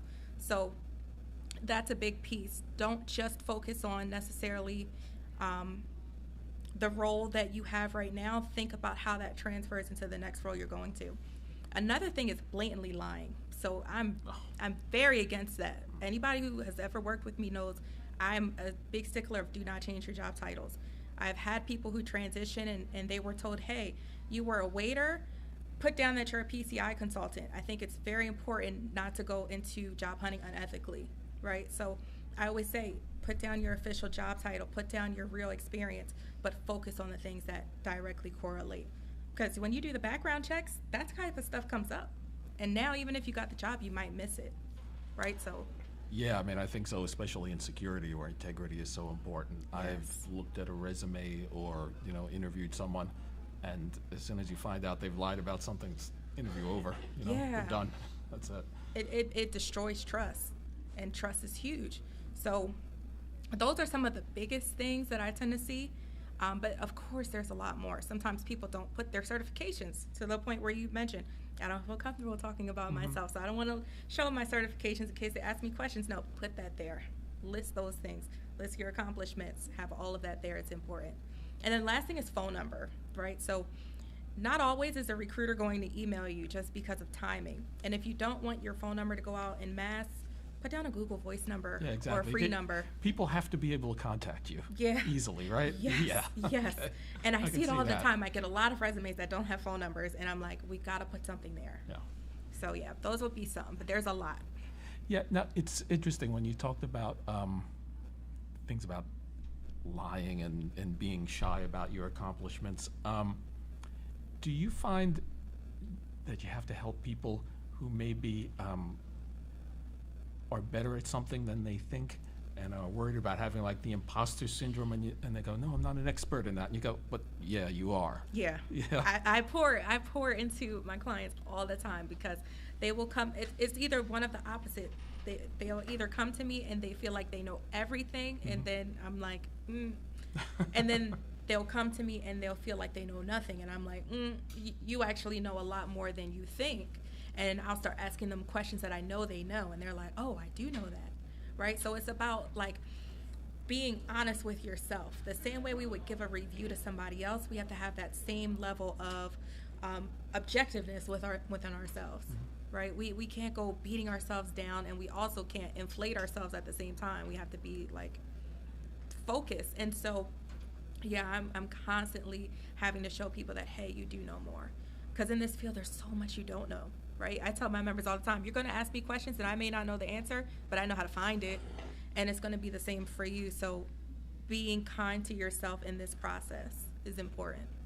That's fantastic. So Ashley, obviously, like I said, I think this session is very, very appropriate for the world that we're living in right now. Selfishly, how are folks able to contact you, and how are they able to kind of work with you, and what's the best way to do that? Yeah, so I would say if you're on LinkedIn, I'm heavily active on LinkedIn. My LinkedIn name is Ashley Bryce Horton. And then if you are interested in working together, you can send me a DM. I respond, and then we'll talk through like what might be the best service for you, or whether or not I might even be able to help you. And that's typically how the process starts. Okay, so speaking of LinkedIn then, I, being in security, not a huge fan of social media in general. And I know that like a lot of other people, I kind of look at LinkedIn as a necessary evil, which may not be the best attitude in the world. I mean, and I know it has its issues, particularly like you said, it's not the great place to apply for a job. So, I mean, what's the healthy way to look at and to use LinkedIn? You know, for your career, whether you're just trying to maintain your presence or whatever, even if you're not someone like yourself, where it's, you know, where it's inherently a part of the job. But, you know, for your general professional, how should you deal with it? Yeah, Think about it. It's funny because I feel the same way. If it wasn't for the fact that I, own a business, I'm much more of a let me just go to, the woods and go hang out in nature to myself and quietness, right? But what I have found is LinkedIn is a great tool. In fact, many of the people that I know from here, I only know through LinkedIn. I met them there, right? I've built the relationships and friendships there. I would say if you're going to use LinkedIn, don't look at it as this is just the platform for getting a job. It can truly be more than that. It can be lifelong friendships. It can be opportunities in the future. It can lead to situations like this, right? And so I would say utilize LinkedIn for networking. Be safe. There's a lot of scams. There's a lot of scammers. People might reach out to you and ask you to read a document. Just don't download it. Don't download it. People randomly send me their resume, and I'm like, no. Don't download. Don't click. Yeah. All those rules, right? Yeah. Follow the same ways you would keep an organization safe. Do that times 10 for yourself. Okay. But yeah, utilize it for networking. It's a great platform for that. You will see opportunities come that may not even exist on job boards just by doing that. Okay. But Joe, one of the things that I don't like about LinkedIn, and this came up with someone that we had recently hired, is that stupid tool that says open to employment, because that's a key giveaway to your current employer that, hey, I'm not happy, I'm looking for employment. Oh, yeah. Well. Yeah, I've noticed that, and it just seems that people forget about it, they don't change it and things like that, and that could be detrimental to your career and your job search or even your current position. Yeah, and I would say just the only thing that you have control over with that is making sure that you set it to only recruiters can see. Now, granted, recruiters at your organization might be able to see that, but it's less likely that, your coworker who has it out for you is going to see it on your LinkedIn profile because it's a banner and then try to report you, right? So you can set it to where only recruiters can see it, then you won't have the banner. But it'll still say open to work. You just can't see it. That's a very good tip. That's a very good tip. Awesome. Yeah, that's good, but that's dangerous too. I mean, I'd be kind of like, oh, what if the wrong person sees it or whatever? I don't know. And I've had people land jobs like that. Oh, you have, really? Yes. To the point where I was like, we need to vet first to make sure this is legitimate, because, sometimes things that are unexpected, you kind of are suspicious of, right? But we went through and contacted the company to see if that was a legitimate person, et cetera, and they got the offer, right? So I would say don't block your blessings unnecessarily. Put yourself out there, but have those safeguards in place. Like, imagine if a business owner said, well, I don't want to, fall victim to any scam, so I'm not going to start the business. No, we start the business and we put the safeguards around, right? So you got to do that for yourself too. Awesome, that's great. All right. So things change a lot. And I know that things are much different now than they were just 2 years ago, than they were 2 years before that. Where do you see things going? Or even what right now, if someone hasn't been looking for a job for a bit and they haven't freshened up their resume or their LinkedIn profile, even though they know they should really keep it up to date? I mean, how do you think, can you give any insight into how things should look now and what you should be thinking about maybe a few moves down the board? Yeah, I have a lot of conversations like this, especially with people who have been job hunting for a year or two. I do have some clients who are long-term job seekers, right? The market has been brutal to them. So what I say is pay attention to what the market wants right now and what the market wants 5-10 years from now, not just the immediate, but long-term. And that's where looking at those like investor relations reports and what have you could be so beneficial, especially the big players, okay? Those Fortune 100 companies, because you're gonna get an inside peek at what is it that they want. Base your career based off of things of that nature, right? So I tell people, look into things like AI governance, right? Maybe not necessarily policy writing. I suspect that AI is going to take that over, and you're going to need way less people to review what's created, right? But look into the areas of cybersecurity that an AI tool can't immediately take over on its own, and follow that. CMMC is a really big one right now. PCI DSS, it even says it in their manual, like human oversight is still needed, right? So go into areas that utilize AI, but AI doesn't completely take over. That's fantastic. And what piece of advice do you give to folks who have a job, but maybe they're looking to level up and, kind of take the next step forward in their careers, but, they have a comfortable situation, but it's not fulfilling, it's not kind of meeting them where they are. What do you say to those folks, and how do you help them? You're in the best possible predicament because you have money coming in, right? So you're not under the pressure of I have to land this job right now. You can actually be flexible and take the time to learn, which takes a lot of pressure off of you, right? So I would say don't just jump into cybersecurity because you feel like that's the it thing, right? Make sure that it's the right field for you. Do that background research. See if it vibes with your personality, and if so, find the areas that make the most sense for you. So for me, I don't want to be a pen tester, right? It's an area, but I wouldn't want to be a pen tester because I don't want to software engineer anymore. I've done that, I'm done. So figure out what you want to do and then go and pursue that. But don't leave that job. Keep it. Yeah, don't quit, right? Well, I think you're right, and I've always told people, going into security, it's not an easy field. And the people who do best are the people who really love it, who live for this stuff. Yeah. And, and you think of the pen testers and people like that who are like that, but I know people that, they love GRC. They live for that stuff. Yeah. I mean, so whatever it is, when I was a software engineer, I would code for 16 plus hours a day. I loved it until I had kids, and that changed my circumstance, right? So now the members of my one cybersecurity community tease me. They're like, you read cybersecurity publications for fun? Like, yeah, I love it, right? I could do that all day. So it's really about finding what you love, and then when you show up to work every day, like you say, it'll be fun, it'll be like playing. Well, that's a great happy note to end on, I think. That's always good to end on a happy note. I've said it in some of the earlier talks. When it comes to cybersecurity, it can be so heavy sometimes on some of these things we talk about, but we're like, let's at least end on a high. Yeah. Yes. But I'd also say another thing people might find helpful that at least I'm getting out of this talk is if you're looking for something or whatever, God, get some help. You need a coach. This stuff is complicated. I mean, I really feel like an amateur hearing all the complexity of everything that you deal with. And it's so fun for me. And it's fun. Like, I love it. That's why find someone who loves it to help you. That's even better, right? Yeah, I tell everybody I didn't start this business. It kind of found me, right? People found me, and it grew from there. So I'm happy that every day I get to wake up and do what I do.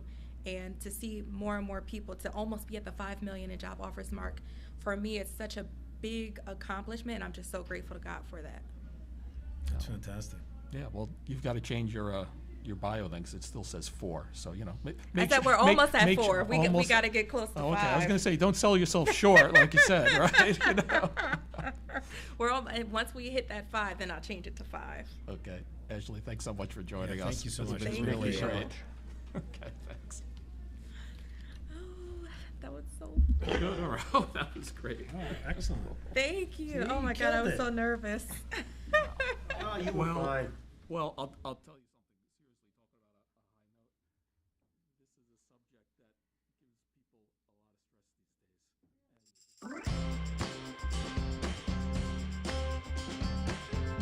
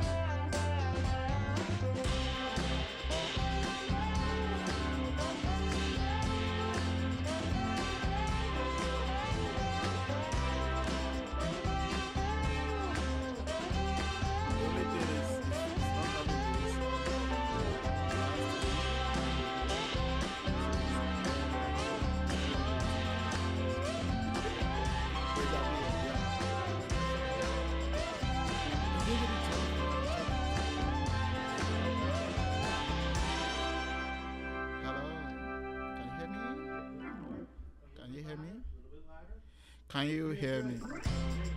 Can you hear me?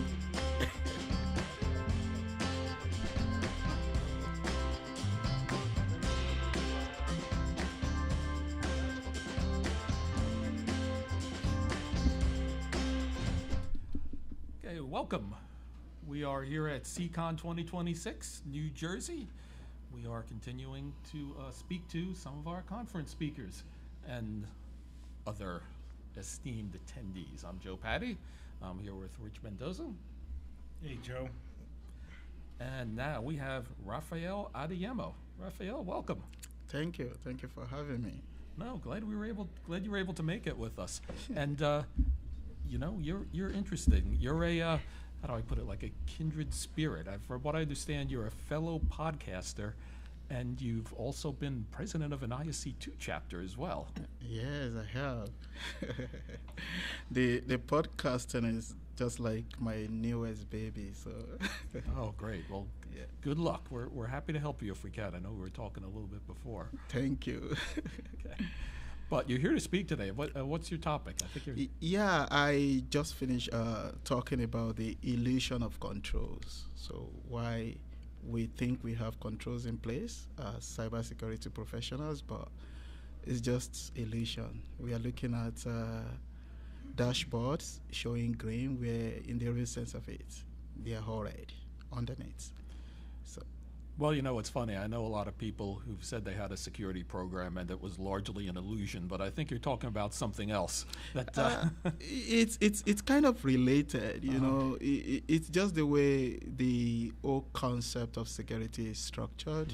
We decide what we want to show. We then measure them, and who measures themselves and say they fail. So you can't do that. So it's what we measure is how we report it. Reporting is coming, and compliance is coming, and you need to pass compliance. Otherwise, you'll be out of business. But underneath, there are ways that we can do it better, so that we can really, really be confident of where we are as security professionals and organizations. So I think that's a great point, Raphael. And you know, I think organizations are, you know, they're geared to showing all green and they're passing compliance. And, you know, at the end of the day, nobody likes getting called into the principal's office. So when you talk to organizations that kind of on the surface look compliant and look to be in a good place, what are some of the things you start to look for to really help clarify to them that, you know, you think you're in a good place, but here are some pain points or red flags that really maybe paint a different picture? Yeah, thanks so much for that, Richard. Personally, the first approach is to look into the structure of the organization. Say, you can build any tools. If you don't have the expertise to build, you can buy. So in the PPT, the People, Process, and Technology framework, you can buy the tool, you can build it yourself, you can design or even contract people to write the process or develop the process for you. But the most important is the people. So how are people connected? What is the structure of reporting? What is the organizational structure? Who is reporting to who? Because it's very important. Like I spoke about how a CISO reports to a CIO. There are two different functions. The other one measures speed to market delivery now. The other one is responsible for applying brakes, ensuring that, yes, we want to go all out, but we want to be sure that if we hit a roadblock, we are able to stop. So they are not the same. So in the real sense, they may even go against each other. So if the CIO is the head or is the manager of a CISO, he can control what the CISO reports. So that is the first thing I tell organization, I advise organization, let's see what your reporting structure looks like. Even if a CISO is reporting into a CIO organization, there should be a dotted line to the board risk committee, if you have one, so that if a CISO is seeing a pattern he's not supposed to see, he can report to the board risk. It's not just his manager that's going to see that report. So that's the first thing I tell people. I think that's a fantastic point that I think you bring up is something that, you know, if you really think about it, the CISO position is really a risk manager. And a CIO is about, to your point, uptime, productivity, speed to market.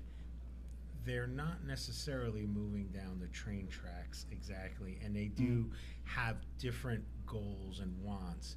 And I've been thinking for many years that the CISO position really should be into audit. It should be into general counsel, an area that has autonomy to be able to surface risk without any thought of retribution, because it goes against the party line on compliance, quite frankly. But that's a great point. Right? Yeah, and say, Richard, some other people, that's a fantastic one. Some other people would also argue the 3 lines model, where we have the line 1, line 2, and line 3. So each of them are independent in such a way that the CISO is more tilted. That is the argument some people, the pro-CIO version, would make, that the CISO is operational. It builds, it breaks, it fixed. So that is, it's more into line 1. Then there is a risk who is meant to perform the oversight, which is also independent, oversight and challenge. They design the standard the organization is working on. So they give the standard to the CISO organization. The CISO organization build their processes out of it, and they implement. So they come back to the CISO and challenge what the CISO is doing. Are you working according to the standard that we built, the IAM standard, the encryption, all these standards, the cryptography standard that we built? Are you working? Are you implementing currently? So they perform oversight, they challenge it. They are not acting as the boss of the CISO, but they are just doing their job, which is to perform oversight and challenge. And the third one is audit. Like you mentioned, audit is independent. So audit in a very mature organization does not report to anybody other than the board, because they are going to come, they are going to look into everything holistically, end to end. So that's another way that people are kind of looking at it as well. Yeah, I know that some people are very, uptight about the CISO reporting into the CIO. I never have been, and I've been in a situation where I was running the security program, reported into the CIO, and it never bothered me. People said it's a conflict of interest. And I go, look, okay, the CIO is your boss. I go, but, it was funny, at one point I was told, well, you need to have a dotted line to someone else. And I go, why do I need a dotted line? It's like, well, if your CIO does something insane or dangerous or whatever, then you need to report to the dotted line guy. And I go, well, I don't need to do that. I don't need to have a dotted line on a chart to do that. I mean, that's kind of the job, I think what you're saying is right. I mean, most of the organizations that I've worked at, the CISO reported into the IT ecosystem, CIO, CTO, where there's a real concern, and I think, Raphael, you brought this forward, is what happens when there's a conflict? Yep. Who wins, and not necessarily who wins, are all voices heard, and the risk is surfaced and either registered and accepted and understood, and that how does that get communicated properly? Because where the real issue is, their goals are not the same. The CIO and the CISO's goals are not the same. They all want the organization to be successful. But if a CISO's goal is security, risk mitigation, and developing proper data privacy principles, practices, and showing that it's operating effectively, but the CIO's main focus is uptime. Availability, kind of making sure systems are running, and if anything impacts that impacts their goals. Yep. So in essence, you have someone on your staff who, in a weird way, is there to augment your productivity and your ability. Slow you down. Yeah, it's a difficult process. And I've seen it to where CISOs have raised issues that have been kind of, I wouldn't say put under the rug, but they were definitely put in another room. And say, I also recommended in the keynote that it may also make sense to have like a joint risk committee where absolutely you it's not, because again, how do you go to report your manager? So do you have another job to report your manager that your manager is not doing something well? But here's the thing, though, and I want to just take it a step back to what you were saying, Rich. But cybersecurity in 2026 is an organizational responsibility. It is no longer siloed to an IT or even a security group. It is an organizational responsibility.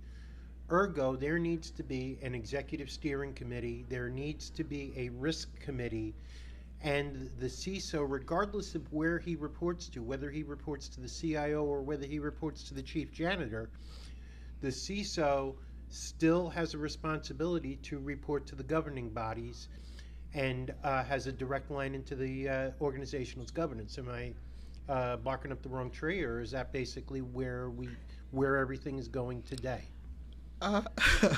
And I'm sorry to say this. I think I share a totally different sentiment, right? I still believe that a CISO is still part of the IT, is still part of operation. So the manager or the boss is still CIO. So there is a risk committee or a chief risk officer or a risk officer for the organization, because everything we do in security is still managing risk, right? So which is still part of the enterprise risk management. So there's no need to separate that portfolio. That is me talking, not representing anybody's opinion, which is arguably, I think I have to cover my eyes when I say this or run away from some people. So the way I see it, like the CRO, the chief risk officer, sits on the board. I have a chief information officer, chief information risk officer reporting to him or to her. Then the CISO should be part of a joint risk management committee for the organization. If they don't want to say board risk committee, it's fine. But a risk committee where everybody that leads a function within the organization comes together occasionally, maybe once in a month, maybe once in a quarter, to talk about what the risk landscape We're looks saying like. exactly the same thing. We're saying exactly the same thing. So and, that is and also- also with different eyes and different philosophies, right? I think one of the biggest things is if all of the IT are only talking to themselves and they're not really explaining risk to the organization, a risk in the finance group is different than a risk in the HR group. And we need to have thoughts and we need to have voices, and there needs to be collaboration across the board, so we're truly, in my opinion, looking at risk holistically, not Yes. from one single lens. Yes, and that is one thing that the IT risk and security professionals must improve on. We should not only improve on communication, we should improve on the need of the business. The need of the business is not to stay secured, it's to generate money, to make shareholders happy. So how do we communicate being secured to them in a language that they understand, which is quantifying it, attaching dollar values to it? So if we don't do this, then we stand the risk of facing this particular level of scrutiny, public judgment, fines, and the like. So I agree with you. We need to be able to come to terms on how we report risk, how we quantify it, how we let everybody see what we are talking about, and not just be seen as a cost center. Because if I can't explain what I'm working on to you, then you don't see what I'm working on. So it's as simple as that. Makes sense. Yeah, I mean, I think I like a lot of what you were saying, Charlie, that you need a risk committee and need to think a bit more widely in terms of who you're dealing with and reporting to, because you know what, if you're the CISO, it doesn't matter if you report to this person or that person, you're probably at some point going to tick off virtually everyone in senior management. Yep. And you're eventually going to hit the person you're reporting to, regardless of who it is, Yeah. But you need those relationships and that ability to manage by influence regardless. Yeah, I perfectly agree. And one other benefit of that is that initially, it's going to eat some patches, blah, blah, blah. But eventually we understand that now that we have like a joint risk committee where you even have the business, being part of that, everybody will get to work on shifting security to the, further left, which means we think and we start talking about the initiatives and the products we are building right from time. Like if we are planning to go to markets in December, then we have to start talking about it from January, so that the risk will have enough time to work on what they need to do, to perform the assessment, to implement controls, to test the controls, to look at the evidence before you go to market. So if we have everybody like that, we have the same knowledge, the same understanding of what we are facing, and it will be better for the organization. Yeah, it's better for you too, as the CISO too. I mean, nothing is more frustrating when you're in security than you hear, oh, there's this big business initiative, and we're going to do this, and we're doing all that, whatever, and they say, oh, do a risk assessment, and you're like, yeah, well, okay, decision's already made. I guess I'll do the risk assessment, put it in a folder, and get someone else to sign off on it. Protects yourself, but it's a little frustrating. But yeah. So, obviously, trying to translate these things to executive management is difficult. What are some of the techniques and strengths that you lean on to articulating risk to senior executives so they can understand how it impacts their business? Because sometimes, we can talk to IT people, and IT people just kind of live in the same language, right? But trying to articulate risk and trying to bring forward these very difficult concepts in a way that makes sense to their business. What do you lean on, and how do you do that? Yeah, thanks so much, Richard. For me, there are a couple of ways. The first is also for you to have confidence in the data or the information you want to pass to people. So I've developed this, and I've figured it out that if you're not confident in what you're saying, people are going to notice. So they may not, out of respect, interject or rubbish you, but they will know. So it's good for risk professionals to really understand the environment very well, to be sure that, okay, my controls are not only in place, they are tested regularly and they are effective. So you need to measure the effectiveness of controls. The other part of these, I think the next thing it will be to understand the appetite and the tolerance of the organization.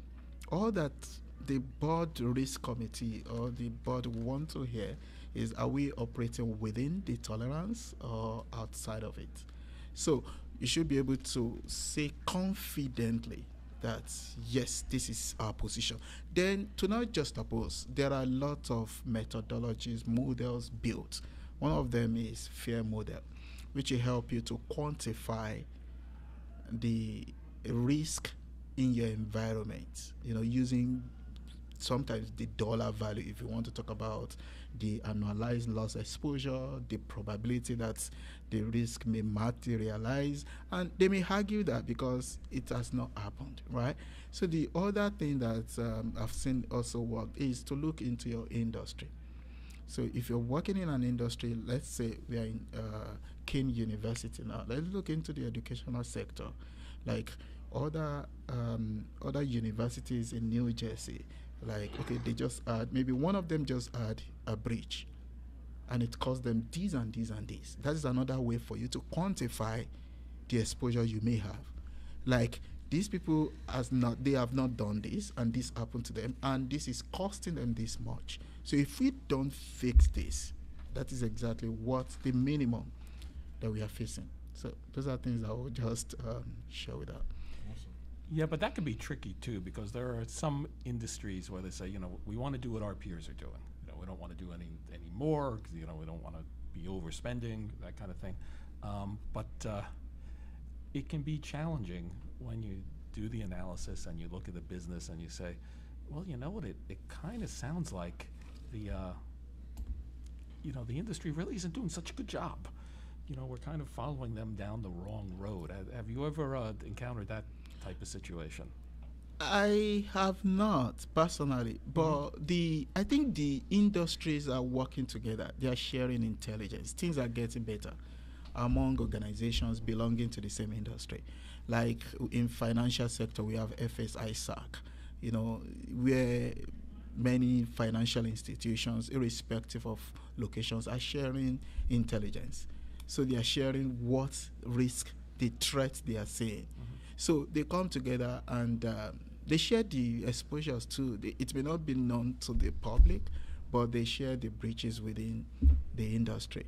So that is still the best way, even though, see, organizations by default will push back on security implementations because of so many things. It slows down speed to market, and it's a cost that you don't realize until you are in it. Right. You don't know how secure you are until probably there is a burglary. There are 2 rooms, you refuse to fix a metadol in one, you fix a metadol in the other, and there was a burglary, and they were able to get into the other one easily, and they couldn't get to the other one. So that is when you will see it. So security is tricky for organizations to adopt unless you can prove to them that these are the things that you're going to miss. These are the litigations potentially waiting for you.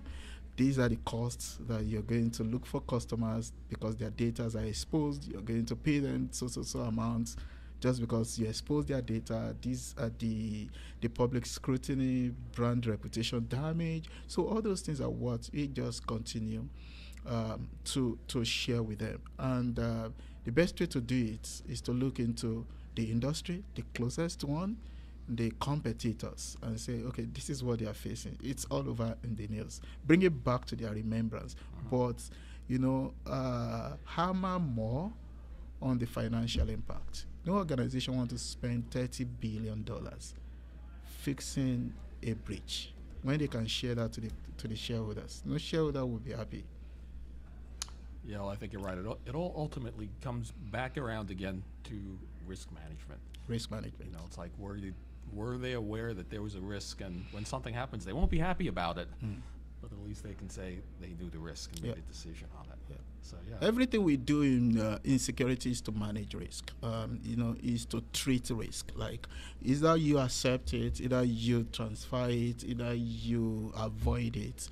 We just manage risk and let the board, let the leadership say, okay, we accept the risk. Go do your work. Put it in writing, then I'm fine. Yes, put it in writing, always. Write it down. Put it in writing. No, that's great. Well, Raphael, thanks so much for joining Raphael, us. thank you so much. You were great. Thank you so much. I appreciate it. Okay, take care. Take care. Okay, we're off. Okay, we took you a little longer than 15 minutes. Oh, I actually didn't know that time it's going to be really? this That's why I wrote a note. I was like, tell, wow, yeah. we're going past. That's Yeah, why I wanted to be it's interesting. I like respectful of your it. See, sometimes it just I like it. sometimes it just flies by. And I think I love the way you guys handle it. Thank you. And I love his own comment too. Yeah, just chime in. It's just a conversation. I just sit here and try to provoke. Absolutely. Right. That's my job. I provoke It's just a people. conversation. Yeah, cool. I'm going Right, to Joe? connect with you and connect with everybody. This Yeah, is please great. do. Absolutely. And thank you so much for. No, I appreciate it. Thank you. Our pleasure. Thank you. I must say thank you because being in the community too myself, I know what it takes for you to devote your time. No, it's great, but it's great for people to hear from leaders like you. Yeah. To get perspective. It's fun too. Yeah. Somebody want to get a lasso and get Ken in here? Yeah, I think so. You know where he is? So I don't know. I saw him. he was out here somewhere. going saw him around. a few minutes ago.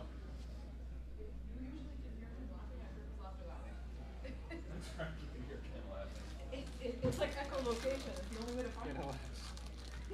Well, I just told him to get a lasso and get Ken. Yeah, no, I usually hear him because he's always lost. Are we on a delay going out? Yeah. Oh, okay. We are. Oh, all right. We are.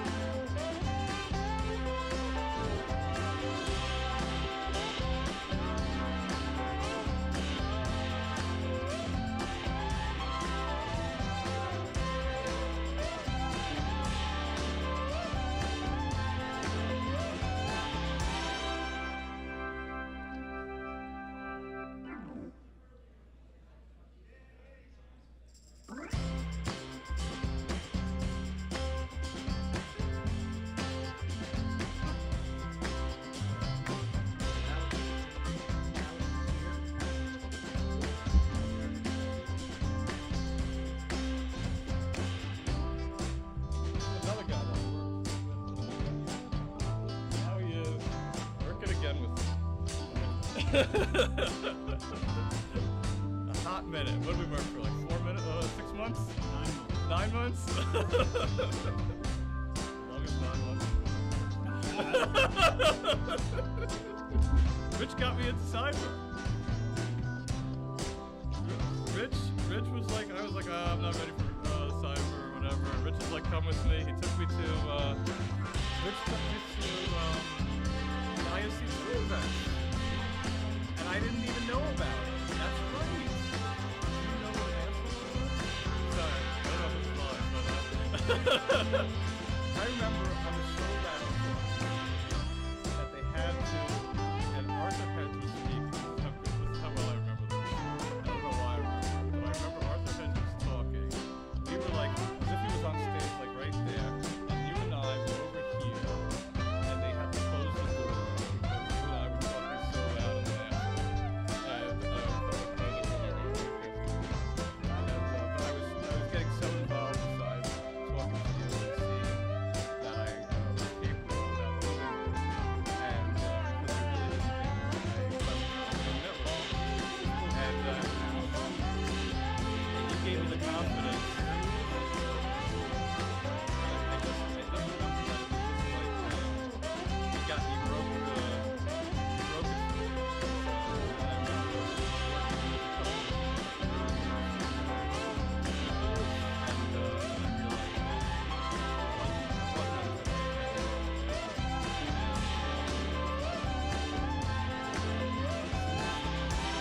But I didn't know how to make that cross because you came in as cyber, and I was just a techie. You know what I'm saying? Like, yeah.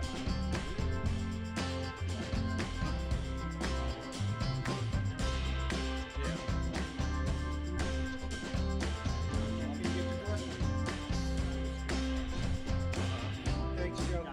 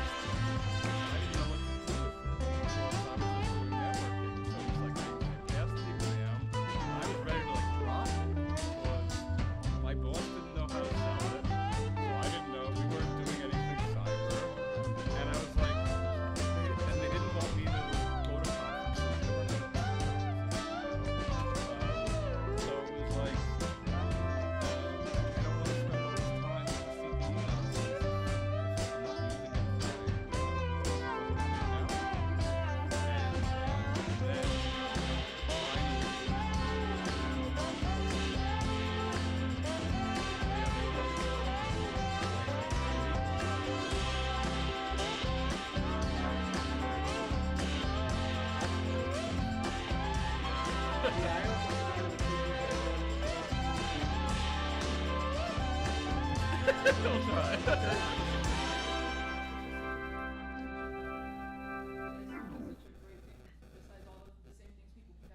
Okay.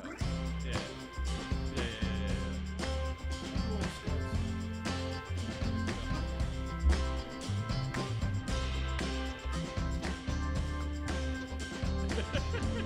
He was an important role.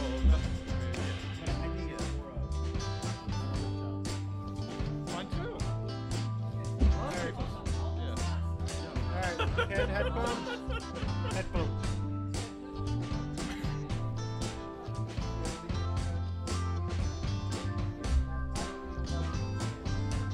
He's my favorite projector.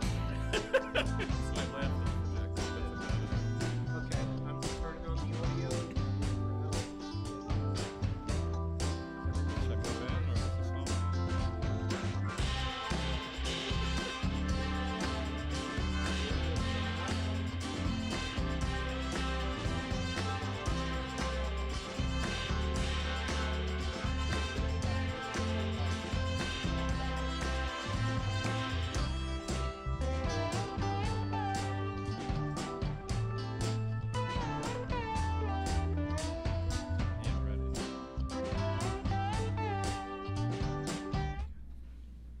All right, we're here at SECON 2026, New Jersey. I'm Joe Patty.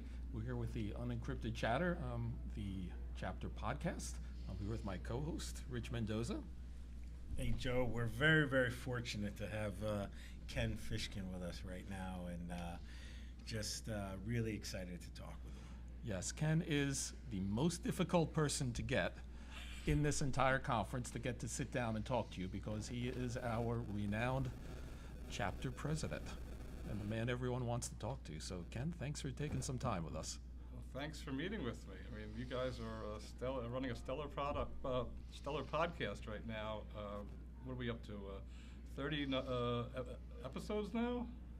I know, Alex, what are we up to? I lost count. Is it about 30? 23. 23? Okay. We'll All right. keep going, yes. Yeah.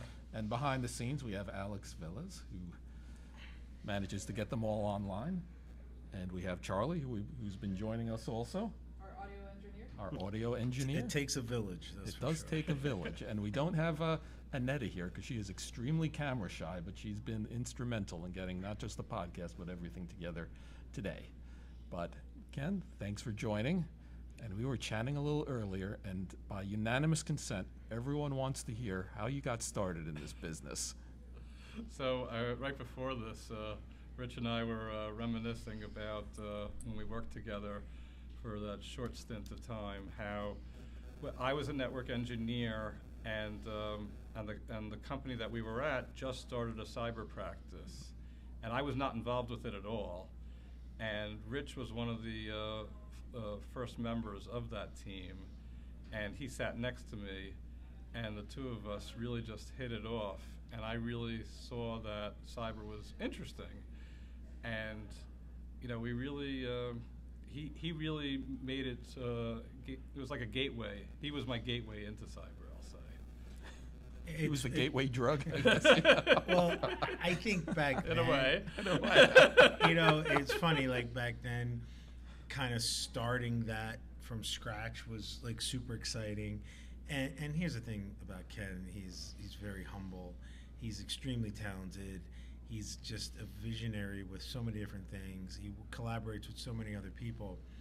And, you know, sometimes you kind of live in a technical world and you don't necessarily see yourself in a different light. And sometimes when you step into that light, you realize that's probably where you should have been from the beginning. And I think Ken is someone who's obviously taken this chapter to places that I'm sure very few saw.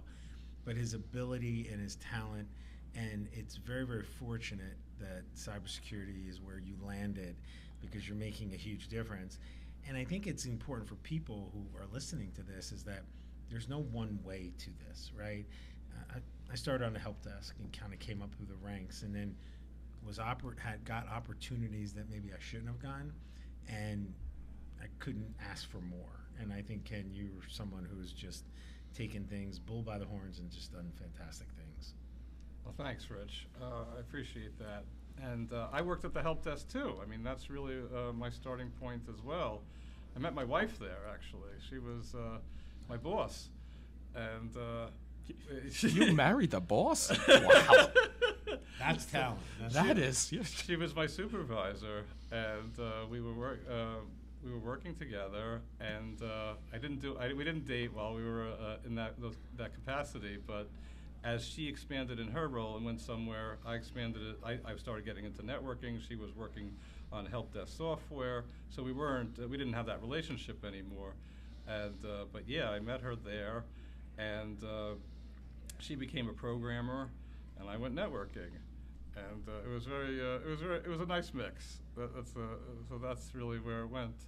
And so for many years, I did networking. I worked at Kean Resnick. I was there for 21 years, and I was doing soup to nuts, helping small, medium-sized companies with everything, which was good and bad because you become a jack of all trades, master of none, and it was I have ADD, so for me it was fun because I was going to all these different clients, but you never really focus on a particular issue or a particular client, so you don't really learn to get things done to completion.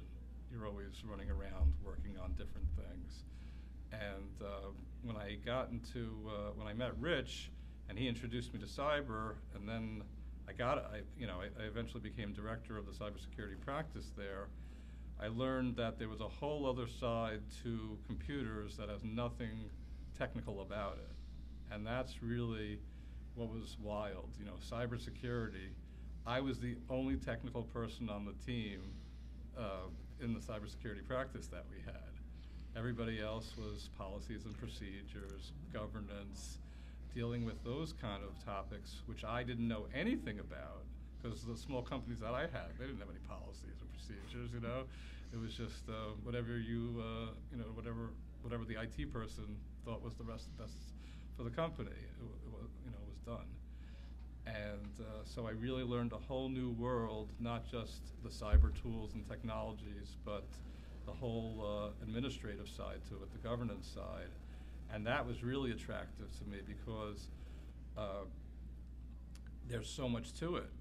And I got my certifications in that as well, and so I really enjoyed that. So that's really how I got into cybersecurity. And Rich, you showed me that whole governance side.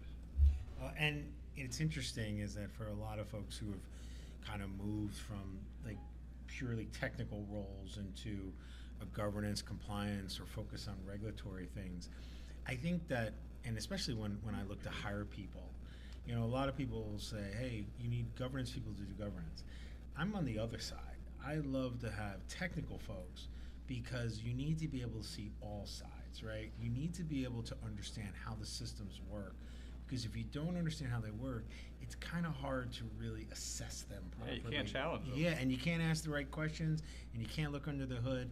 And I think folks in our world, and Joe and Alex and Charlie the same way, that, and I say this, and I don't mean this to be like we're braggarts, but the skills involved, you're like a unicorn, right? You need to be able to see all sides, but then you need to be able to take these very complex situations and articulate those to folks you don't normally talk to, right? Because IT folks tend to talk to IT folks, but a GRC person or a cybersecurity person needs to be able to explain that to legal.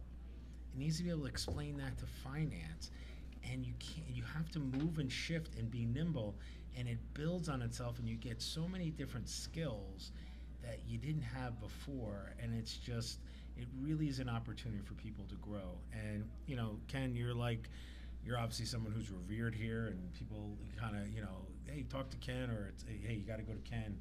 And I think it just shows that someone like you and how much you have to offer this community is fantastic, and just lucky to be friends, and lucky to be part of it, and just good stuff, man. No, I appreciate it. I appreciate all the compliments. It's nice. I was just talking to somebody today about how when I was working as a consultant, there was, I was pressured to do this kind of work, but it was under the thumb of making sure that sales was there. And it really ruined it for me. And because you get nervous, you get, if you don't land that job, or if you only talk to a few people or not the right people, it could affect your job. And once the pressure is off, I could have probably done a much better job doing that job, not having the thumb under me, I think. No, absolutely. It's just wild to see, because I'm doing very similar things that I did at my old job when I was consulting, as far as like working with vendors, getting to know people, making relationships with CISOs. Those are the kind of things that they wanted me to do. But when you're under pressure to do that because that's how you get sales, then you can't build those relationships. I think that's a fantastic point.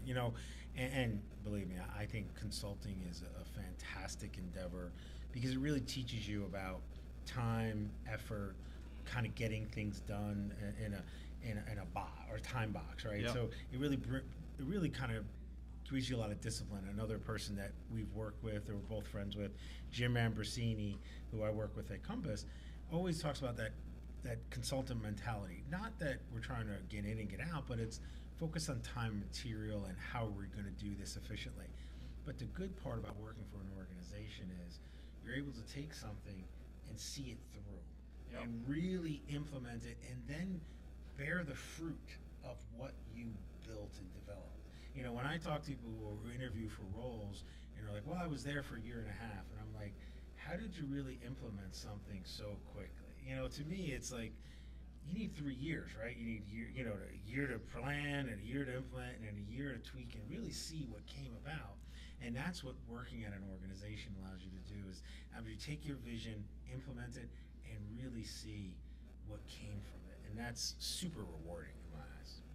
Yeah, 100%, because I did consulting was all I knew until I landed this job right now where I am. So I treat this, where I am right now, as my one client. And I've never been able to see anything through like what I have now. After year of constant improvement, it's always like you're here to do X, and then you pull out, and you may or may not see them for a year, depending on money or whatever, or projects. And it left me unsatisfied, I'll say, because you didn't build relationships, because you had a few-month project and then you were gone. And so now, this is it. You got to make the most of it. And it was hard, I have to say, like going from consulting to full-time. It was just, it was a huge change. And, just the attitude, the consultant model versus the full-time. I know you went through this also. And, I'm sure you noticed it at work as well. Absolutely. It's funny, like, to your point, I love your thought about your current role is your client, right? You're there every day. But it's a different mindset saying that whatever I do here, I'm going to own, right? I could create something and then I hand off and I step away.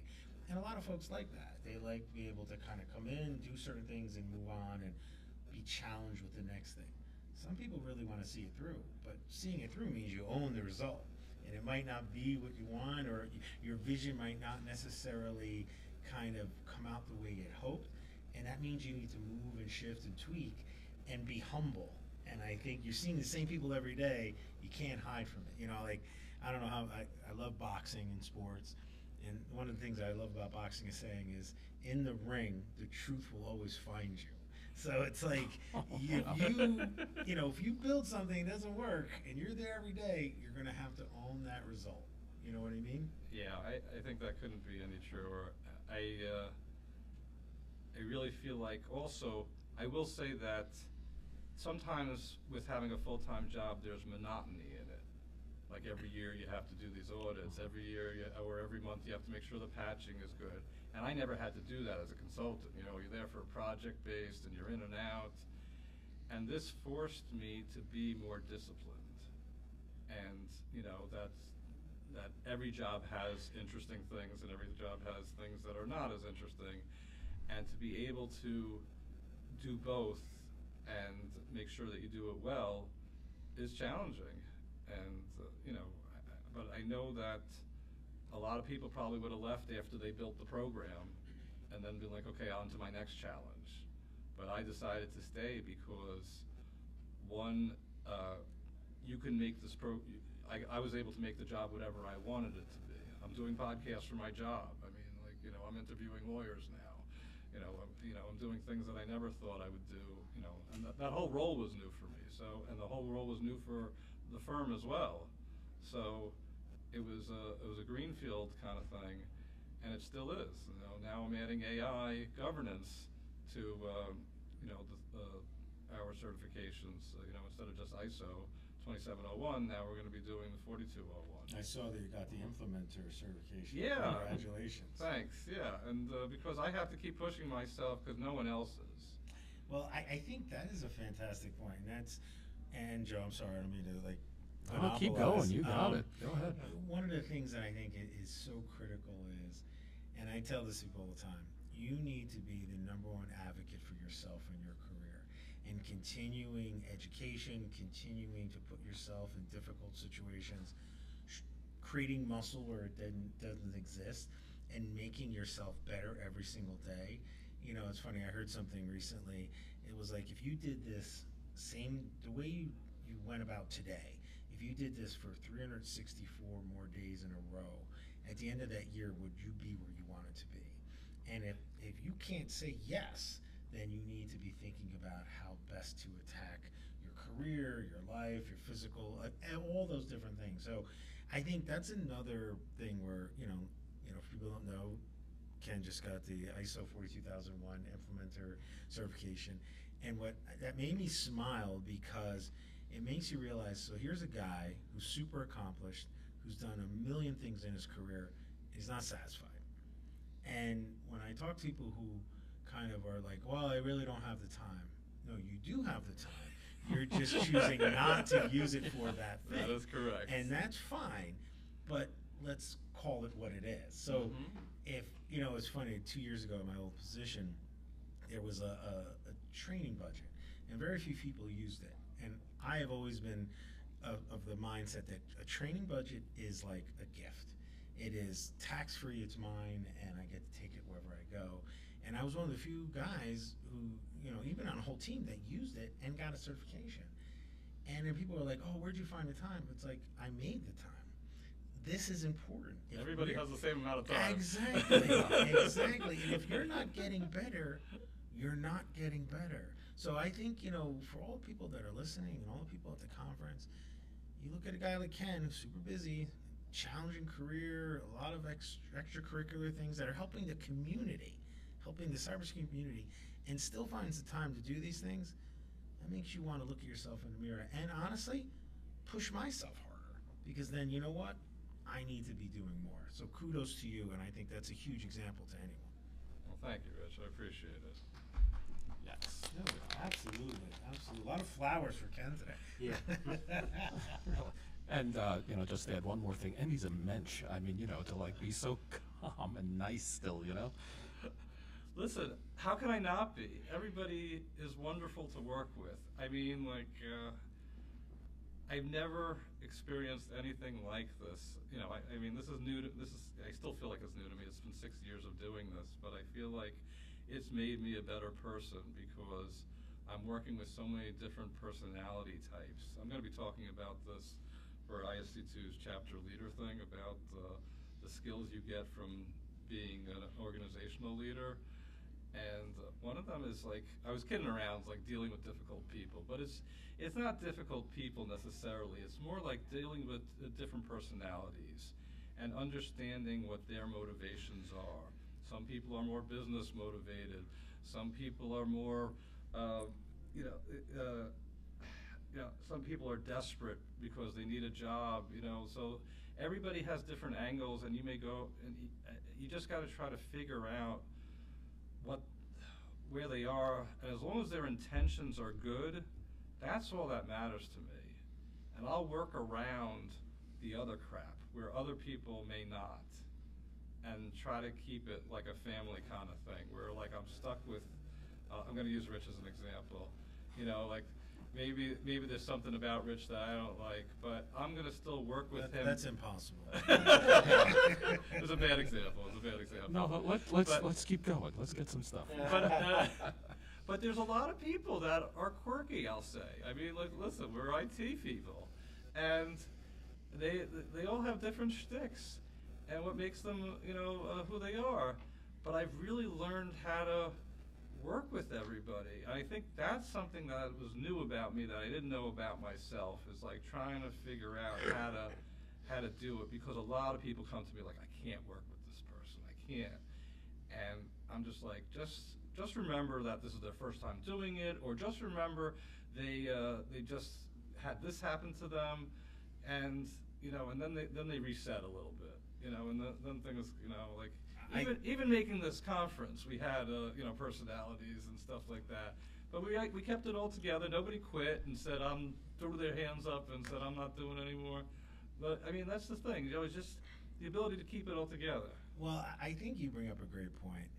And I never really looked at life this way, but until recently. But we're all kind of living the same life, right? We're all kind of doing the same stuff, but we're also doing these things for the first time. And you could say, oh, well, we did SECON 2025. That's not SECON 2026. That's not the same people. That's not the same events. We're all doing this for the first time together. So if that's the case, let's give each other grace. Let's always give respect. And get it, give it, and we'll find a path forward. When you say, like, I've heard that a million times, I can't work with that person's too difficult. It's like, are they too difficult? Or is, now that you have a feeling about that person, every word out of their mouths is angry, snarky, or whatever. You're here, I think one of the things that organizations never do, and I think it's something they should start for every new hire, is email etiquette, messaging etiquette. Because if I have a problem with you, I read the email one way. Right, there's no context. There's no context. That's why when I've ever had issues with people, I prefer to talk to them face to face. Absolutely. Yes. Because then we can have a conversation, and they're not hearing my snarky tone. They're hearing exactly what I'm saying. They're seeing my face. Right. They understand where I'm coming from, that maybe I'm not X. And also, trying to be in their shoes. What are they seeing? What are they thinking? Kind of looking inward first. If you look inward first, a lot of times you're not what you think you are, and you should really kind of maybe tweak a little bit and try to find a common ground. Does that make sense, Ken? Yeah, it definitely does. And I think I really like, because I was definitely not like that. I mean, like, who I am now is, I definitely, once somebody gave me a bad vibe, I was like, writing them off kind of thing. And I think that in this capacity, I couldn't do that. And, I just, I realized I had to, I'll say, grow up a little bit and just be a little bit more mature and just take a step back and deal with it. In my career, which has spanned over 30 years in IT and cybersecurity, I've worked with hundreds, if not thousands of people, and I've only found less than I can fit on one hand the number of people that I just couldn't work with. And I knew in each case, I made every effort to work with them. I knew it wasn't me. And that's and there's plenty of people that you can't work with. I mean, we know that. But the point is that until you really try hard and, try, I don't know, I think that, so that's something that I've learned. That's how I've gotten this to be where it is. I think that's what's helped a lot. No, I think you're absolutely right, and I think the true measure of leadership is leading when things are hard, right? Being humble. I mean, of course, we're going to run into people that are just very, very difficult to work with. But to Charlie's point, that's very few and far between. So if I look at things one way and I'm not willing to kind of take in information, or I'm not willing to challenge myself, then how do you grow? You can never grow. And I think, Ken, to that point, your ability to bring people together. It was funny, I was saying this on the way in.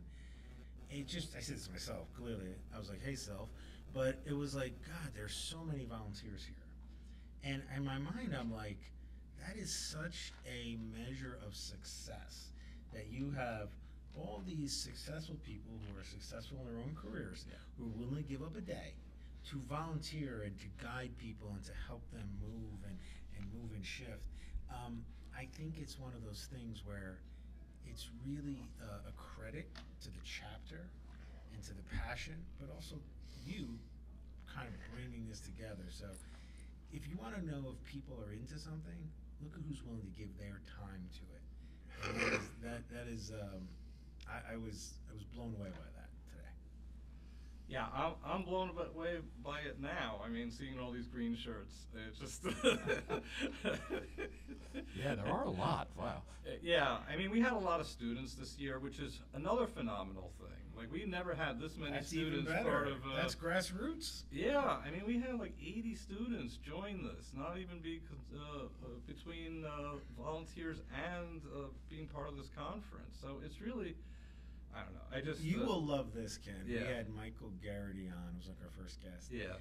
And he told a story about a program that they have for cybersecurity, like a summer program for kids K through 3, 3 Wow. through 6, Yeah, 6 yeah, through surprising. 9. Yeah. So when you think about that and you understand that the outreach starts at the earliest levels, to kind of implement a thought and a discipline to bring forward access to something like this.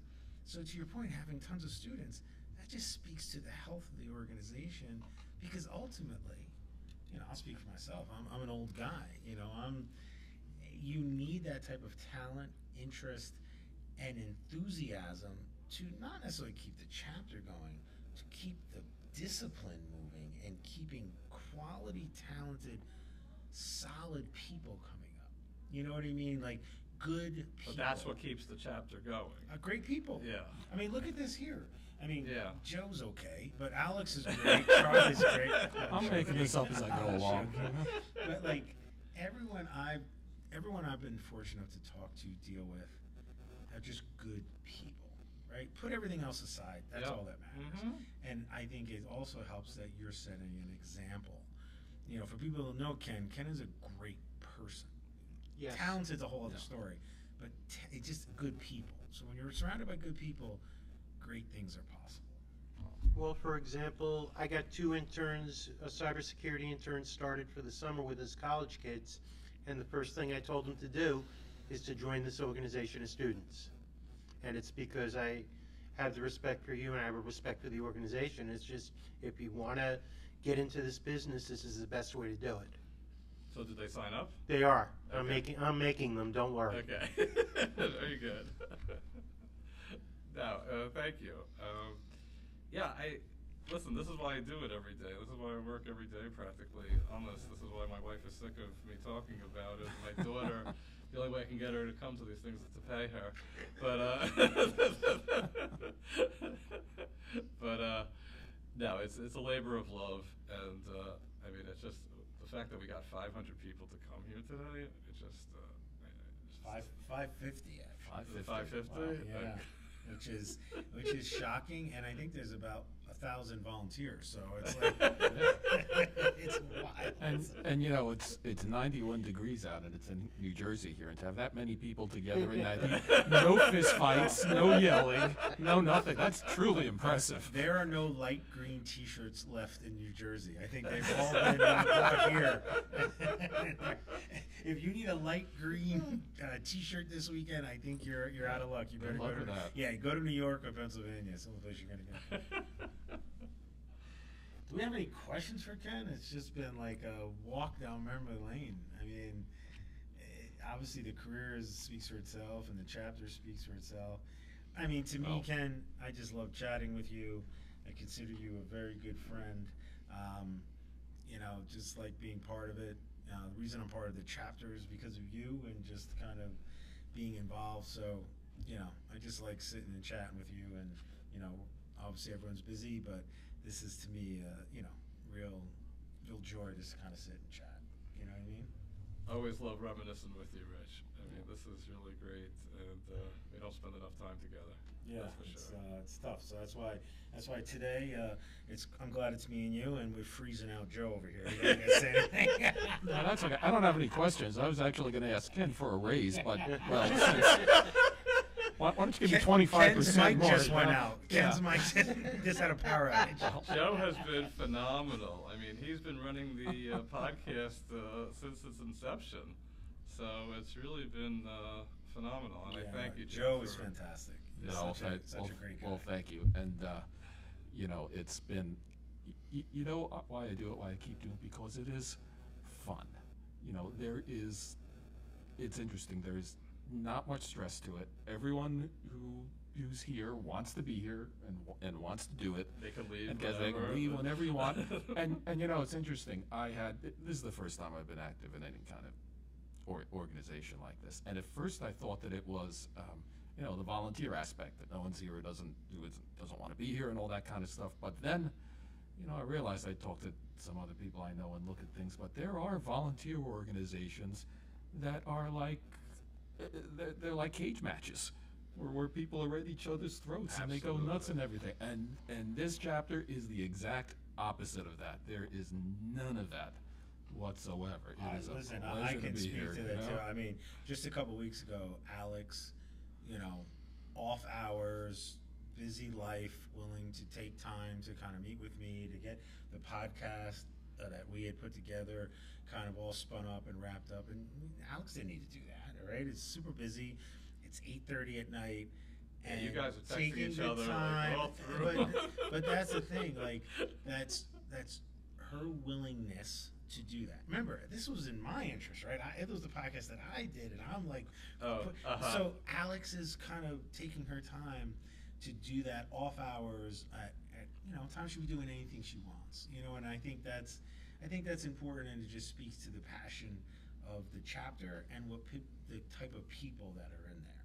Now, Alex has been instrumental for years now.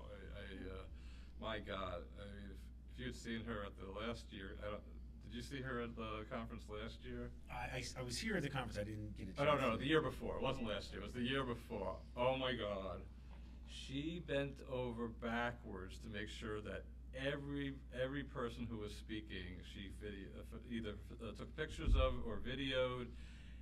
She was like in full force. I mean, it was like I felt bad. She should have had like one of those e-bikes, because she was just like running around. Listen, I mean, you should have been here this morning with her and Charlie getting this room wrapped up. I was like, I'm just going to stand against the we wall. were standing away. I don't want to cause any agita for this right here. I'm out of the way. When I first got involved a little bit with the podcasts with you guys, I started listening to the podcasts, and then I listened to this person, and then I heard Alex, and it was like, wow, she's pretty good.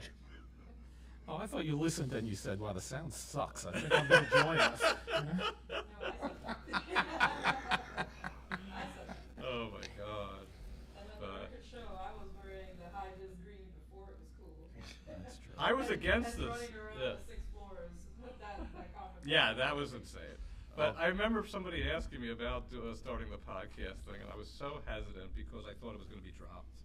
And I didn't want that. Like, I was like, oh, they're going to do a couple of episodes, and then that'll be the end of it. Because we've seen that so many times with different organizations, different companies. Like, a company will have a podcast, they'll line up things, and then it'll just die because it was all hinged on one person, and that person left or whatever. So I was hesitant about starting this. But when I put out a feeler to see how many people wanted to do this podcast, I mean, 20 people, maybe even 30 people wanted to be part of this. And then I was like, okay, we have something. And, well, I wasn't even a volunteer. I jumped in for something else. Okay, let me go through then, while we're here, all the people who help here, because we've heard some names. We have Alex Villas. Alex is great. She does a lot of the, well, you know, there she is. She not only does security, but she knows the social media, the graphic arts, the stuff that a lot of people in technology are really afraid to touch. But you do great with it, and we appreciate it. And we mentioned it before, but you passed your CISP, so congratulations. Yes, Well done. And I owe it all to you guys, because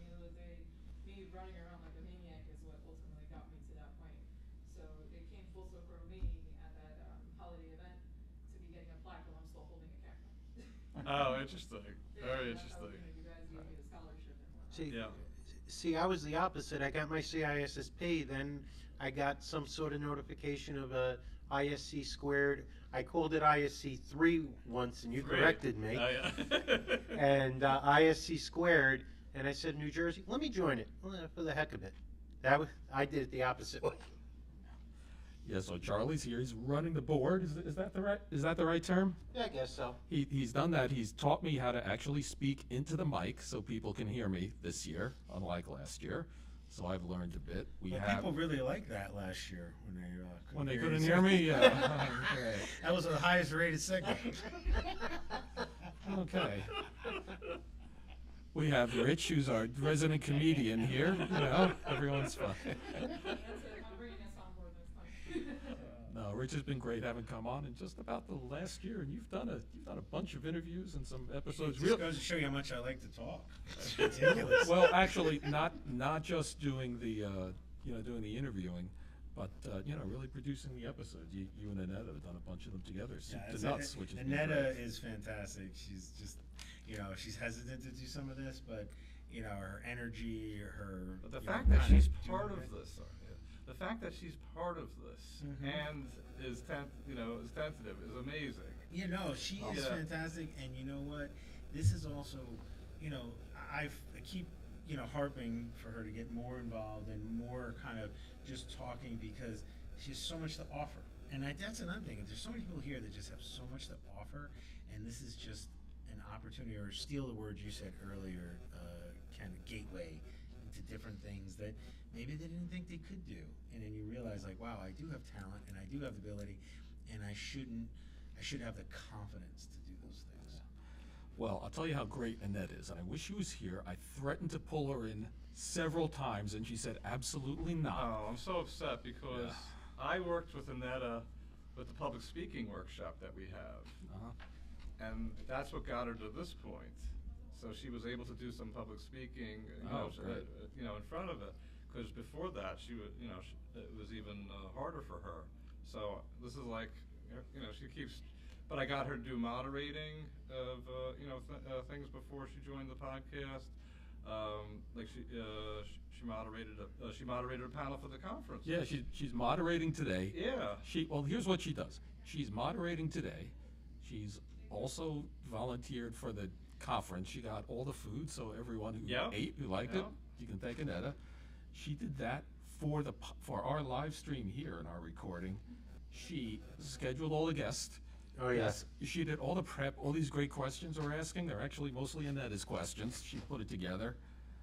And, and she's got a full-time job, too. So, Annette, we're dragging you here next year. Yeah. Bringing you and in front of the she lives camera. 2 hours away.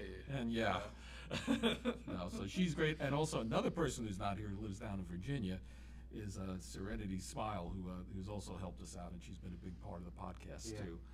Lately. So we have a great... She's helping out with the conference right now. Right, that's right. She said she was volunteering too. Yeah. So we have a great podcast committee, team, group, and there's always room for more. If anyone wants to join, the only requirement is that you show up. That's it. No prerequisites, no experience needed, no nothing. Just contact me or anyone here or Ken or anyone else. We are happy to have you on and get some help, and you'll learn something and have fun. Because if we're not having fun, there's no point to it. Agreed. Awesome. This has been great. Yeah, thank you very much for having me. No, You're loved welcome. it. Right, thanks, Ken. Yeah, thank you, Ken. Okay. Awesome. All right. Wow. That was great. That was really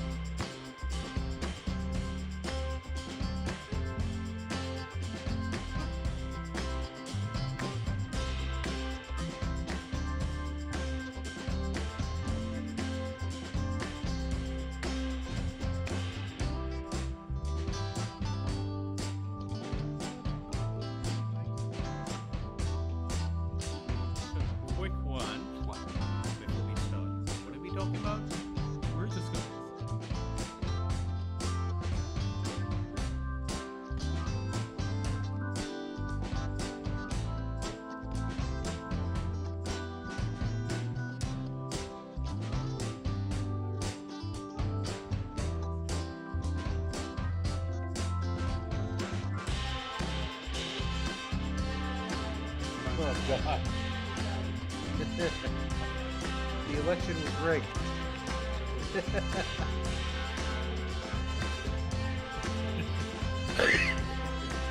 Okay. Sound is coming up, don't curse.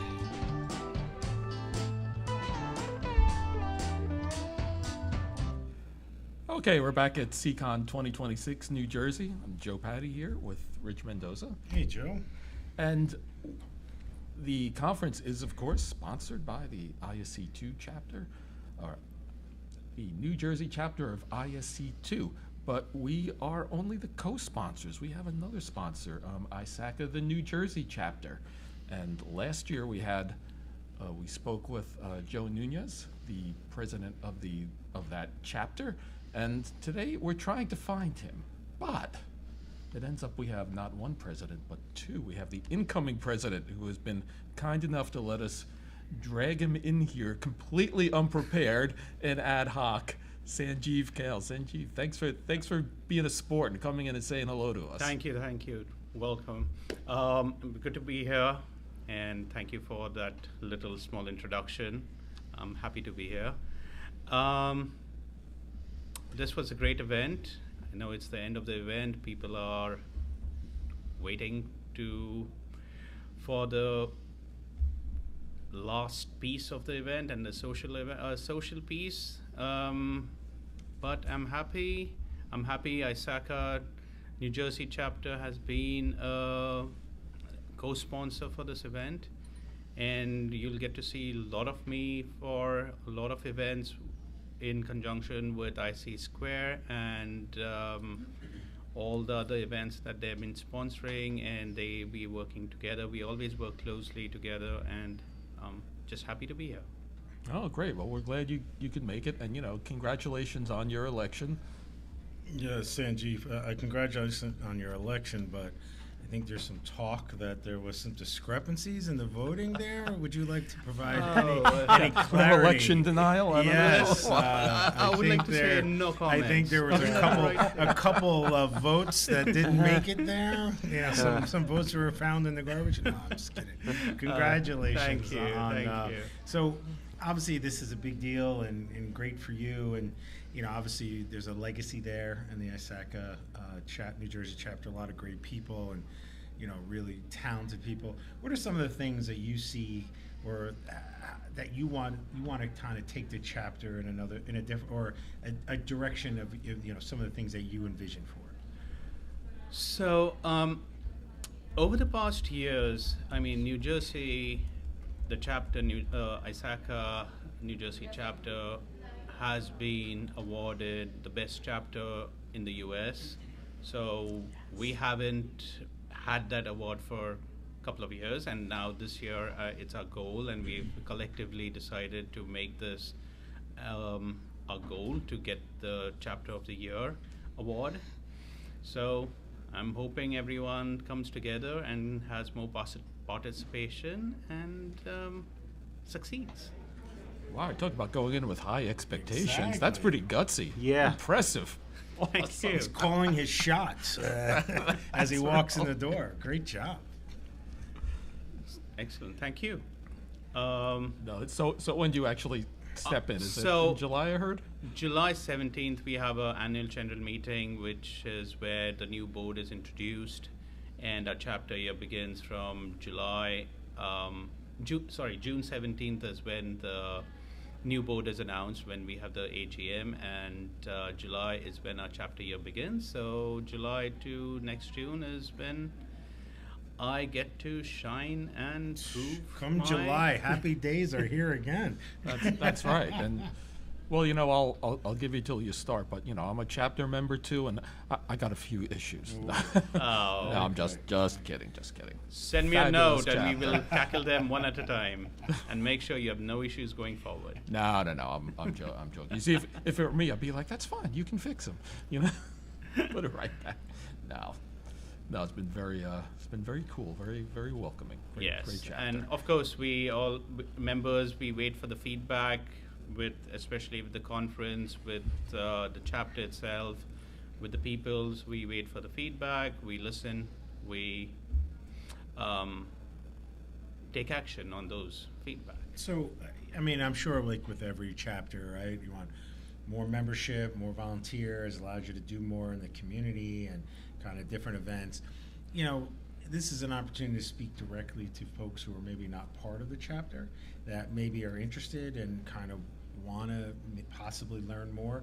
What is something about the ISACA New Jersey chapter that you think would be enticing to someone who's not really part of any organization, but you know may want to jump in and start to be a member? So what I have talked to many folks out here today and over the past years that come to join the ISACA chapter, volunteer, you get to know how it works, what are the educational events, what is meant to be a member of ISACA, what you get out of it, what you will learn from it, what will go towards the certifications of the CISA or a CSIM or the CRISC or the new AI certifications.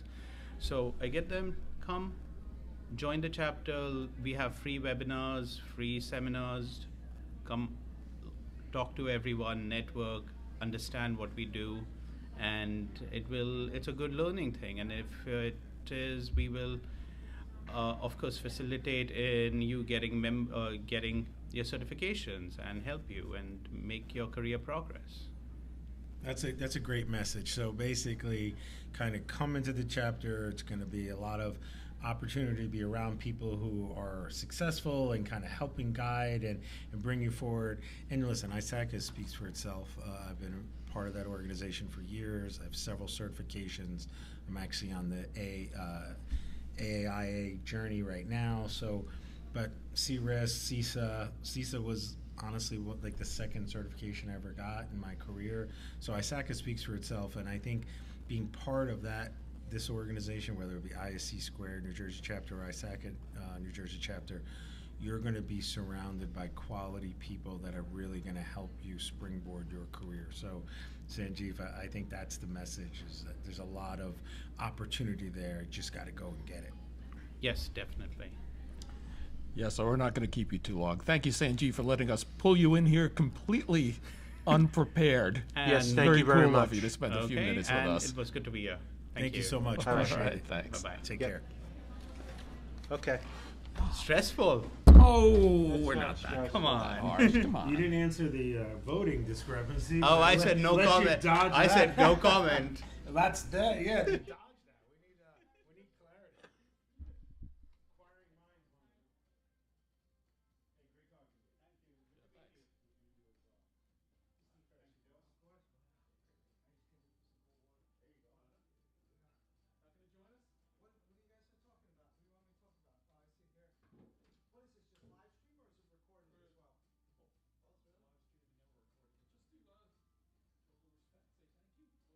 Of course, yeah, I'd be happy to. All right, sure. Didn't expect to, but I'm more than happy to do so. I'm a Kean alum. No way! What program? Poli-sci. Oh. But I went back to school in 2016 to All get right. my degree. So Did you complete it here? I got my associate's at Union County. All right. And over the years, I was able to work, obviously, through Kean. Even though Congratulations. even though the night students, there wasn't as much flexibility as I was hoped for. Well, that's changing because now a lot of that night school is now online school. We still have evening classes, but it's more online. Cool. Yeah. It was interesting. But I will say that Kean, the professors, the staff, it was a great experience. Yeah, we have a lot of practitioners, people that came from industry, like myself. Maybe I'll tell you on the podcast what got me to education. I am not an academic by design. I became an academic by Great. recruitment. Yeah, My degrees, unfortunately, are from Montclair State and Thomas Edison. that's both very good. Public institutions supporting the state of New Jersey. I like that. Well, All right, let me get some levels here. Okay. what do you want? All right. We'll get this film Probably like rolling. 10 minutes. Is that cool with you? You can go less. Yeah, I mean, well, go as long as you'd like. Let's keep it, 10 or less. Yeah, just That's 10 fine. minutes because we have someone else coming too. Yeah, So- so you could do less. You want to do 5 minutes? Yeah, That's 5 okay. minutes. Okay, That's just really talk to me for a intro, minute, thank you. sir. So, talk to you? Yeah, just Yeah. how you doing? I'm very good. I'm happy to be here. It's a beautiful day here in Union, New Jersey. Yeah. Okay, so we've just been going, so we're on the air. All right. Oh, we're on? Okay. All right, we're on. We are here once again, still at SECON 2026, New Jersey, here on the campus of Kean University in beautiful Union, New Jersey. And we have our extremely gracious host with us, Stan Miersworth. Stan, professor. Well, thank you very much. And very happy to be here. This is our 5th time hosting this event. We moved it this year. Maybe you heard from Ken. We moved it from our STEM building over to here. I think it's been a lot more comfortable here. Would you agree? Was this a better? I've been in here all day, so I don't know. Well, okay, all right. No, it is a bit more room, and the facility is gorgeous. I mean, this is a nice It's unbelievable. building. I was telling Stan that I'm obviously, this is Rich Mendoza, but I'm a proud Kean alum. And when I graduated in 2016, after going back to school after years, the facilities are not what they are now. And when I drove in this morning, I was blown away by what I've seen and what the growth is of the university. So kudos to everyone involved. But if you haven't, if you have a thought of Kean, or you've always kind of looked at Kean in a certain way, believe me when I tell you, it is not what you thought it was. Like I said, driving in today, I was just struck by how many improvements that you guys have made. So that's fantastic. And obviously it shows with the vibrant student community and everything that's going, and a lot of excitement with the different acquisitions and things of that nature. So awesome, just awesome stuff. Thank you. Well, thank you for coming back. Welcome back to campus. And I give credit to our leadership. We have terrific leadership, and the leadership team has really steered this university in a direction that has helped us to continue to grow, to provide resources. We're considered an anchor institution, meaning we want to anchor in the community, in the state, provide services through academia, but it doesn't always necessarily have to be education. We have a lot of other outreach activities. In fact, my Center for Cybersecurity, which is something that I run here at the university, was ranked 5th in the nation this year for our community outreach activities, and that is through the National Security Agency. The NSA has about 440 universities, schools in the United States, universities, colleges, could be community colleges, that are designated as centers of excellence, academic excellence in cyber defense. We're one of about 10 or 11 now in the state of New Jersey. Do you know how many colleges there are in the United States? I could only It's imagine. hundreds, I know, isn't it? I would say way more than that. Yeah, higher. It's over. It varies. It can go up or down, but think 5,000. Seriously? Yes, 5,000? yes. We are a nation of education, and so when you think about, we only have 400 institutions, 400 plus, that are NSA designated. Kudos to Kean University for its leadership and allowing us to host activities like this. But also get the resources we need to grow our academic programs. Our cyber programs, we have several. I'll mention them just for the audience in case they're interested. If you like computer science, the more technical engineering, design aspects of computing, we have a computer science degree with a cyber focus. We have an information technology degree with a cyber focus. IT is more applied. We have a criminal justice program, and you said you came from the was it sociology? Poli-sci. Poli-sci. My Okay. original associate's degree was in criminal justice. Okay, well, criminal justice, we have a cybersecurity a concentration as well, and a cybercrime minor. And the reason is because our criminal justice school, our Department of Criminal Justice, we have over 800 students, and some of these students who want to pursue law enforcement benefit from gaining competencies in cyber. Why? Oh, God, the industry benefits having people in law enforcement who know cyber. Yeah, I needed it for so many years. But what you're saying is just incredible, because that didn't exist when I was here, right? The fact that it was developed. And, I'm sure, you don't need me to tell you this, but the evolution of the space. So all the programs that you have, something kind of forward thinking is, hey, how do we get into compliance? How do we get into the GRC side of the house to complement the professionals that you're bringing forward that are leading, this discipline for now and beyond. And if Kean being an anchor, institution and one of the, top 10 in the country in those spaces, kudos to you and the university. And like I said, not to throw flowers at Kean, even though I'm a proud alum, it is amazing how different the facilities are. It's hard to believe. We benefit also from being a public institution, right? We are one of the public institutions here in the state of New Jersey, and sometimes there's the benefit of resources, and we pull together. Today we had Mike Garrity from the state. We were able to interview him. He was fantastic. He is terrific, and he was. I don't know if you were in the auditorium when he spoke, or were you stuck out here at the podcast? Well, we were stuck here, but we could. Through the open door, we could see a bit. I was busy taking memos for Joe. That's right, and we were saying he's doing a Sopranos thing. We gotta watch the replay. I didn't know where he was going with that. He started showing, he showed, and then somebody knew who Maradona was, and there were those who, right? There's soccer is going on right now. By the way. Right.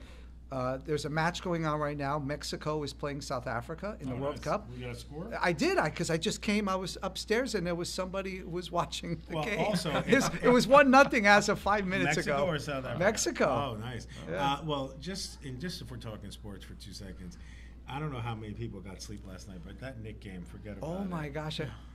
I went to bed and they were getting destroyed, and I was so fed up. I'm like, ugh. I turned it off. I said, they stink. And then I wake up and they win by 1. It's funny. I went upstairs. I was frustrated. They're down 29. And then my son called me when he goes, they're down 15. I said, call me when they're down 5. Yeah. Next thing you know, a middle lady calls me. I was like, no way. Yeah. But I did dip out, so I can't take But to your point, there's so many things happening here. And it must be thrilling for you to kind of be part of it. And you know what? And thank you for saying that. And I feel blessed, honestly, and I'm very grateful. I came to Kean about 6 years ago, so I spent 28 years in the IT industry. Mm-hmm. So I started as a coder at UPS, the package delivery company, way back in the 90s. I used to fill those trucks, so All I know right. that's tough over there. Oh, wow. Yeah, exactly. Great company, UPS, wonderful, and I'm sure they do this still today. We were in an office building and we were writing the programs to be used in the package centers and the customer service centers, whatever software needed to be built. But UPS was unique. What they would do is they would take those people from the front lines, the drivers, those working in the package centers, and embed them with the IT folks building the systems. Is that right? Yes, and so we would sit alongside. I'd be sitting with somebody who drove a truck for 20 years, helping us design the software that would be used. Who better to know how to build the system? So obvious, but nobody does it. You don't do it. How do you know? How do you know the pain points? How do you know the things that are really going to cause those drivers who it's so time boxed, right? You need to cut off seconds, and I'm sure.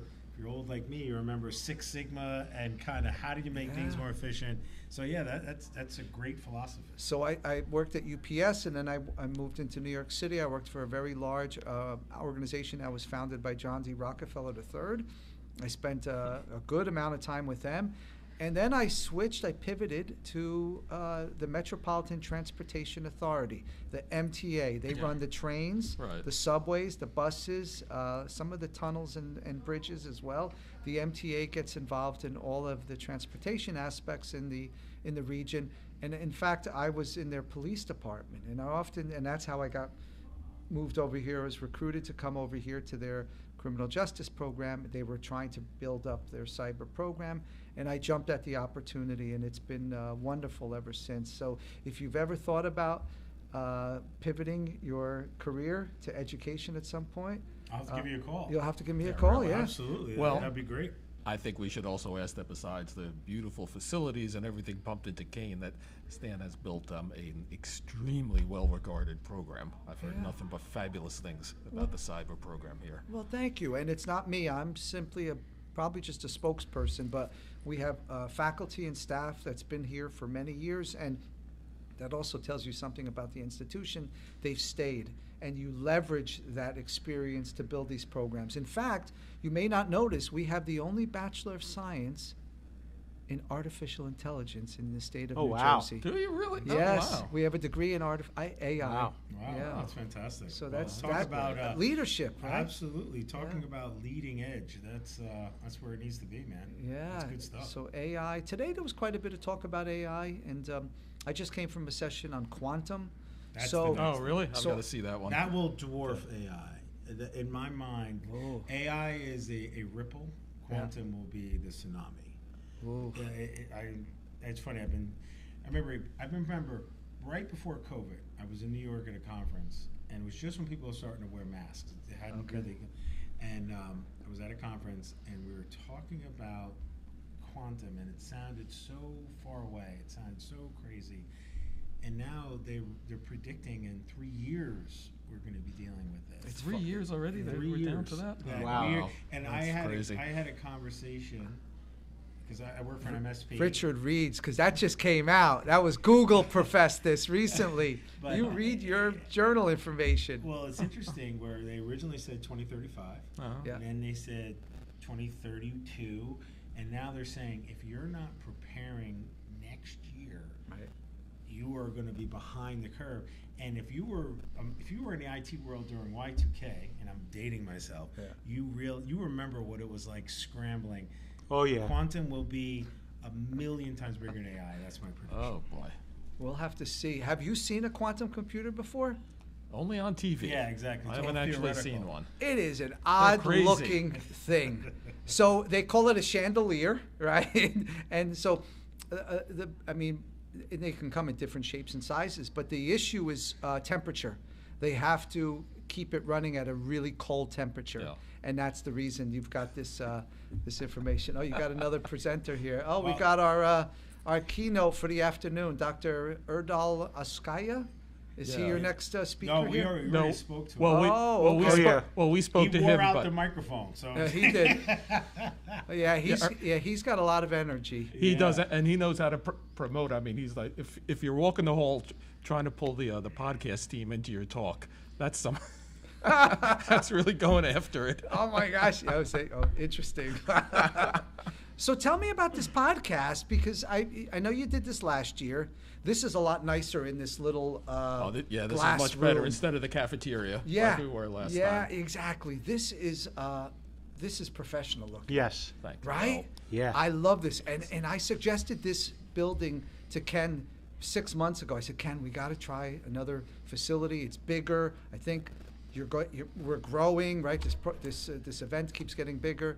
And then we walked past this, and I think it may have been Tran who said that would be perfect for the podcast. So. Well, she was right, because she had told us about it, and I was here maybe 2 weeks ago with her and Marie. We're just checking the place out, and as soon as I saw it, I said, "Perfect, Yeah. perfect location, perfect scene. We're in the fishbowl here. Yeah, it does look cool." And Alex stepped out, but Charlie here, they've really done the equipment and made everything work. All this very professional looking and functioning stuff. It does is look all serious, that. yes. So where are you based out of? Are you New Jersey based, or? I'm Bridgewater. Oh, okay. So you're right here. Yeah, Freehold. absolutely. Nice. Yeah, we're all right here. Like I said, I was here for years going to school at night, because you're Yeah. taking a couple classes a semester, full-time gig, so all the things that go on. So it's like spent a lot of nights here. Spent a lot of time. I didn't see it coming in, but the 7-Eleven getting coffee and then coming to class for 4 hours from 6:30 to 10:30. Well, it was wild. I want to get a photo of you guys here in the podcast room. Maybe I can get somebody to take a photo. I'd love to showcase the fact that you're a Kean alum. You're Of back, course. and you're a that'd be podcaster. great. We'll have to get somebody. Let's see. Where's Alex? We got She's right there. Yeah, we'll definitely grab her as soon as we're done. Yeah, we'll get a photo. She just needs to turn around. Yeah. Alex, turn around. She can't hear us. We're behind the glass. That's all right. So I just have one serious question. Get her attention. Thank you. Alex, come here. All right, she's coming Okay, in. we got her. All right. Oh, what a nice gentleman. Thank you to the gentleman who just that grabbed is Alex that for is us. teamwork. Sorry, off the cuff interview. Alex, No, would can you get a picture? we want to get a picture here. I'm sure you got 1 million pictures today, you guys. Can Well, I crawl? we don't have any with you. Can I crawl under the table?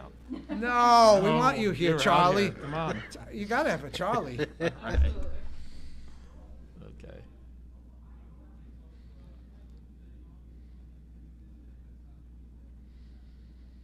Alex does great work. One day she She came does. in, and I remember she came in with a drone, and she's like, "Hey, Stan, do you think we could fly a drone in this thing?" And I'm like, "I'm not." Close to the airport. Yeah, and I'm like, you know what? I'm not going to ask, because if I ask, the answer Yeah, exactly. it's not happening. Big- So yeah, you know what? absolutely. Keep it low, and it worked out. Remember, you did. I made the videos and they were awesome. She made a video.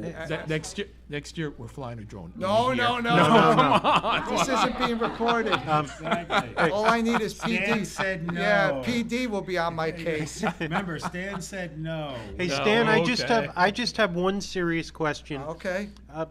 So this is something that's come to mind. Now, I came from a performing arts curriculum in the 80s, and everything was practical. So you had to do your classes, but you had to get practical experience. It was a required part of the program. So it came to mind just the other day.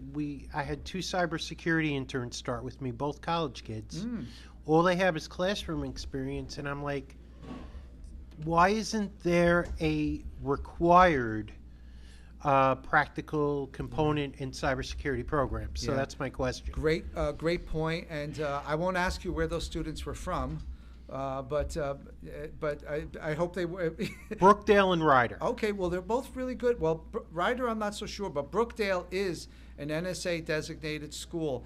The National Security Agency just changed their cyber requirements. If you wish to be designated by the NSA as a cyber center of excellence, you need to demonstrate competencies, meaning you need to have some real hands-on exposure.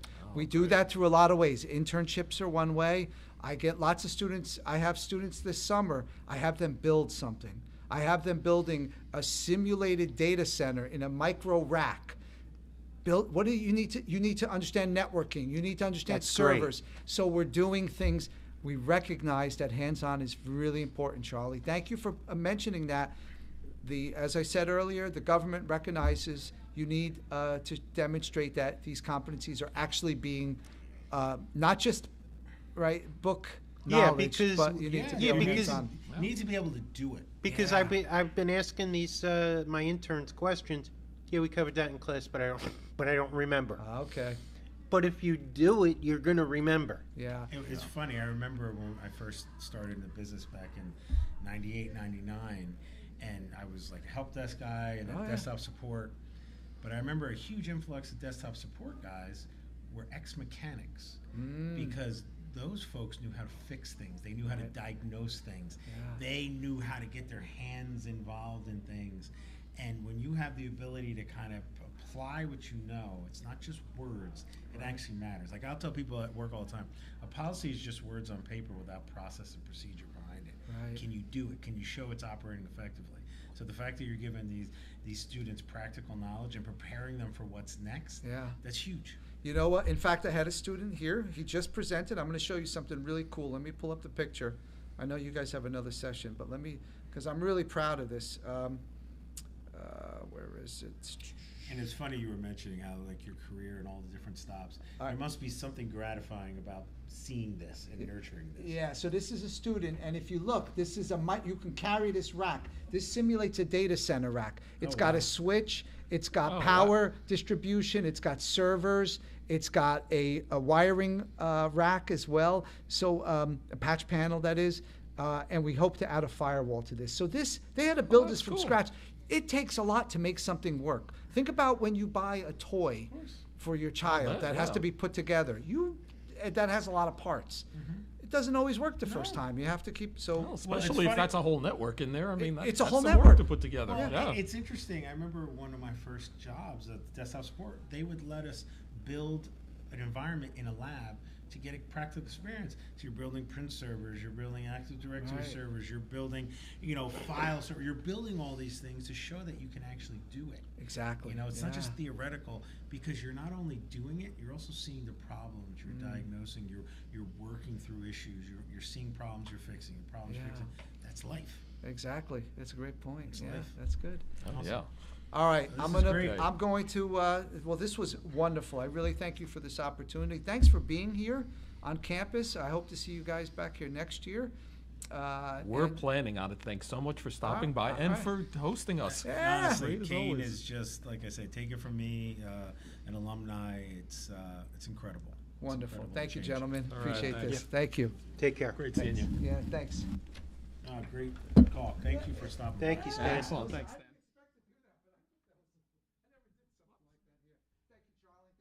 Thanks. Nice to meet you. Likewise. All right. You guys got to get and relax a little bit. We got one more talk. It's a happy hour in a little while. Don't you have to go into the talk? Oh, it's in. Oh, yeah. It's time. Yeah, he's talking. So get in there. Okay, I'm going. He's going to know if we're not there. If I'm not there. Okay, I'm going. Actually, if you need to pull me out, WhatsApp me. I don't think. I think we'll be okay.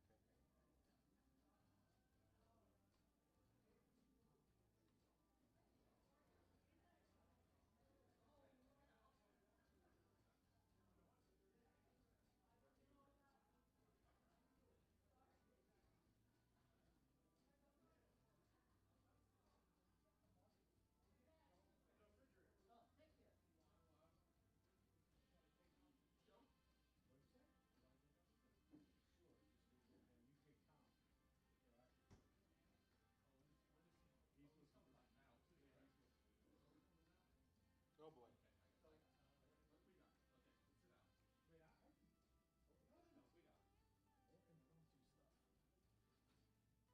You want to be short with Joe, and I'll do Tom. Okay, I'll talk to Joe. Okay. All right. Don't ask me too many tough questions. Oh, easy questions. This one is just a. I know. Last time we talked a lot. This is just going to be a, hello, hi. Thanks for having us. Hi, Joe and Charlie. The microphone's your friend. You already got the headphones. Just try to stay about this far away from it and try to project like I'm talking right now. Like pretend this is a person. The microphone is your friend. Okay. All right. Phone is your Got it. All right, let me get a spatula. All right.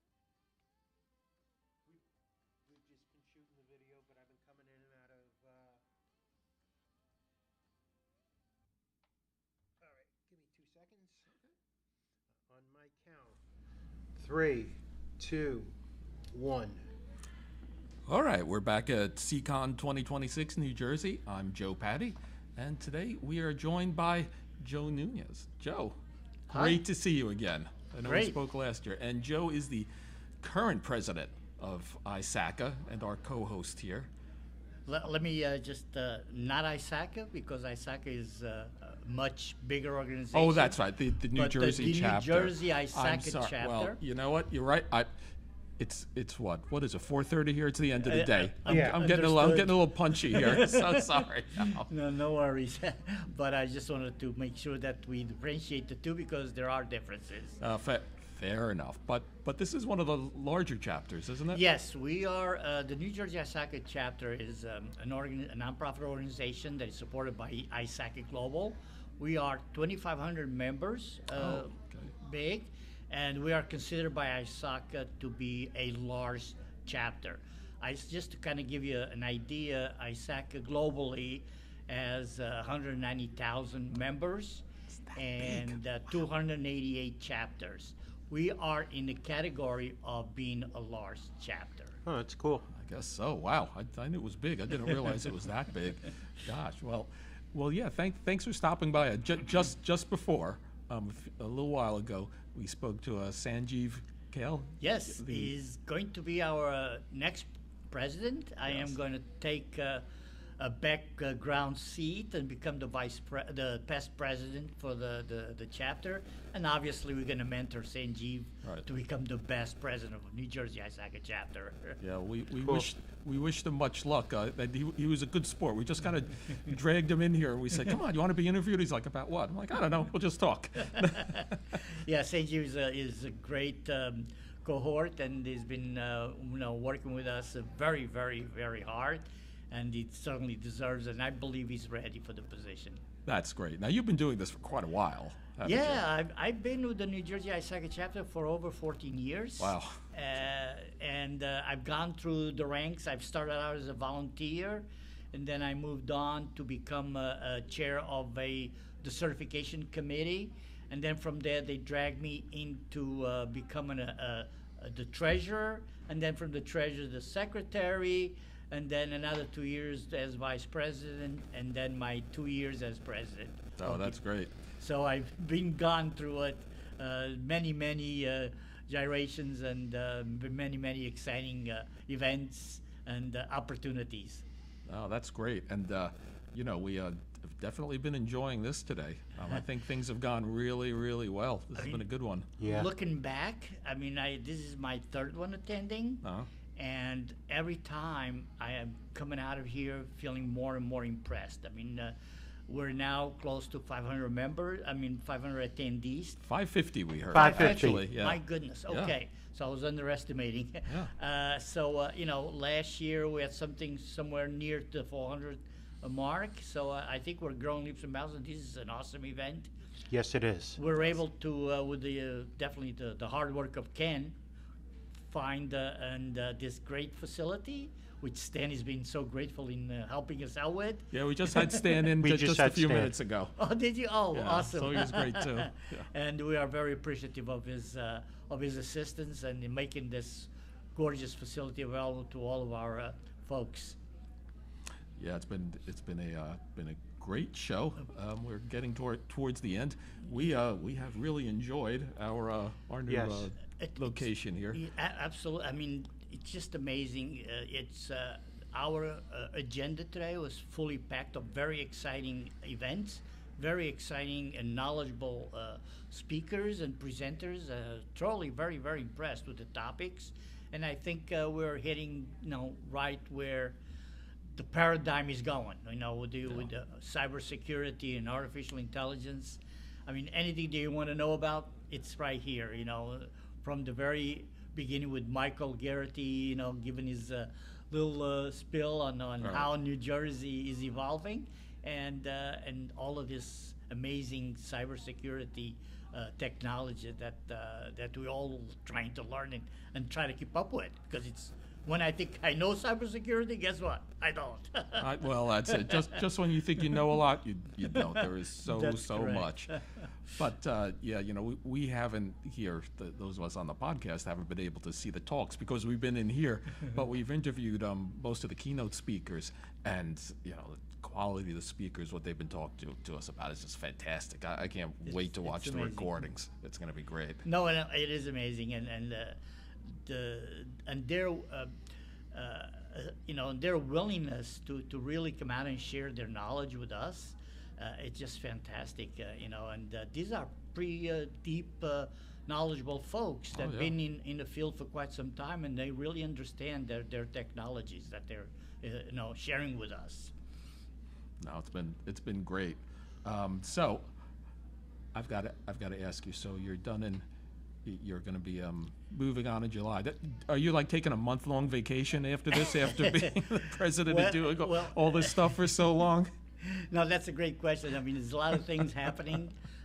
Obviously, from a New Jersey SECON chapter, we are having our general membership meeting scheduled for next week, June the 17th. We have invited the CEO of ISACA, his name is Eric Prush, to come down and talk to us and give him a little state of where ISACA stands and where ISACA is going. Obviously, we are known for the infamous CISA, CISM certifications, but now ISACA is introducing the artificial intelligence certifications.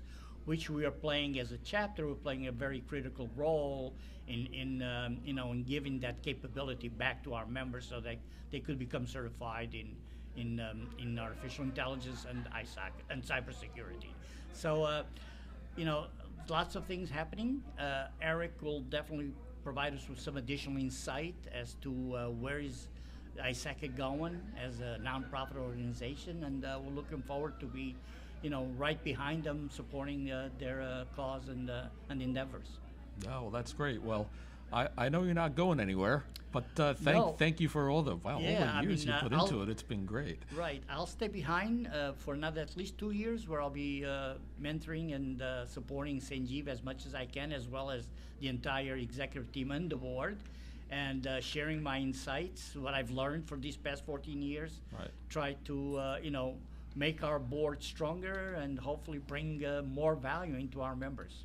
Great. That's great to hear. Well, thanks so much for taking a few minutes to join us impromptu here. No, my pleasure. It was great being with you this year again, and hopefully we'll be doing the same thing next year. Well, we'll see you next year, Much too. You better got to than stop this by. year.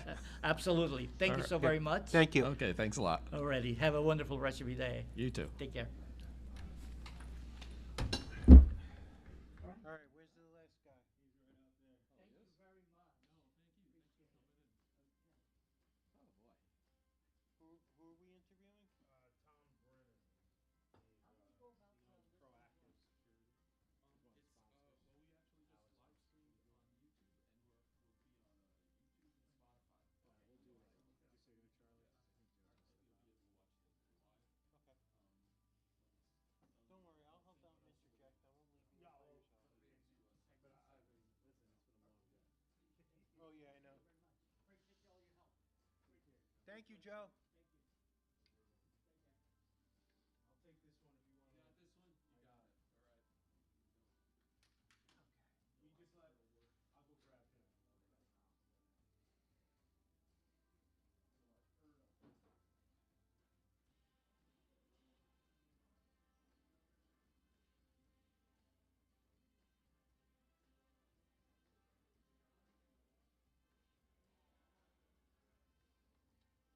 Hey, sir, how are you?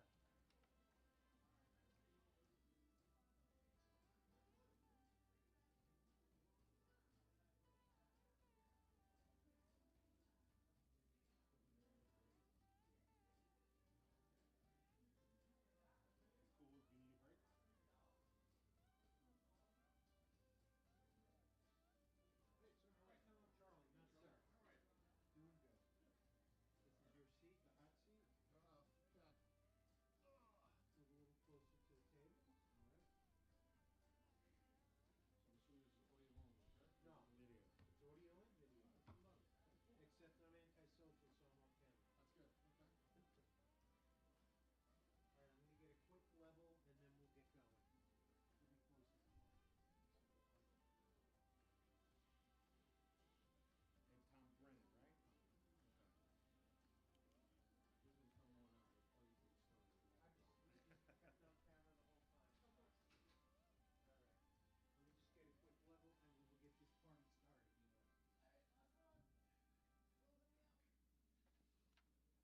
All right. Proactive risk.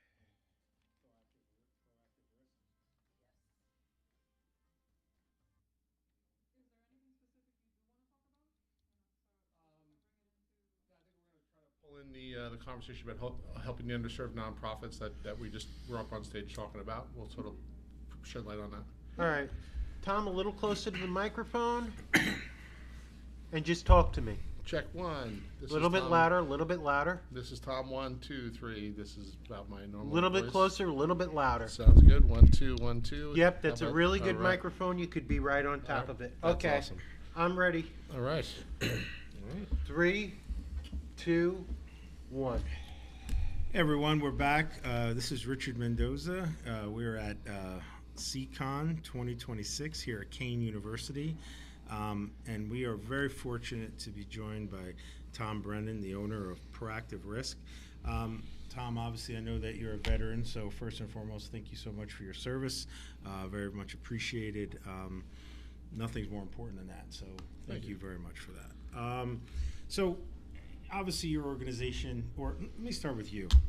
You've, just from some of our chatting, you've had a very interesting career and you've done a lot of different things.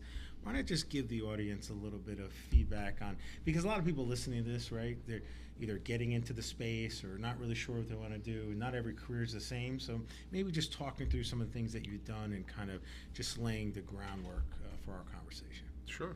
Appreciate the opportunity. So I guess I got into technology in the 80s. Literally, I can remember, back in 1983, going to the movies with a bunch of my mischievous friends, and we went to go see War Games. Great movie, by the way. And at that time, it was an interesting item because we were already playing with the 8-bits, and we were already sort of doing work in the space or playing in the space, because that's what it was at that time.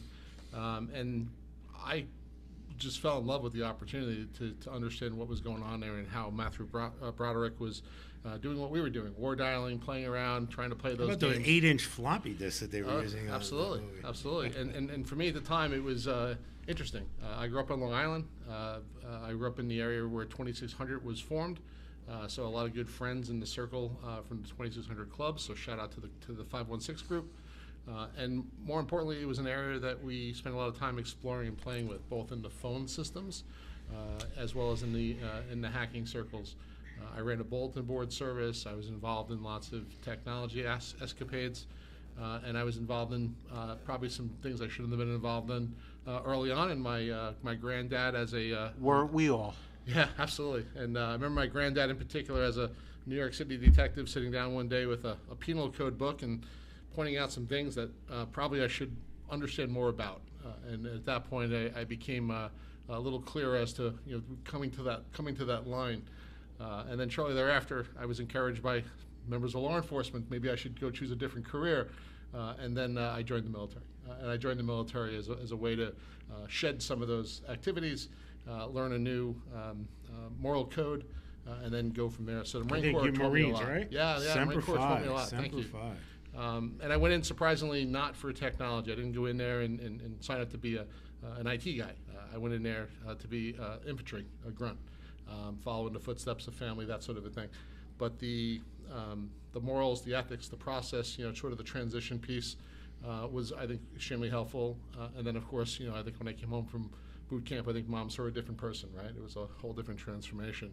But sort of from that point forward, the mission, quite frankly, is bigger than you. I understand that, and up until today, I think that that's important. Even what we just did on stage here at SECON 2026, we honored the people that were involved in the nonprofit program, the Cyber Guardians program, helping underserved nonprofits tighten their security, be defensible, and try to make the world a better place. Right. So, well, I think I want to touch on that.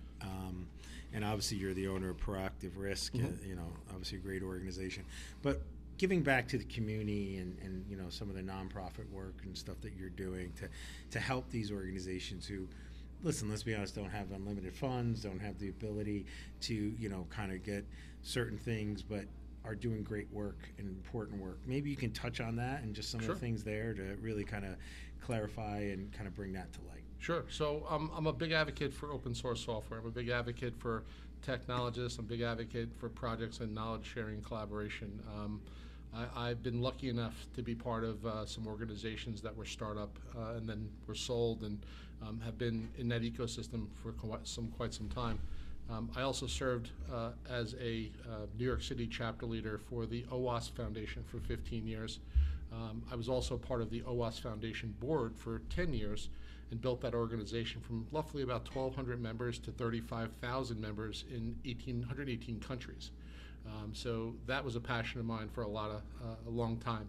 I put a lot of time into that, building that organization, working with projects in various different roles, while at the same time doing what I enjoy, which is technology. So it's very natural for me, but more importantly, bringing people together, having those relationships and contacts on all ends of the world, I think is kind of cool, because when you have the ability to go to, I'll use the Germany, China, Australia, wherever it may be, there's pockets of people that are just like you, and those friendships have lasted forever. And usually you meet at DEF CON every year, in Vegas. No, that's fantastic, and being passionate about that, and obviously what you've done from an OWASP perspective is huge, and not just for the people that you impact, just the overall industry, right, and the discipline, and kudos to you to kind of bring that forward. And I don't want to take a ton of your time, and I really appreciate you taking a few minutes.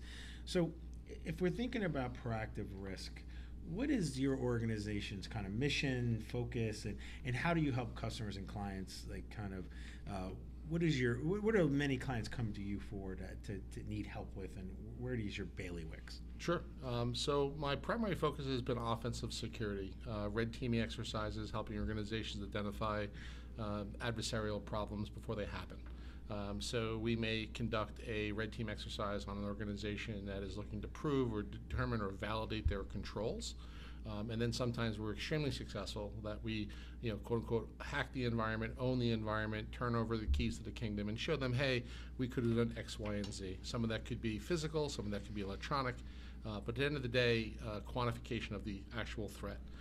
So thinking like the bad guy, I am the bad guy. The only difference is ethics, right? So the point of it is that myself, my team, my consultants, my colleagues, when we assemble to do a mission, do a project, it's really important, because I always joke and say it takes like 3 people to overturn a country. And if you want to go ahead and hack an environment, you need probably 3 people. You need to have some logistics, you need to have some technical skill, and you need to have sort of an end goal of what that might be. So where would you say, now that AI has been really prevalent in attacks and red teaming and things like that, where do you see AI as a place in all this? Because obviously a team of 3 people can't defend against. Couldn't agree more. So I look at technology, certainly no matter 20 years ago or today, as a force multiplier. The agentic components, and I'll leverage the most current conversation with Claude, the Anthropic piece, right, and leveraging which Opus or some of the newer tools, just using browser extensions and being able to sort of command tools to do certain objects and have it be almost smarter than the average player and be able to achieve certain goals is cool. That's kind of cool. But keeping it on the rails, right, with human context. When I worked with White Hat Security, we did a lot of web application testing. People maybe knew me in that world as well. But in web application security, we used to always talk about business logic flaws, right? So the context of human context within the problem set. So technical context is looking for, let's use the example of a vulnerability scanner. If we're looking for a known problem in a known system, it's fairly easy to identify a yes/no, right? Based on banners, based on responses, etc. But if I have to do a series of steps, that becomes a human model. Now, if the automated intelligence can actually help us here, and that can actually move that things faster and quicker, and it does, by the way, it's been proven, right? Then you can do the quote-unquote force multiplier. So the team of 3 could be a team of 1.5. And then if you take the team, again, 3, 5, whatever it may be, you start looking at that as your adversary. So organizations that are preparing or that are already involved in inbound infiltration, they have a lot more to deal with because it's speed, right? No longer is a 2-hour SLA good enough on a SOC. Just isn't. Right. Because, of course, I can be in and out in 2 hours and hand you over keys to your kingdom with AI-assisted learning or AI-assisted tooling. So it's definitely a force multiplier, but I do think that, like any good tool, here's my joke, I walk into Home Depot, I walk down the tool aisle, there's a full roll of tools. I can't build a damn thing. I can't paint anything, and my wife will tell you that. So the tools themselves still need to be used by individuals that have context. Right, absolutely. So I think the force multiplier piece is very important. So whether it be military operations, commercial operations, whatever, the end goal is there. Then you get into the ethics and you get into the components that are there. Something we didn't touch on was another organization I was involved in was CREST. So CREST International, I've been the U.S. Counterpart for regulatory efforts with both the U.S. government and others. But you get into these technology discussions about ethics and principles and privacy, et cetera. In some cases, it depends on where your focus is. I'm more of a get-it-done sort of a guy, and I know there's lots of shades of gray relative. Oh, you can't use such a tool because it's going to be either unethical or it might violate privacy. But what's the outcome? Are people going to die as a result of this project? Right. If that's going to happen, all bets are off. We're going to do what we got to do. If it becomes a conversation of, hey, I might lose a few $1 million here, well, that's a different sort of risk. So proactive risk, back to your question, we came online about 2001 after I successfully exited from another company. And along the way, I really have just tried to help organizations put their arms around problems and threats. So security issues, big and small, are everything from, hey, how do I do X, to, hey, how do we automate Y, right? There's a lot in the middle there. And Yep. technology is such a wide space. So having great people, good conversation, and being able to be collaborative is kind of important. Well, AI has been kind of the theme of the day, and one of the things that we've all agreed on in talking is you can't take away the human factor. I mean, when we were talking to Dr. Ertl. Dr. Ertl, he was like, you can't replace humans, and it's a truism. I think there's certain opportunities where that will make things faster, easier. Yes. One of my analogies to your point is hiring. So when I bring an intern into my environment and they want to learn, they might come with skill set and book knowledge and maybe even a piece of paper on the wall. But if they are an A, B, or C player, you kind of figure it out real quick. When I equip them with tools, technology, train them, and provide them with items to do their job, I'm going to move them from, let's say, a C player to a B player. Right. So I want to be able to not be afraid of embracing certain things for what I do, right? We're more of an edgy sort of a company.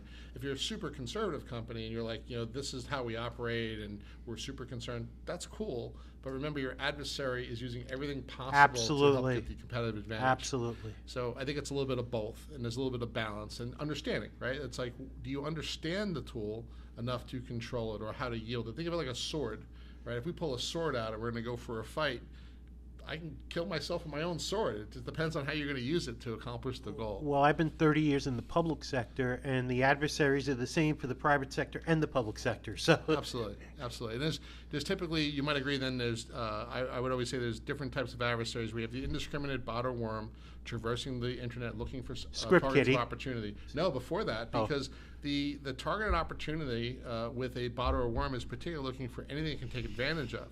Then you have another class of attacker, right, that's going to be knowledgeable on how to find a vulnerability, how to compile, and how to launch an exploit. And that, to your point, is what somebody is doing that is compiling an exploit that's not theirs, right? Yeah. That's the classic terminology, I guess, of the script kiddie. But the reality is that person can still be highly skilled and highly focused. And then lastly, you're going to have a team of individuals that are going to be sort of coordinated and focused. Now, there's teams of individuals that are focused on doing good things, and there's teams of individuals doing bad things. Who am I to say about whose ethics are correct in this world, no matter where you live in the world or whatever you believe in? But that's the problem, right? The problem is drawing the line in the sand, and where are you? Are you on the left? Or are you on the right? Are you in the middle? Whatever it may be. So you can pick your battle, pick your fight, but go all in because in the technology space, if you're working for again a financial organization or a healthcare organization, and you take your job seriously, perhaps you're defending. If you said you're in government. So here in the state of New Jersey, which I'm from Jersey as well, so I take it personally.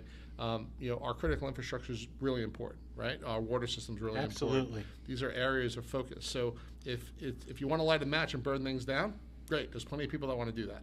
I don't. I want to not only blow out the match, but then I want to kick the guy in the face who just caused the problem. Yep.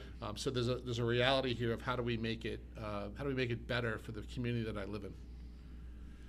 No, it's great stuff. Great stuff. And Charlie, those great questions. So Tom, just to kind of put a bow on this, if folks need to reach out to you or want to kind of engage Proactive Risk, what's the best way to do that? Sure, I appreciate that. Proactiverisk.com or send me a note, tomb@proactiverisk.com. But again, we're really easy to engage with from a commercial side. Pen testing, compliance work. I do a lot of CMMC work now. Again, defense industrial base is really important to me. So I take those pet projects and work on it. We're all privately bootstrapped. It's not like we're a big venture company. We're not 300 people. We're just a small boutique. We do great work for people that look for great practitioners, and I'm very fortunate to have great people on my team. That's awesome. Well, Tom, thank you so much, and like I said, once again, thank you so much for your service, and appreciate the time. Awesome. Thanks, guys. I really appreciate it. Yep. Thank you, Tom. That was great.